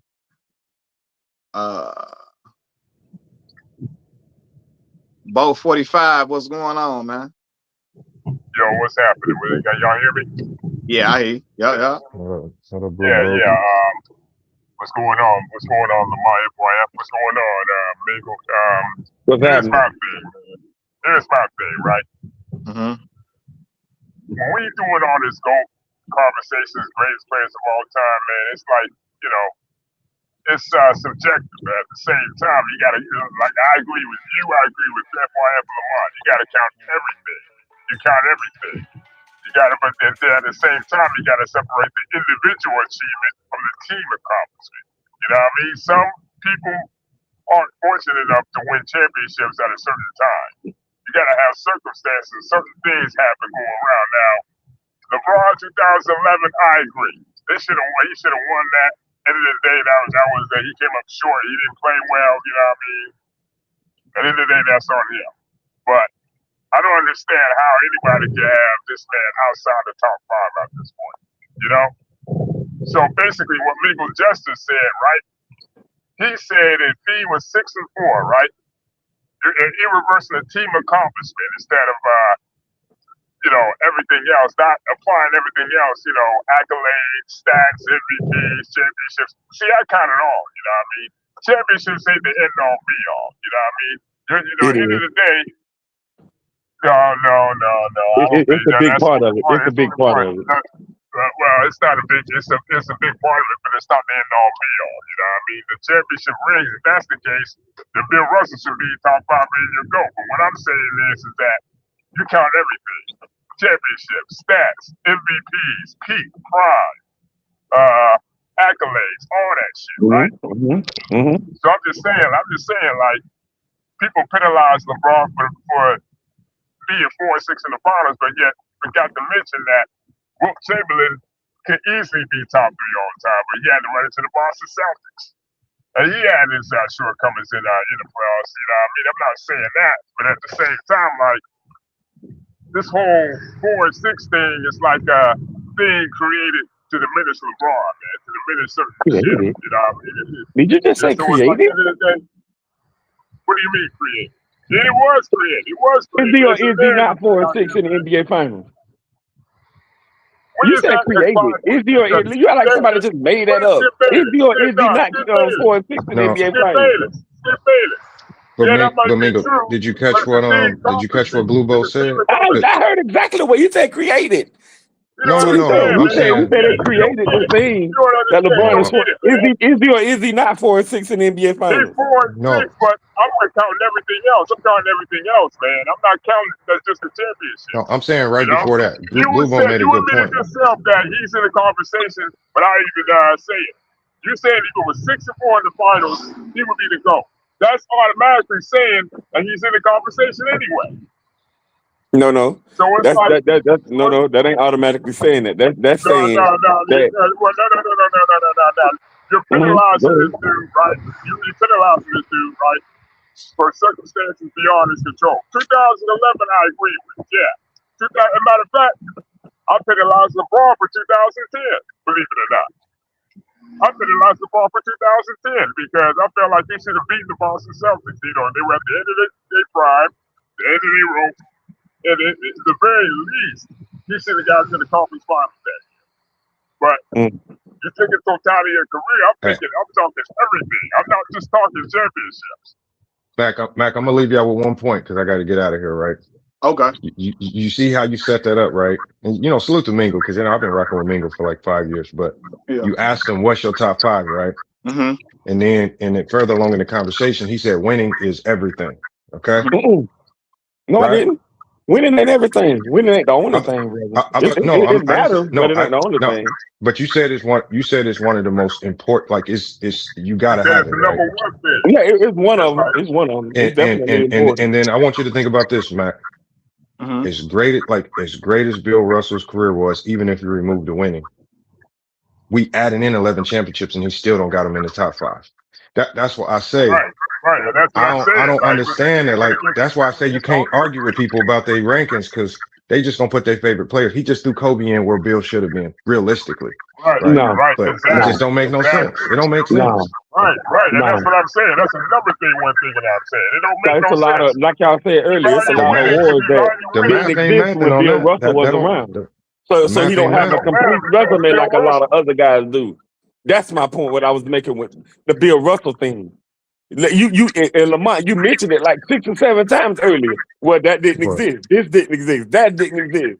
So it's a lot of stuff that he don't have on his career. But that's that other guys do have. And you know this, like Mac, I simplify my criteria. Like me, I heavily value MVPs, right? Yeah. Because MVPs, when you step into the NBA, you have a less than 1% chance of winning an MVP. To win 2 of them, it's like a billionth of a chance to win 2 MVPs. It's the hardest award to win in NBA. This is why I don't heavily value finals MVPs, because we've seen anybody can win a finals MVP. Third options, bench players, anybody can win a finals MVP. So it's not an award that's exclusive to the top tier players in NBA history, because any player over the course of a 4 to 7 game stretch can win it just by playing.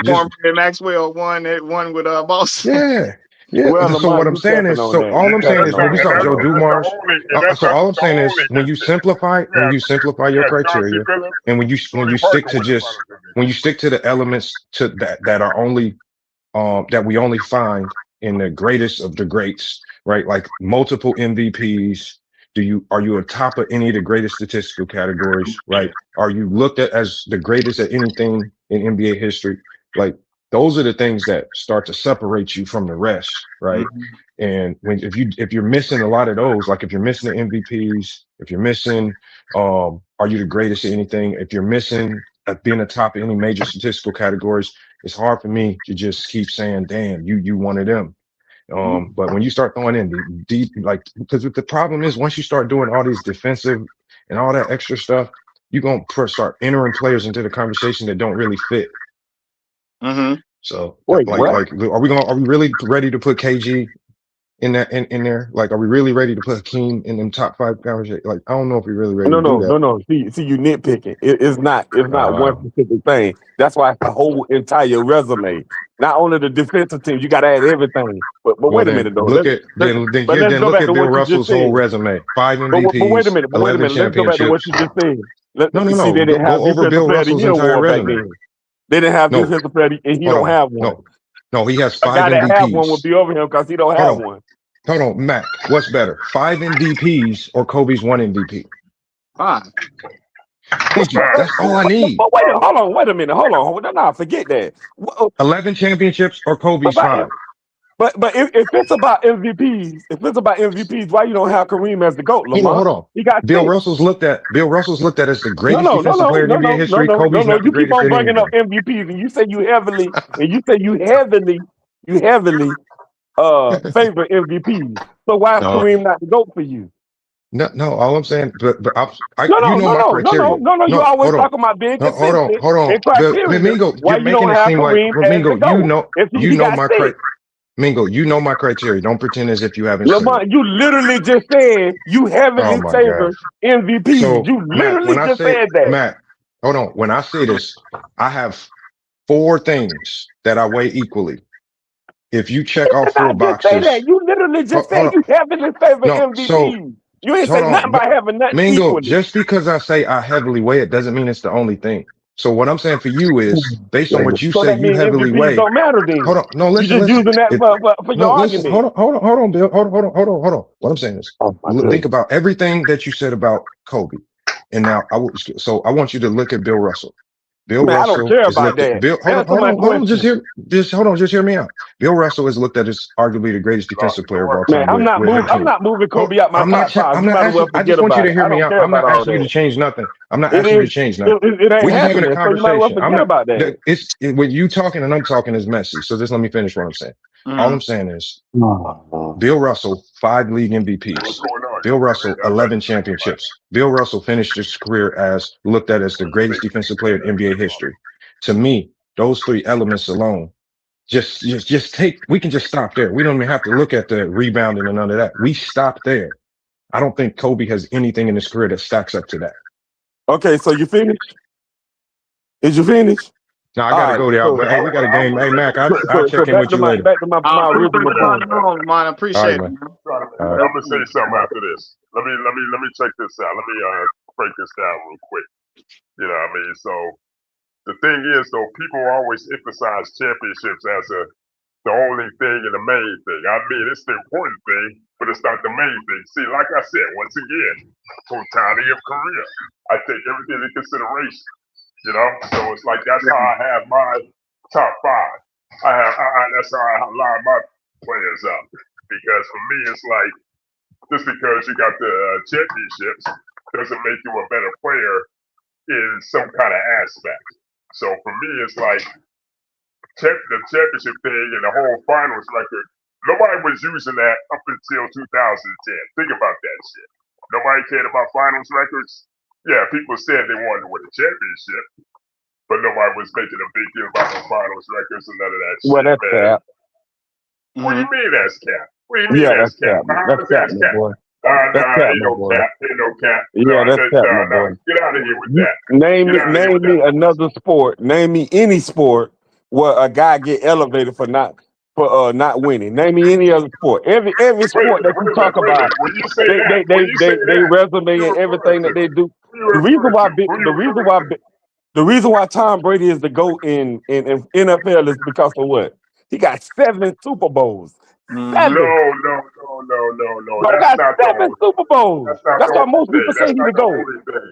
That's what I'm saying. That's why most people say he's the GOAT. This dude got 7 Super Bowls. That's the main thing. No. I'm saying nobody made a big deal about championships to measure the greater player. Yeah, hell, you got some people saying out here saying Joe Montana's the GOAT still. And he got 4 of them. He got 4 Super Bowls. Most people say Brady. Tom Brady. No. You got people that say Montana still. Some people, but most people say Brady. But anyway, But anyway, like I'm saying, championships definitely matter. We're not going to sit here and act like I'm not championships saying don't that. I'm matter. not saying that. Hey, wait a minute. Do you understand what I'm saying? I said championships is one of the main things, but it's not the only thing. No, it ain't the only thing, but it definitely matters heavily. Yeah, Nobody said I'm gonna say this. Nobody That's said a great point. I was gonna bring it. it up. That Black Maul made that Michael Jordan was considered the GOAT prior to him winning championships. Exactly. He was already he was No. They started talking about it, but when he won his first two championships, they were saying he was the first GOAT. two. You said one or two. He was the best ever, man. So come on with that, man. Like it's not like we're not gonna have a business history here and make it seem like Michael Jordan became the GOAT once he got 6. They were saying that before that. They were saying that when he got 3. So I remember because I was around. I've been watching since like '89.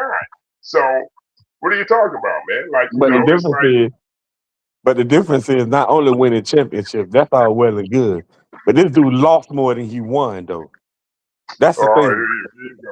That's the thing. Winning championships is one thing, but when you lose more than you win, what do people usually call that? Wait a minute. What they call that, nigga? Hold on. What you trying to say? What they call that? They call that a loser. When you see a team up there with a losing record, they got more losses than win. What do you say? Man, they sorry. Man, they trash. It's LeBron the only one that get a pass for having a losing record. Winning 4 championships. No. But how many championships he got though? He got 4 championships. Winning 4 championships. He got more losses than championships. But winning 4, bro, is not every superstar player. That don't mean nothing. Huh? So have more losses than wins don't mean anything. Wait a minute, in a team sport. We talk about a team sport now. We're like, bro, a team sport is a team sport. Right. Do y'all consider finals MVP a team accomplishment? Wait a minute. You can't call nobody a loser, right? And he's proven he got to the finals 10 times. And he's won and lost majority of them. He got to the finals 10 times and lost majority of them. Wait a minute. Majority of them. Stop it. You know, this is once again. Am I lying? Y'all talking like I'm lying. Am I lying? No. We're separating that. That's a team accomplishment. We're talking about individual dominance and team success. So look, if we break that shit. Always so y'all talking about wait a minute, y'all talking about individual success and team success. Is a final MVP team success? That's a personal accomplishment within a team. Within the team, yeah. Now, let me say this though. Like, come on, man. Like, you can't say he's a loser. Because winning 4 championships is not easy to do, Nickel Johnson. It's just not. I'm not arguing whether it's hard or easy. What I'm arguing is, what is 4 and 6? Is that a losing record or no? Right, but so let me ask you this though: when a guy doesn't get to the finals, though, does that count against them when they don't get there? Of course, it counts. Magic getting swept by Bird, that definitely go against not Magic. Jordan getting swept by Bird, that definitely counts on his resume. He never beat Bird. That's a knock. A black mark, whatever you want to call it. What's better? 4 and 6 or 3 and 0? What's better, 4 and 6 or 3 and 0? But Jordan got an entire career though. That wasn't his only part of his career. No. Hypothetically. Yeah. Hypothetically, what is that? What would you have? What would you rather have? You said 4 and 6 or 3 and 0? 6 or 3 and 0. Yeah, that's you said only got to the finals 3 times. You only got to the finals 3 times in your career, but you won all of them. But the other guy won 4 championships, but lost 6 due to unforeseen circumstances. Don't get me wrong. Like I said, 2011, that's a blemish on his resume. 2010 is a blemish on his resume. I'm not saying that like this man is perfect, but then again, it's like people penalize him in a team sport, right? But yet he has like all the accolades to be a top 5 player of all time, top 3 player of all time. And I just don't think when people say 4 and 6, that discounts like yeah, he lost 6 finals though, but winning 4, that's a great feat to win 4 championships. But that man to work to lose 6 though. No, salute, Mag, salute, family. What's going on, cuz? Man, not much, man. I just popped in to ask Nigo a question though, real quick. Yo, talk to me. Is it only considered a loss when you lose in the finals? No, it's considered a loss when you lose anytime. So why aren't first round, second round, third round? Mark, Why did aren't you just those not losses? just hear what I just said about Explain Mike this. and LeBron? That's I what mean, I'm trying to Mike and explain. Kobe and everybody. When you lose in the first, second, if you don't, But basically, your original statement was LeBron when you lose 6 times and you claiming that Mike is undefeated, right? I never said anything about Mike being undefeated. You just brought that up. Oh, okay, but you said he lost so many times in the finals as if there's people that haven't lost it, obviously in the finals, which means losing in the finals is a big deal to you. But what if But you when lose in you the lose first more round? times than you win, is what I was saying. You Well, lose more times than you win. That's I mean, of basically course what you I've been play to saying. win. I mean, you can play to mm, Yes, win, but that's the sometimes you whole can't point of the control the game. end You play the result. game to win. The Right, great but I Herm can't Edwards said control that, the by the win way. the end result sometimes. So sometimes I'm good enough to make it to the finals, but not good enough to beat the team in the finals. and that's very So, like I would say this though, right? Because I look, LeBron got 6 losses. It is what it is, right? It is. He got 6 losses. But I also say when you look at some of these matchups, like I don't think he was gonna beat San Antonio. I just I wanted him to. I don't think he was gonna beat San Antonio. He should have beat Dallas 100%. Should have beat Dallas. That's Um, what I'm saying. I That's what I'm believe saying. You should have I beat believe that Dallas. they should have. I believe that they. I wish. I like. Now again, Wade averaged 15 a game in 2014. I feel like that's when San Antonio was going. They was on one, right? For LeBron sure. averaged 28. Wade, I think, averaged 15 or something like that. Okay, that's one. Cool. Get that to all right. That's one he lost. Now when they played 2015, when they played Golden State, right? Now Kyrie Irving and Kevin Love both were injured. So his second best player on the team, on like option wise, like Matthew Dellavedova, not actual best player. Matthew Dellavedova, I think, was like the Yeah, second. Dudley was he was the Yeah, second man in that he series. was in that, right? He not gonna. Now, granted, I wanted him to. It's only so much he could have done with Delly as a second man against Clay and Steph. Right, You know which is what why I'm teams matter, which is why you can be somebody like Kobe Bryant, right? And you have a title to your name where you average 15 points. He got injured though. It Kobe don't got it don't injured in matter. that That's final. my point. That's a But you testament to just a mentioned team, bro. injury, but you said it don't matter that he got Now, injured. It doesn't I think matter you're to saying my the point, bro. I That's a think you're saying testament the to the percentage. Lakers He got team, injured, bro. but y'all was just literally talking about injuries. But then But Kobe no, got listen injured. to You what said it I'm didn't saying matter. before you Like, respond, how bro. does that work? I'm just saying the Lakers was a great team. So LeBron can't get injured and score average 15 points a game They or not they'll winning. lose. Yeah, it's no series. He can average 15 There's in. no series where there's this where he can perform the way Kobe did in '01 or 2000, sorry, and He they got still injured. win. He As literally got you just No, injured. no, brought up no, no. Dallas, And right? Jalen You Rose brought up even Dallas. mentioned He that averaged he injured him on 17 and a half, purpose. almost 18, and they still And lost. And Jalen Rose even mentioned that he injured him on purpose. He no, even wait, said that. Mingo, we're not discounting that he got injured. What we're saying is the Lakers were still good enough to win with him averaging 15 a game because they were just that good. We're saying is that if LeBron averaged 15 a game on any of the teams he playing in the finals, they're not going to win. They're not. I'm Yeah, saying that's like, only my point. I'm not saying that to knock Kobe. I'm saying yeah, that to big up the Lakers team. They were so dominant and so good that he doesn't necessarily have to average 30. They were going, but they were going to beat Indiana anyway, though. I I mean, don't know. yeah, because they was already up. They was already up 3-1. Then when Shaq fired out in that overtime, and Kobe took the game over and won that overtime game. I mean, they was gonna win that game anyway. That series was about over with. But Indiana just wasn't strong enough. Indiana wasn't strong enough. his point was that I'm being for real. I don't think if you put LeBron James, if LeBron if I don't think in no series he can average 15 and they win at all. It's not possible, I bro. don't think even in his old age. I think if he averaged 15 right now, they still It's can't win. not possible, bro. They At still 40, he gonna can't lose. do that, bro. Yeah. At 40 years old, he averaged 15. The Lakers are gonna lose.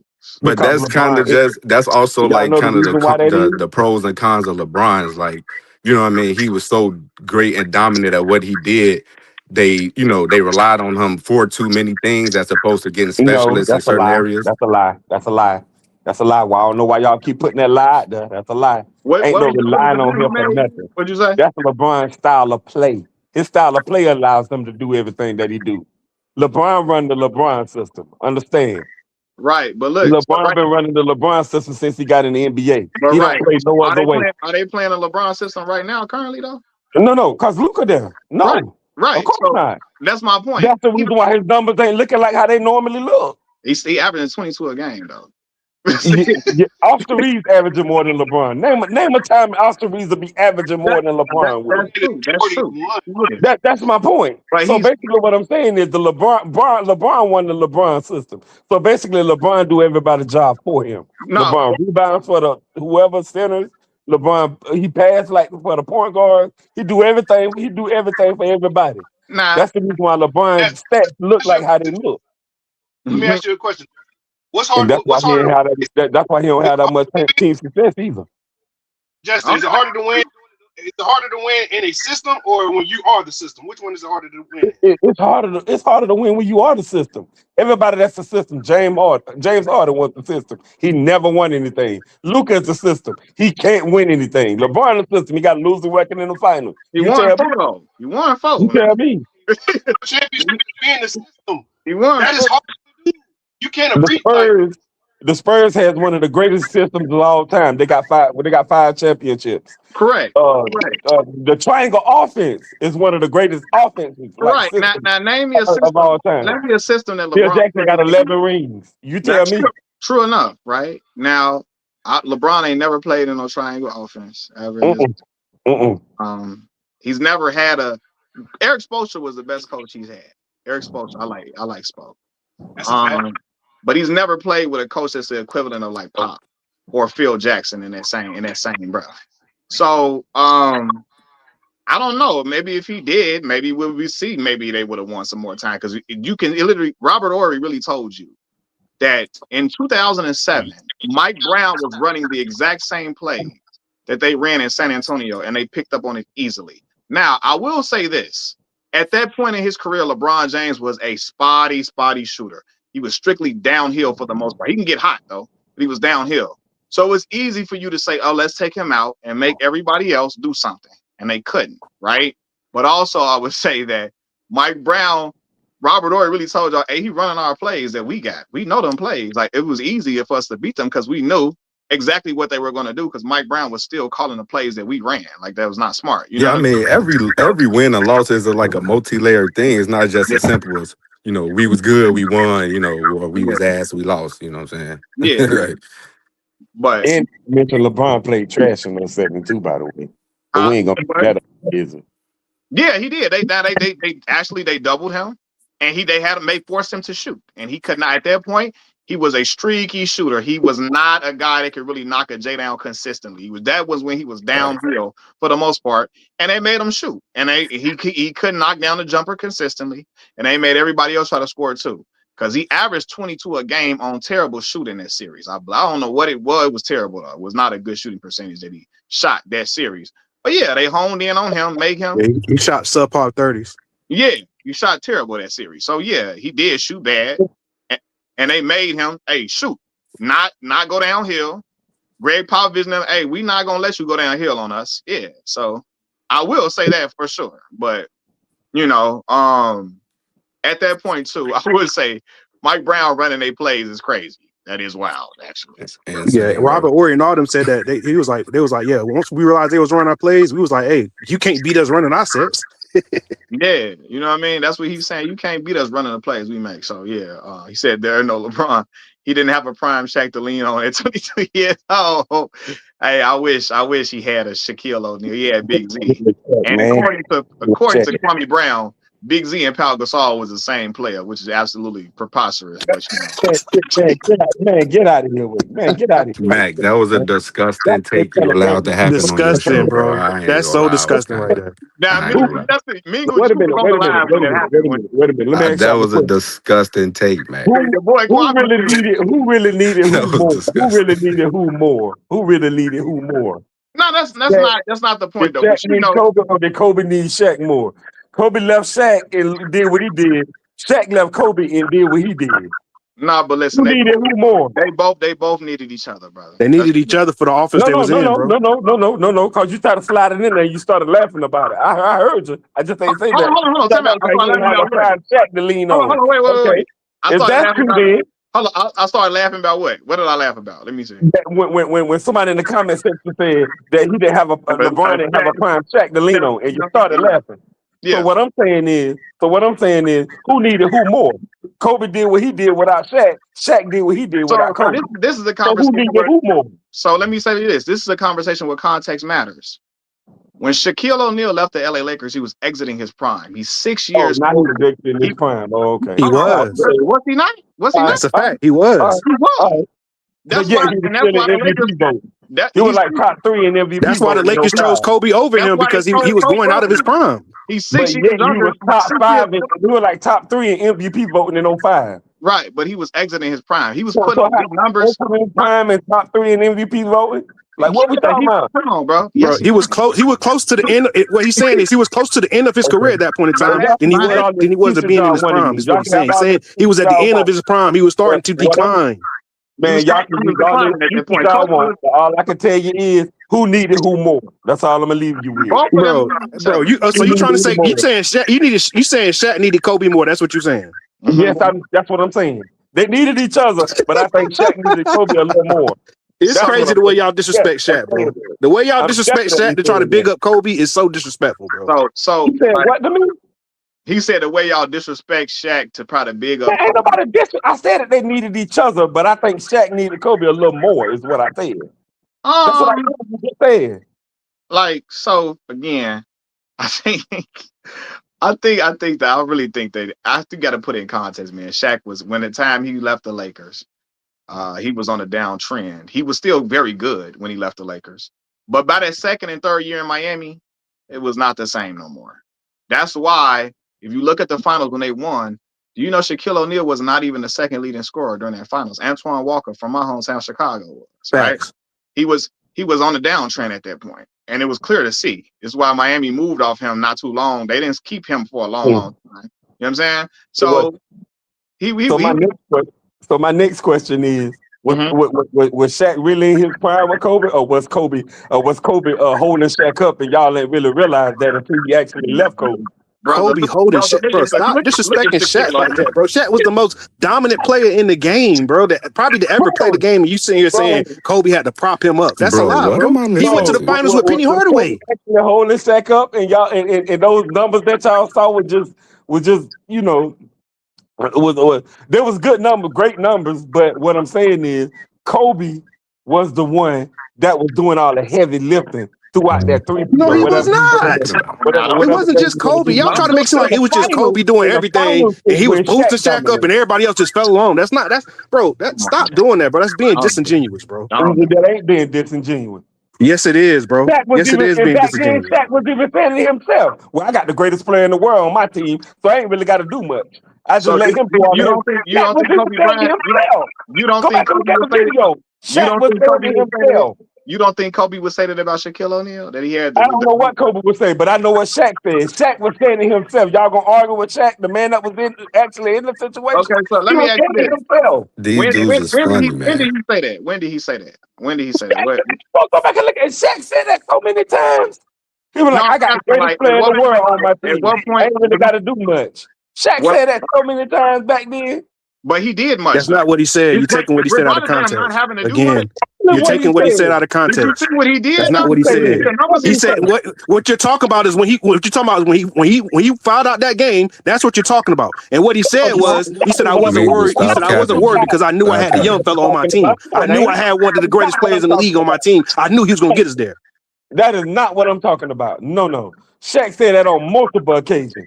That he really didn't have to do much because he had Kobe on the team, the best player. He didn't have to do, bro. He was averaging 30. He was averaging 30 and double-digit rebounds. How's that not doing much? What are you talking about? Like 30 and 15, bro. Like 32. 30 and 15 is not doing much. Minga, like, bro, you acting like a fanboy right now. Minga, stop doing that, bro. Chill out, bro. I mean, say Shaq mostly averaged that in the finals. That's when he averaged that. When he went up against, Ty McCullough. Bro, he was averaging 25 and double digits against teams in the West too. Finals MVPs and all that, except when it comes to Kobe. Yeah, bro, like it's crazy. So Shaq winning them Finals MVPs, that wasn't because of Shaq. That was because of Kobe. Kobe was giving Shaq them Finals MVPs. Like, come on, bro, stop being disingenuous, bro. Lord have mercy. It's okay to big up Kobe. I love Kobe. It's okay to big him up, but don't disrespect Shaq to try to big him up, bro. That's y'all. It's crazy. Y'all sitting here talking about how LeBron do that, but y'all try to do the same thing with Kobe, bro.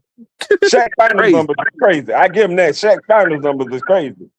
His numbers overall was ridiculous, man. Exactly, bro. All right, prime example, right? He's saying talking about crazy, but if he averaged 28 and 15, they're gonna be like, oh, well, Kobe averaged 30, so Kobe carried them. Like, that sounds crazy to me, bro. I know the argument. Finals numbers are some of the craziest finals numbers I've ever seen. Right. Now y'all argument is that he got to the Eastern Conference when the finals came, he wasn't playing nobody. But let me ask you, who was stopping him in the Western Conference? What big was stopping Shaquille O'Neal in the Western Conference? That's my point. That's the point I'm trying to make. Exactly. You literally making my point. Exactly. No, exactly, man. I said what big in the Western Conference? He can't name a big in the Western Conference that was stopping Shaq. The Western Conference was giving Shaq problems. Bro, listen to what I'm saying. He didn't have those crazy numbers that he had against Rick Smith. He didn't have them numbers against Tim Duncan and those guys. Yes, he did. Stop lying. See, you lying again. He did. Oh my God. He was going crazy on everybody.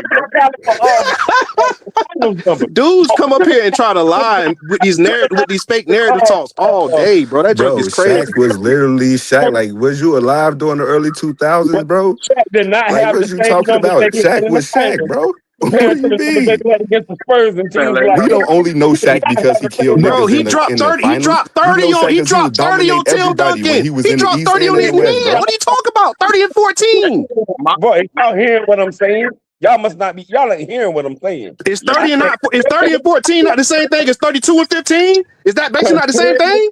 Finals numbers. Listen to what I'm saying. Compared to his finals numbers, Shaq did not have the same amount of success that he with the Spurs that he had. And I just said when they played the Spurs, and in fact he dropped 30 and 14 on Tim Duncan head. What are you talking about? That's not the same number. That's still crazy. Kobe had 33, 8, and 8. 33, 8, and 8 on the Spurs. Exactly. So you can't reduce his greatness to just being dominant in the finals, bro. You being disingenuous. He was dominant, leading up to the playoffs, throughout the playoffs and the finals, bro. Yeah. So 28 and 14 is not dominant no more. That's regular. That's not putting up dominant numbers. If you put up 20 and 18 on, you got to average 30 in order to be dominant. And then Kobe averaging 30, 33, 8, and 8 on the Spurs. He also the closer, and he leading the team in assists, and he playing A1 defense. He not the closer though. Kobe was. Y'all just be saying that shit, man. Kobe was the closer. Bro. And Robert Horry wasn't closing games out for them. Robert Horry didn't close games out for them. Robert Horry wasn't hitting big shots for them. Mingo, what year was Kobe the closer? Kobe led the league in fourth quarter points back then. What year, bro? Say it. I'm asking you what year? All the years. What are you talking about? No, he didn't, bro. That's a fucking lie. He did not do that shit all the. You be lying. He did, bro. Y'all dudes cannot talk basketball without lying with this narrative talk, bro. I think it's hey, can I respond real quick? Hey, yeah. Mingle is okay. So that point he making about the West, if y'all go back and look at those playoff runs, in 2001 in particular against the Spurs, what Kobe did against them, like that man was giving them 37, like damn near 37 and 6, and he shut down Derek Anderson for the Spurs, who was on a run. If y'all remember Derek Anderson, straight out of Kentucky, who was a bucket at that time. Yes, Derek Anderson. If you're a basketball fan, like you should be having this conversation, you know that man was a bucket at the time. That man was a fucking problem, and Kobe shut that man. Yes, why you saying it like I just said, Smudge Parker or some shit? Bro, like Derek Anderson. Because you talking like Derek Anderson was just square business, bro. First of all, that nigga's a role player, bro. Y'all give Bron the credit for shut. That's what he was. He was never a star. He was never a star. Talking about Bron, bro. I'm talking about y'all give Bron credit for shutting down Lou Alding. Why the fuck we can't give him credit for shutting? Who the fuck says that?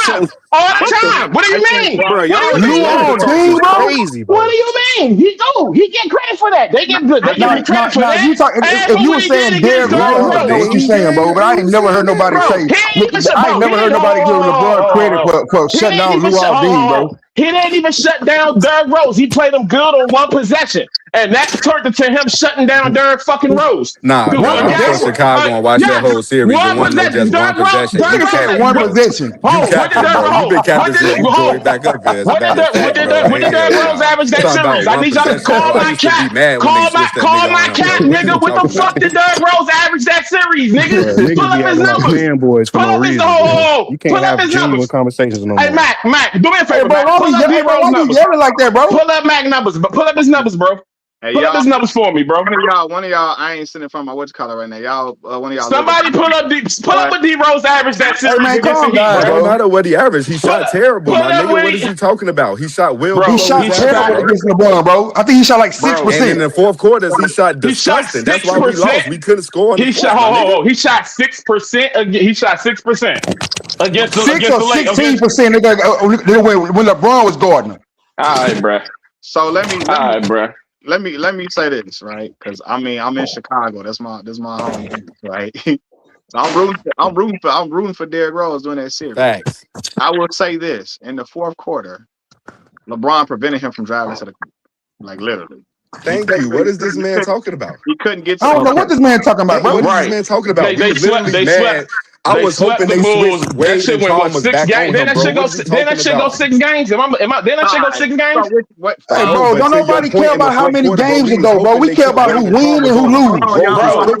Because no, listen, bro. When y'all say somebody got shut down and dog, that's what the Mavericks did to the Lakers when they swept them. That's what shutting somebody down and dogging them looks like. We talking about one player guarding the other player, bro. What are you talking about? Right? Exactly. Bro, and what they did to Kobe in that series, what the Mavericks did to Kobe in that series, and to the whole Lakers, that's called shutting somebody down and their team, bro. Not somebody who takes you 6 fucking games. Was the number 1 seed, bro. Like, how is that not shutting us down, bro? Okay, bro. One game. You discount the fact that we was a 60-win team, bro. What did you talking about? We had right. Y'all were a 60-win team, right? Y'all definitely were. And wasn't to be honest, I don't even mess with no LeBron Miami did. Who was your second best player? Who was that second best player? I would have. And the Bulls won every regular season matchup that year, I think. Who was your? Luol Deng and Joe Kim, right? But Joe Kim, right? You know what he did, right? Joe Kim. Oh, I'm about to say Joe Kim was your second best player on that team. Am I correct?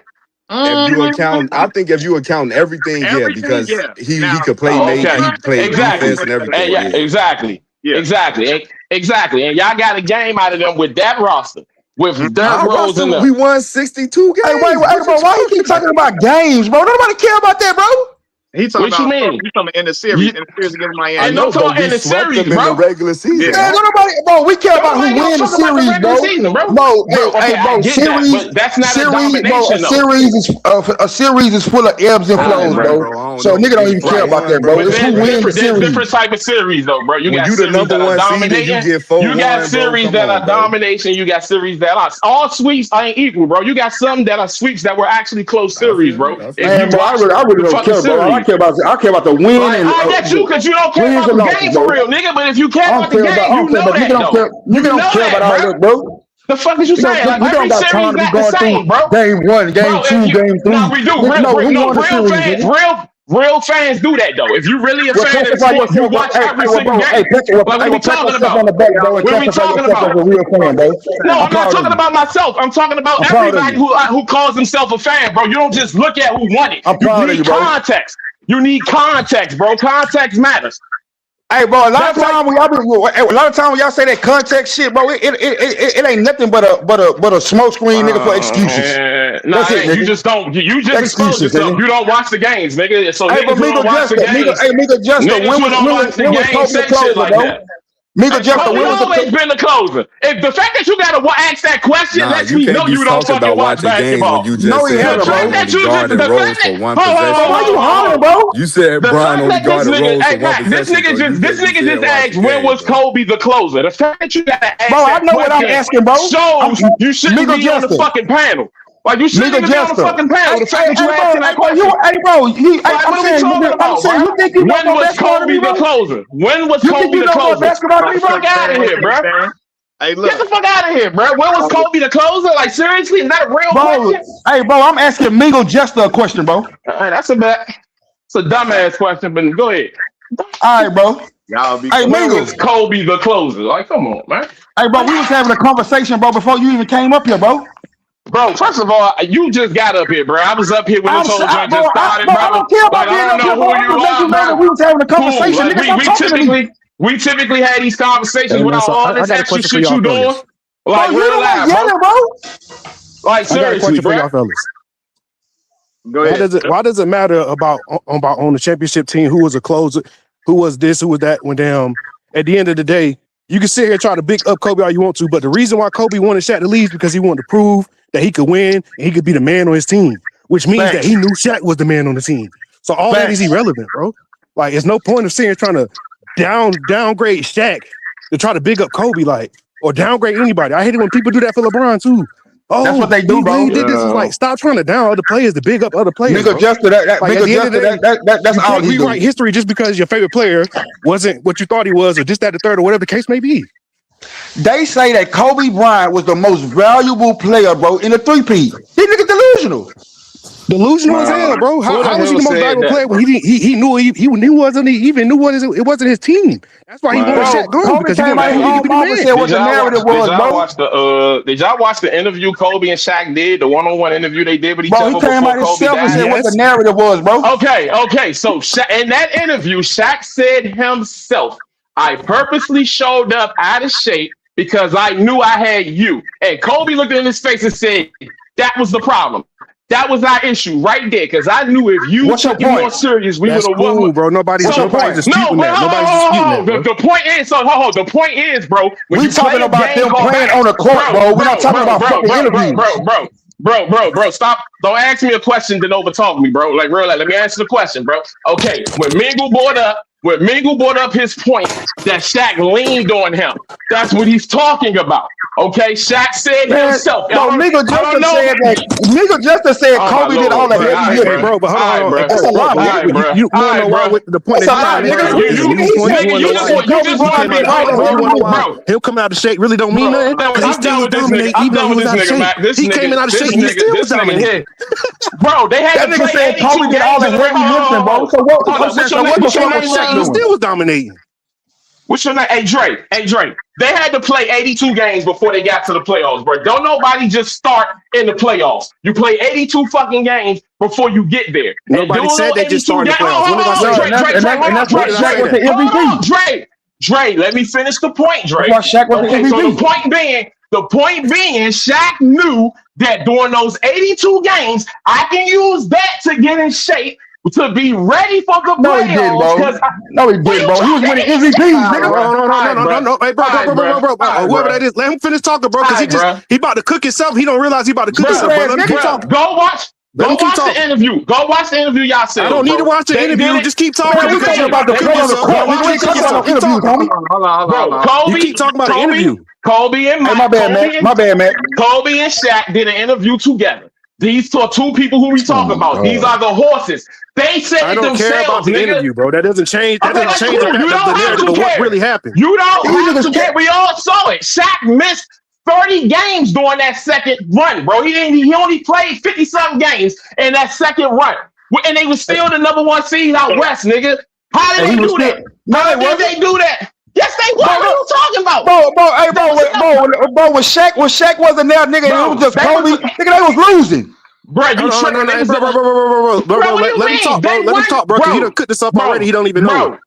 Bro, the second time they won, when they beat the Sixers, the only team out west that was better than them was the goddamn Kings, bro. In the regular season, the Kings had more wins than them in the regular season. That is it. Shaq was 30-something. And you talking about the year when Shaq was third for MVP? Bro, let him keep talking. Exactly. That's the year Shaq was still third MVP. Go look how many games. Hey, bro, in the three-peat years, bro, Shaq won MVP. He was third, and then he was third. Bro, So look that's how many games. first, third, Look and how third. many. Oh my lord, bro! Can you look how many games Shaq played that year, bro? Please. He was third in Can you look MVP at- vote, bro. Bro, look how many games he played that year, bro. He did that in like 50-something games, maybe 40-something. Okay? That's what Bro, that's what I'm telling you. Bro, you're not gonna be third in MVP vote missing 40-something So are you games. trying to say that it was Kobe's team? Are you trying to say it was Kobe's team? Is that what we're trying to get to? Bro, they just changed that recently. They just made it a rule. No, bro, it's 65 games now. We already know that. Games. Back then, right. Back that wasn't a thing, nigga. You didn't have to do that. Back then, Bro, you could only play 40, 50 third in games. MVP, bro. Missing 40 games, bro. I'm trying to see what his point is, bro. Okay, go ahead, bro. Let him talk so I can see what his point is, because he's going all over the place. Bro, again, a person, you're sitting here telling me that a guy who did not play even half the damn games is the reason that they were a top seed. He played more than half the games. Stop lying. You're being disingenuous. He played more than half the game. 50-some games is way more than half 82. You're right. That's more than, you're right. I'm sorry. He only played 50-something games. You're telling me a guy who did that is more responsible for their success that season than the other guy. That's impossible, nigga. You're talking about regular season. We're talking about what happened in the playoffs. How many games did he miss in the playoffs? Bro, go look at what. That's the year we talking about. How many games did he miss in the playoffs? Bro, that's the year. I just literally said. Because you're talking about regular season. The regular season does not win you playoff games. Bro, exactly. And Kobe was averaging 26, 7, and 7 during the playoffs. Bro, we literally established that already. Okay, I'm not saying that. What did Shaq average? Say that again. What did Shaq average? Shaq about 28 and 12 or shit like that, probably. Like, I'm not exactly sure his numbers, but I know Kobe averaged 27, 7, and 6. So what's your point? What's your point? My point was he wasn't getting all this. Shaq was carrying them shit. Get that shit the fuck out of here. Nobody said he was carrying. Was not Who carrying. said Nobody said he was carrying. The only person up here that came up here and said anybody was getting carried or pushed up was when y'all said Kobe was pushing Shaq up like he was carrying Shaq and pushing him up. Nobody ever said Shaq was carrying Kobe.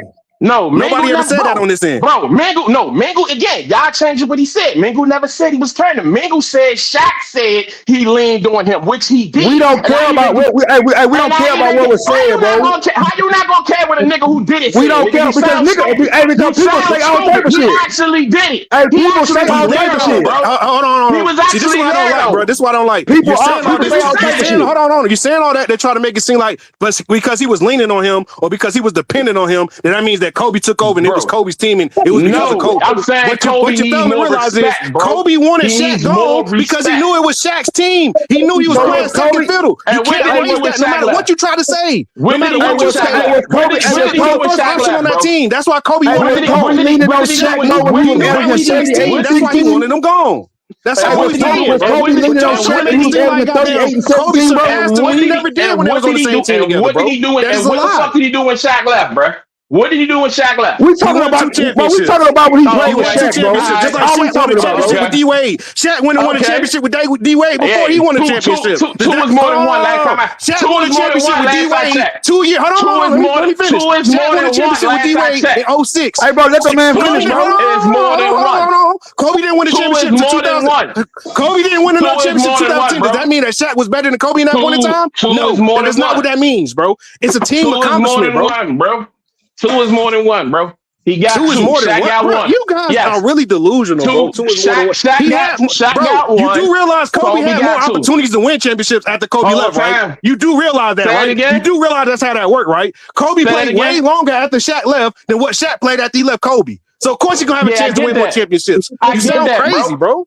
I get that, bro. But again, you sitting up here telling me that Shaq won with D-Wade, so that made him better than him. I mean, that's what you just said. You said he went. What I said was, according to your logic, since he won a championship in 2006, which is 2 years after he left Kobe, that means he won a championship before Kobe won a championship. He wasn't the best player on the team. He won a championship before. He wasn't even the best player on that fucking team. Let me finish saying what I'm saying. We can't have a conversation if you keep cutting me off. What I'm saying is this: if he won a championship in 2006, right before Kobe won a championship. Does that mean that Shaq was better than Kobe at that point in time? No, it don't. He won a championship. No, is what I said. Because just like you told me. Let me finish saying what I'm saying, bro. We can't have a conversation if you keep on talking, bro.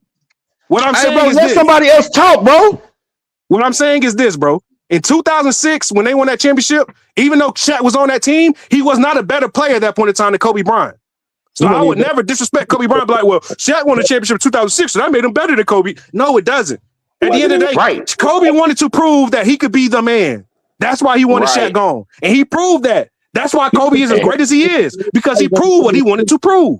But just because he won 2 championships and Shaq won 1, you trying to say, oh yeah, he did. Oh yeah, that 2 is better than 1. Okay, well 11 is better than 6. So is Bill Russell better than Michael Jordan? No.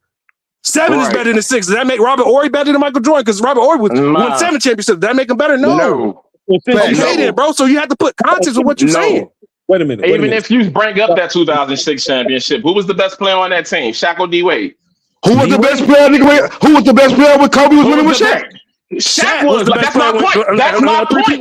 That's my point, bro. That's my point. If we're gonna bring up how Kobe wasn't the best player on that 3-peat, it's no need to bring up that 2006 championship because Shaq wasn't the best player on. What you mean? So that means he still won a championship. He still played a role. He still played a part. Okay, no. My point is, let's remove the 3-peat. Let's remove the 3-peat, right? No, you can't remove a 3-peat, bro. You don't remove no 3-peat. You can't remove the 3-peat from Shaq, bro, because Shaq was the best player. Y'all said that Kobe wasn't the best player, and I'm agreeing with y'all. Y'all right. So that means Shaq got 3. That means Shaq got 3 and Kobe got 2. Kobe accomplished. When they weren't together, Kobe got 2 as the man. Shaq got none. Even though he got was at the tail of his career, bro. Shaq got 3 as the man, nigga, with the Lakers. But bro, just like but just like you saying how Shaq was at the tail end of his career, me and Mingle could point out how Kobe wasn't at the player that he became when he was winning them first 3. We can always move the goalpost to make our argument. What does that mean, bro? What's your point? We always can do that. Hey, bro, what's your point? That's not moving the goalpost. You're being disingenuous. What you're saying is when Shaq was older in his career and he wasn't able to be the man anymore because he still helped win the championship. Oh, that doesn't. You got to take that away because he wasn't the man. Just because you're not the man on the championship team doesn't mean championship is less valuable, bro. If that's the case, Kobe only got 2 rings. Was Kobe what he became when he was playing with Shaq in the beginning? Was he what he ultimately became when he was playing with Shaq in the beginning? By the second championship, yes. By the second championship, yes. By the second championship, he wasn't. By the second championship, he was. No, you wasn't. Exactly, bro. Exactly, bro. We over with. Just come on. Let's look at this point. Y'all niggas lying to prove a fucking point, and it's getting irritating, bro. Like he was not nowhere near what he became when he was playing with Shaq. It's a whole. What are you talking about? Bro. So ball face ass lie, bro. By the Lakers' second championship year, Kobe was an all NBA player. He was down all. He was all defensive player. He was all that, bro. He made all NBA. He made all NBA in 2000, the first year. Hold on. Exactly. Let me say this. I think by the second championship, Kobe proved he was a dog. Now, his peak wasn't his peak, but he was a live dog. And exactly, bro. That second one, everybody knew he was at that point, he was in the conversation for best shooting guard in the league. Like at that second chip, he was a live animal. In 2001, he became a superstar, bro. Yeah. So, but Mac, is that the but what you saying that though, Mac? Is that the narrative though? Because I don't think that's the narrative. The narrative is he was Shaq's fucking wingman, basically. Like ain't nobody. That's not the narrative, bro. What you just said is not the narrative. Bro, even Kobe knew what the narrative was, bro. He spoke about it. Hold on, let me respond to them all. So yeah, the narrative. I don't see people call him a sidekick. I'm not gonna do that.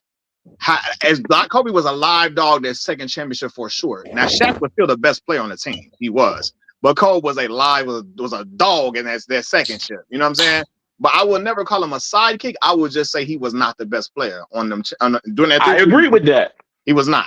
By the time and all this T-Mac could have replaced him in one is some bullshit. All of that. See, that's what I'm saying, bro. People be saying, "Oh, T-Mac was there. He no, the fuck he wasn't, bro. T-Mac did not."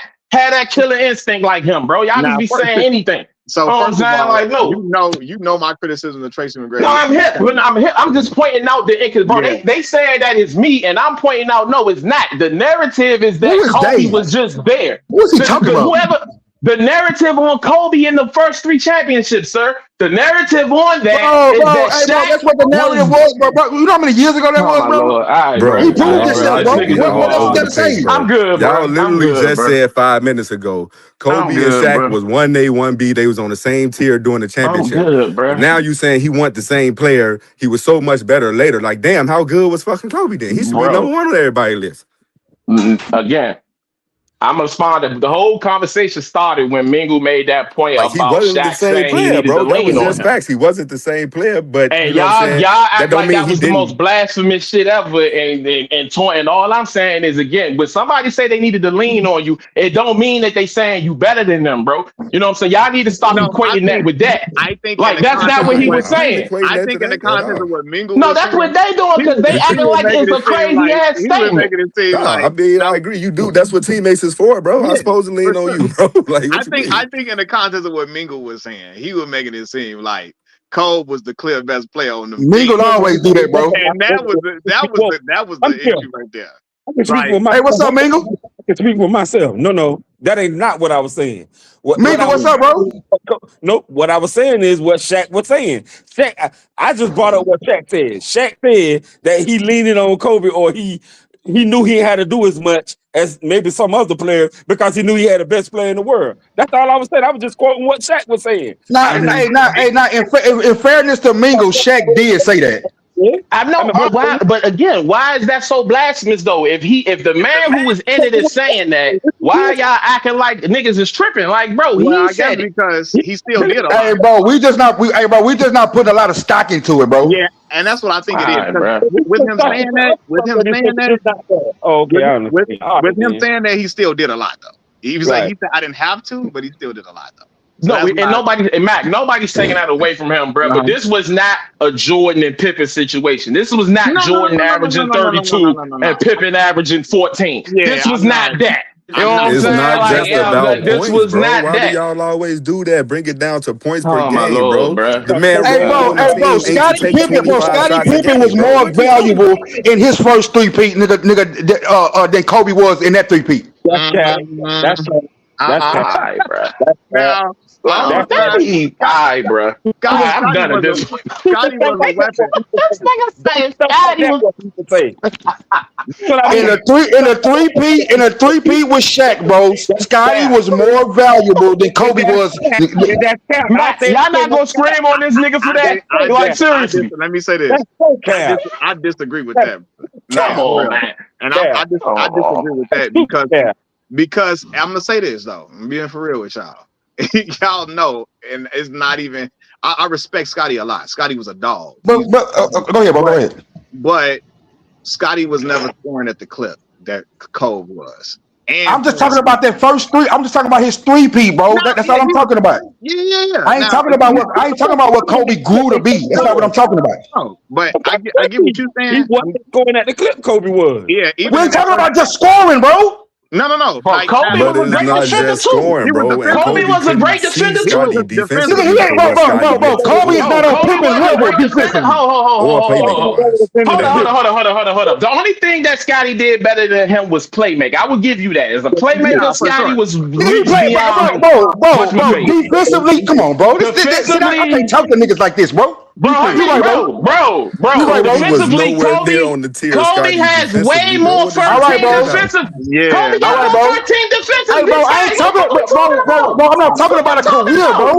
I'm just talking about this 3-year slot, bro. Bruh, all nah. right, I bro. will. I'm Let me. good, Bro, bro. I don't care Y'all how good. many first teams he got. Y'all Who was he good, bro. stomping for them That first teams, Y'all my good, boy? bro. You Y'all giving good. Kobe credit for sticking Rajah Bell and Bruce Bowen, my Y'all nigga. What is you good. talking about? Who's Like he Y'all Bowen? shut good, down man. Come on, T man. Mac and AI. Go look Y'all at that good. finals Iverson had, bro. Nigga averaged like 33.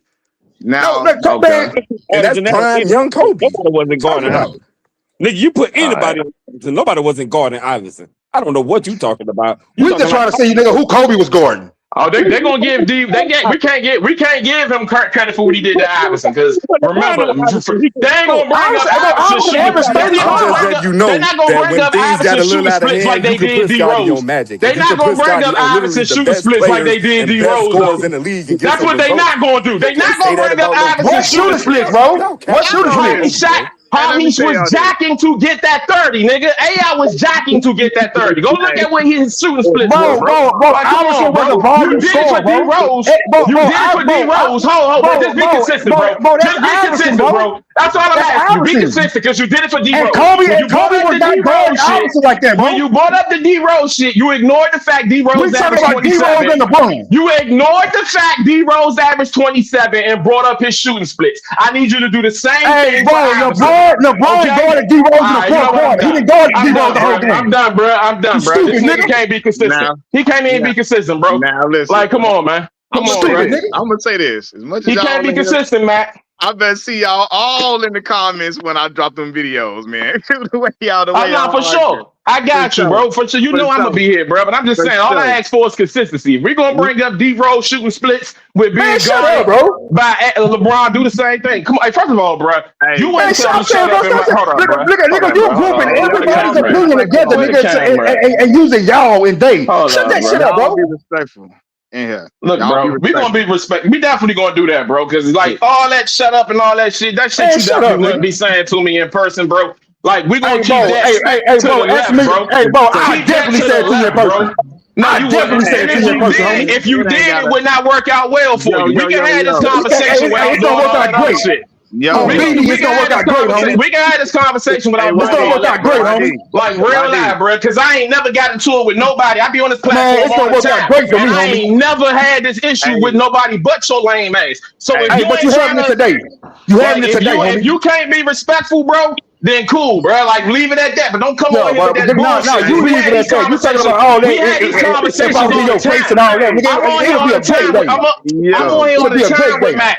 I'm on here with Mac all the time and don't have these All right, well, issues, talk to bro. him then. Like hey, I don't need you Hey, my coming up bad. here Hey, with my that bad, Mac, bullshit. bro. My bad, Mac, bro. hey, look, y'all, look, YD is all we don't the whole shut up thing. We ain't gotta go there. We have the respectful debate. We can Hey, just that's my bad, bro. yeah, and we can get passionate, but to shut up and all that, nah. We gotta just be because that's we can't be hollering that out as grown. It's four niggas on this. It's four niggas talking, bro. And this dude trying to group everybody opinions together. Like, come on, bro. Like, stop all that. And look, but what I'm saying is, I appreciate all y'all being on here. We can talk to each other respectfully and civilized without going crazy. Is all I'm saying. You feel me? We can keep we can keep it Thanks. cordial and still have a debate, and we can have passion without saying, telling people to shut up and going in on each other like that. Where it feel like we want to fight. Ain't got to get to that point. Is what I'm Thanks. saying. You know what I'm saying? My That's bad, bro. all. My bad. That's what I'm saying. Nah, it's it's all good, but I just want to lay that down now because we ain't got to go to that point. You know what I mean? Like I say, Yeah. y'all didn't see me get on here, and I'll be talking crazy in my in my personal videos or whatever. But also, like I said, when we talking amongst each other as men, we can talk to each other respectfully and still make our points. You see, you get what I'm saying? That's all I'm saying. Yeah. But Yeah, I agree, bro. yeah. But look though, y'all. Cause I love this, y'all. This is the longest I didn't ever been on a live stream ever. Right? We didn't got some of everybody on here. I appreciate all y'all coming on. Like for real, it mean a lot to me because y'all know I'm trying to build up this YouTube thing and do this as like a full time for real, right? And the way that I can do that is from support from y'all and these conversations. And look, we ain't gonna always agree on nothing. Like that's life. You know what I mean? We gonna disagree on stuff. We're gonna agree. But I appreciate y'all coming on and giving all y'all opinions and everything. It's love. So look, y'all do me a favor. Y'all hit that like button too on the live stream. Hey, Mac, you got to go live more, bro. You got to do this more, bro. Yeah. Now look, I go live now for the lately. I've been going live like every day, but my topics have been switching up because I got different people on here that follow me that subscribe to me for different things. However, we're gonna have these basketball debates consistently because this was a great success today. Even got Lamont from FYF up here. That's all love, and I'm gonna start bringing y'all on more because again, the conversation gets carried through better when we having discourse amongst each other. So it's all love, y'all. So I appreciate all y'all coming on here. Mingle Jester, YD, Dre, Black Maul, Lamont, the homie Boat. I remember Bo tried to get back up here. I ain't see it in time. I did see it for a quick second. I had to do something real quick. So I appreciate all y'all popping on. And yeah, man. So yeah, keep showing love, man. I appreciate all the support. But I gotta end this one right now. But I'm gonna come back on a little later. So y'all pop back on. And we can keep having different conversations, keep talking about sports and all of that, man. It's love, though. Y'all hit that like button before y'all get up out of here because it keep me within YouTube algorithm. And I'm going to holler at y'all a little later. Peace.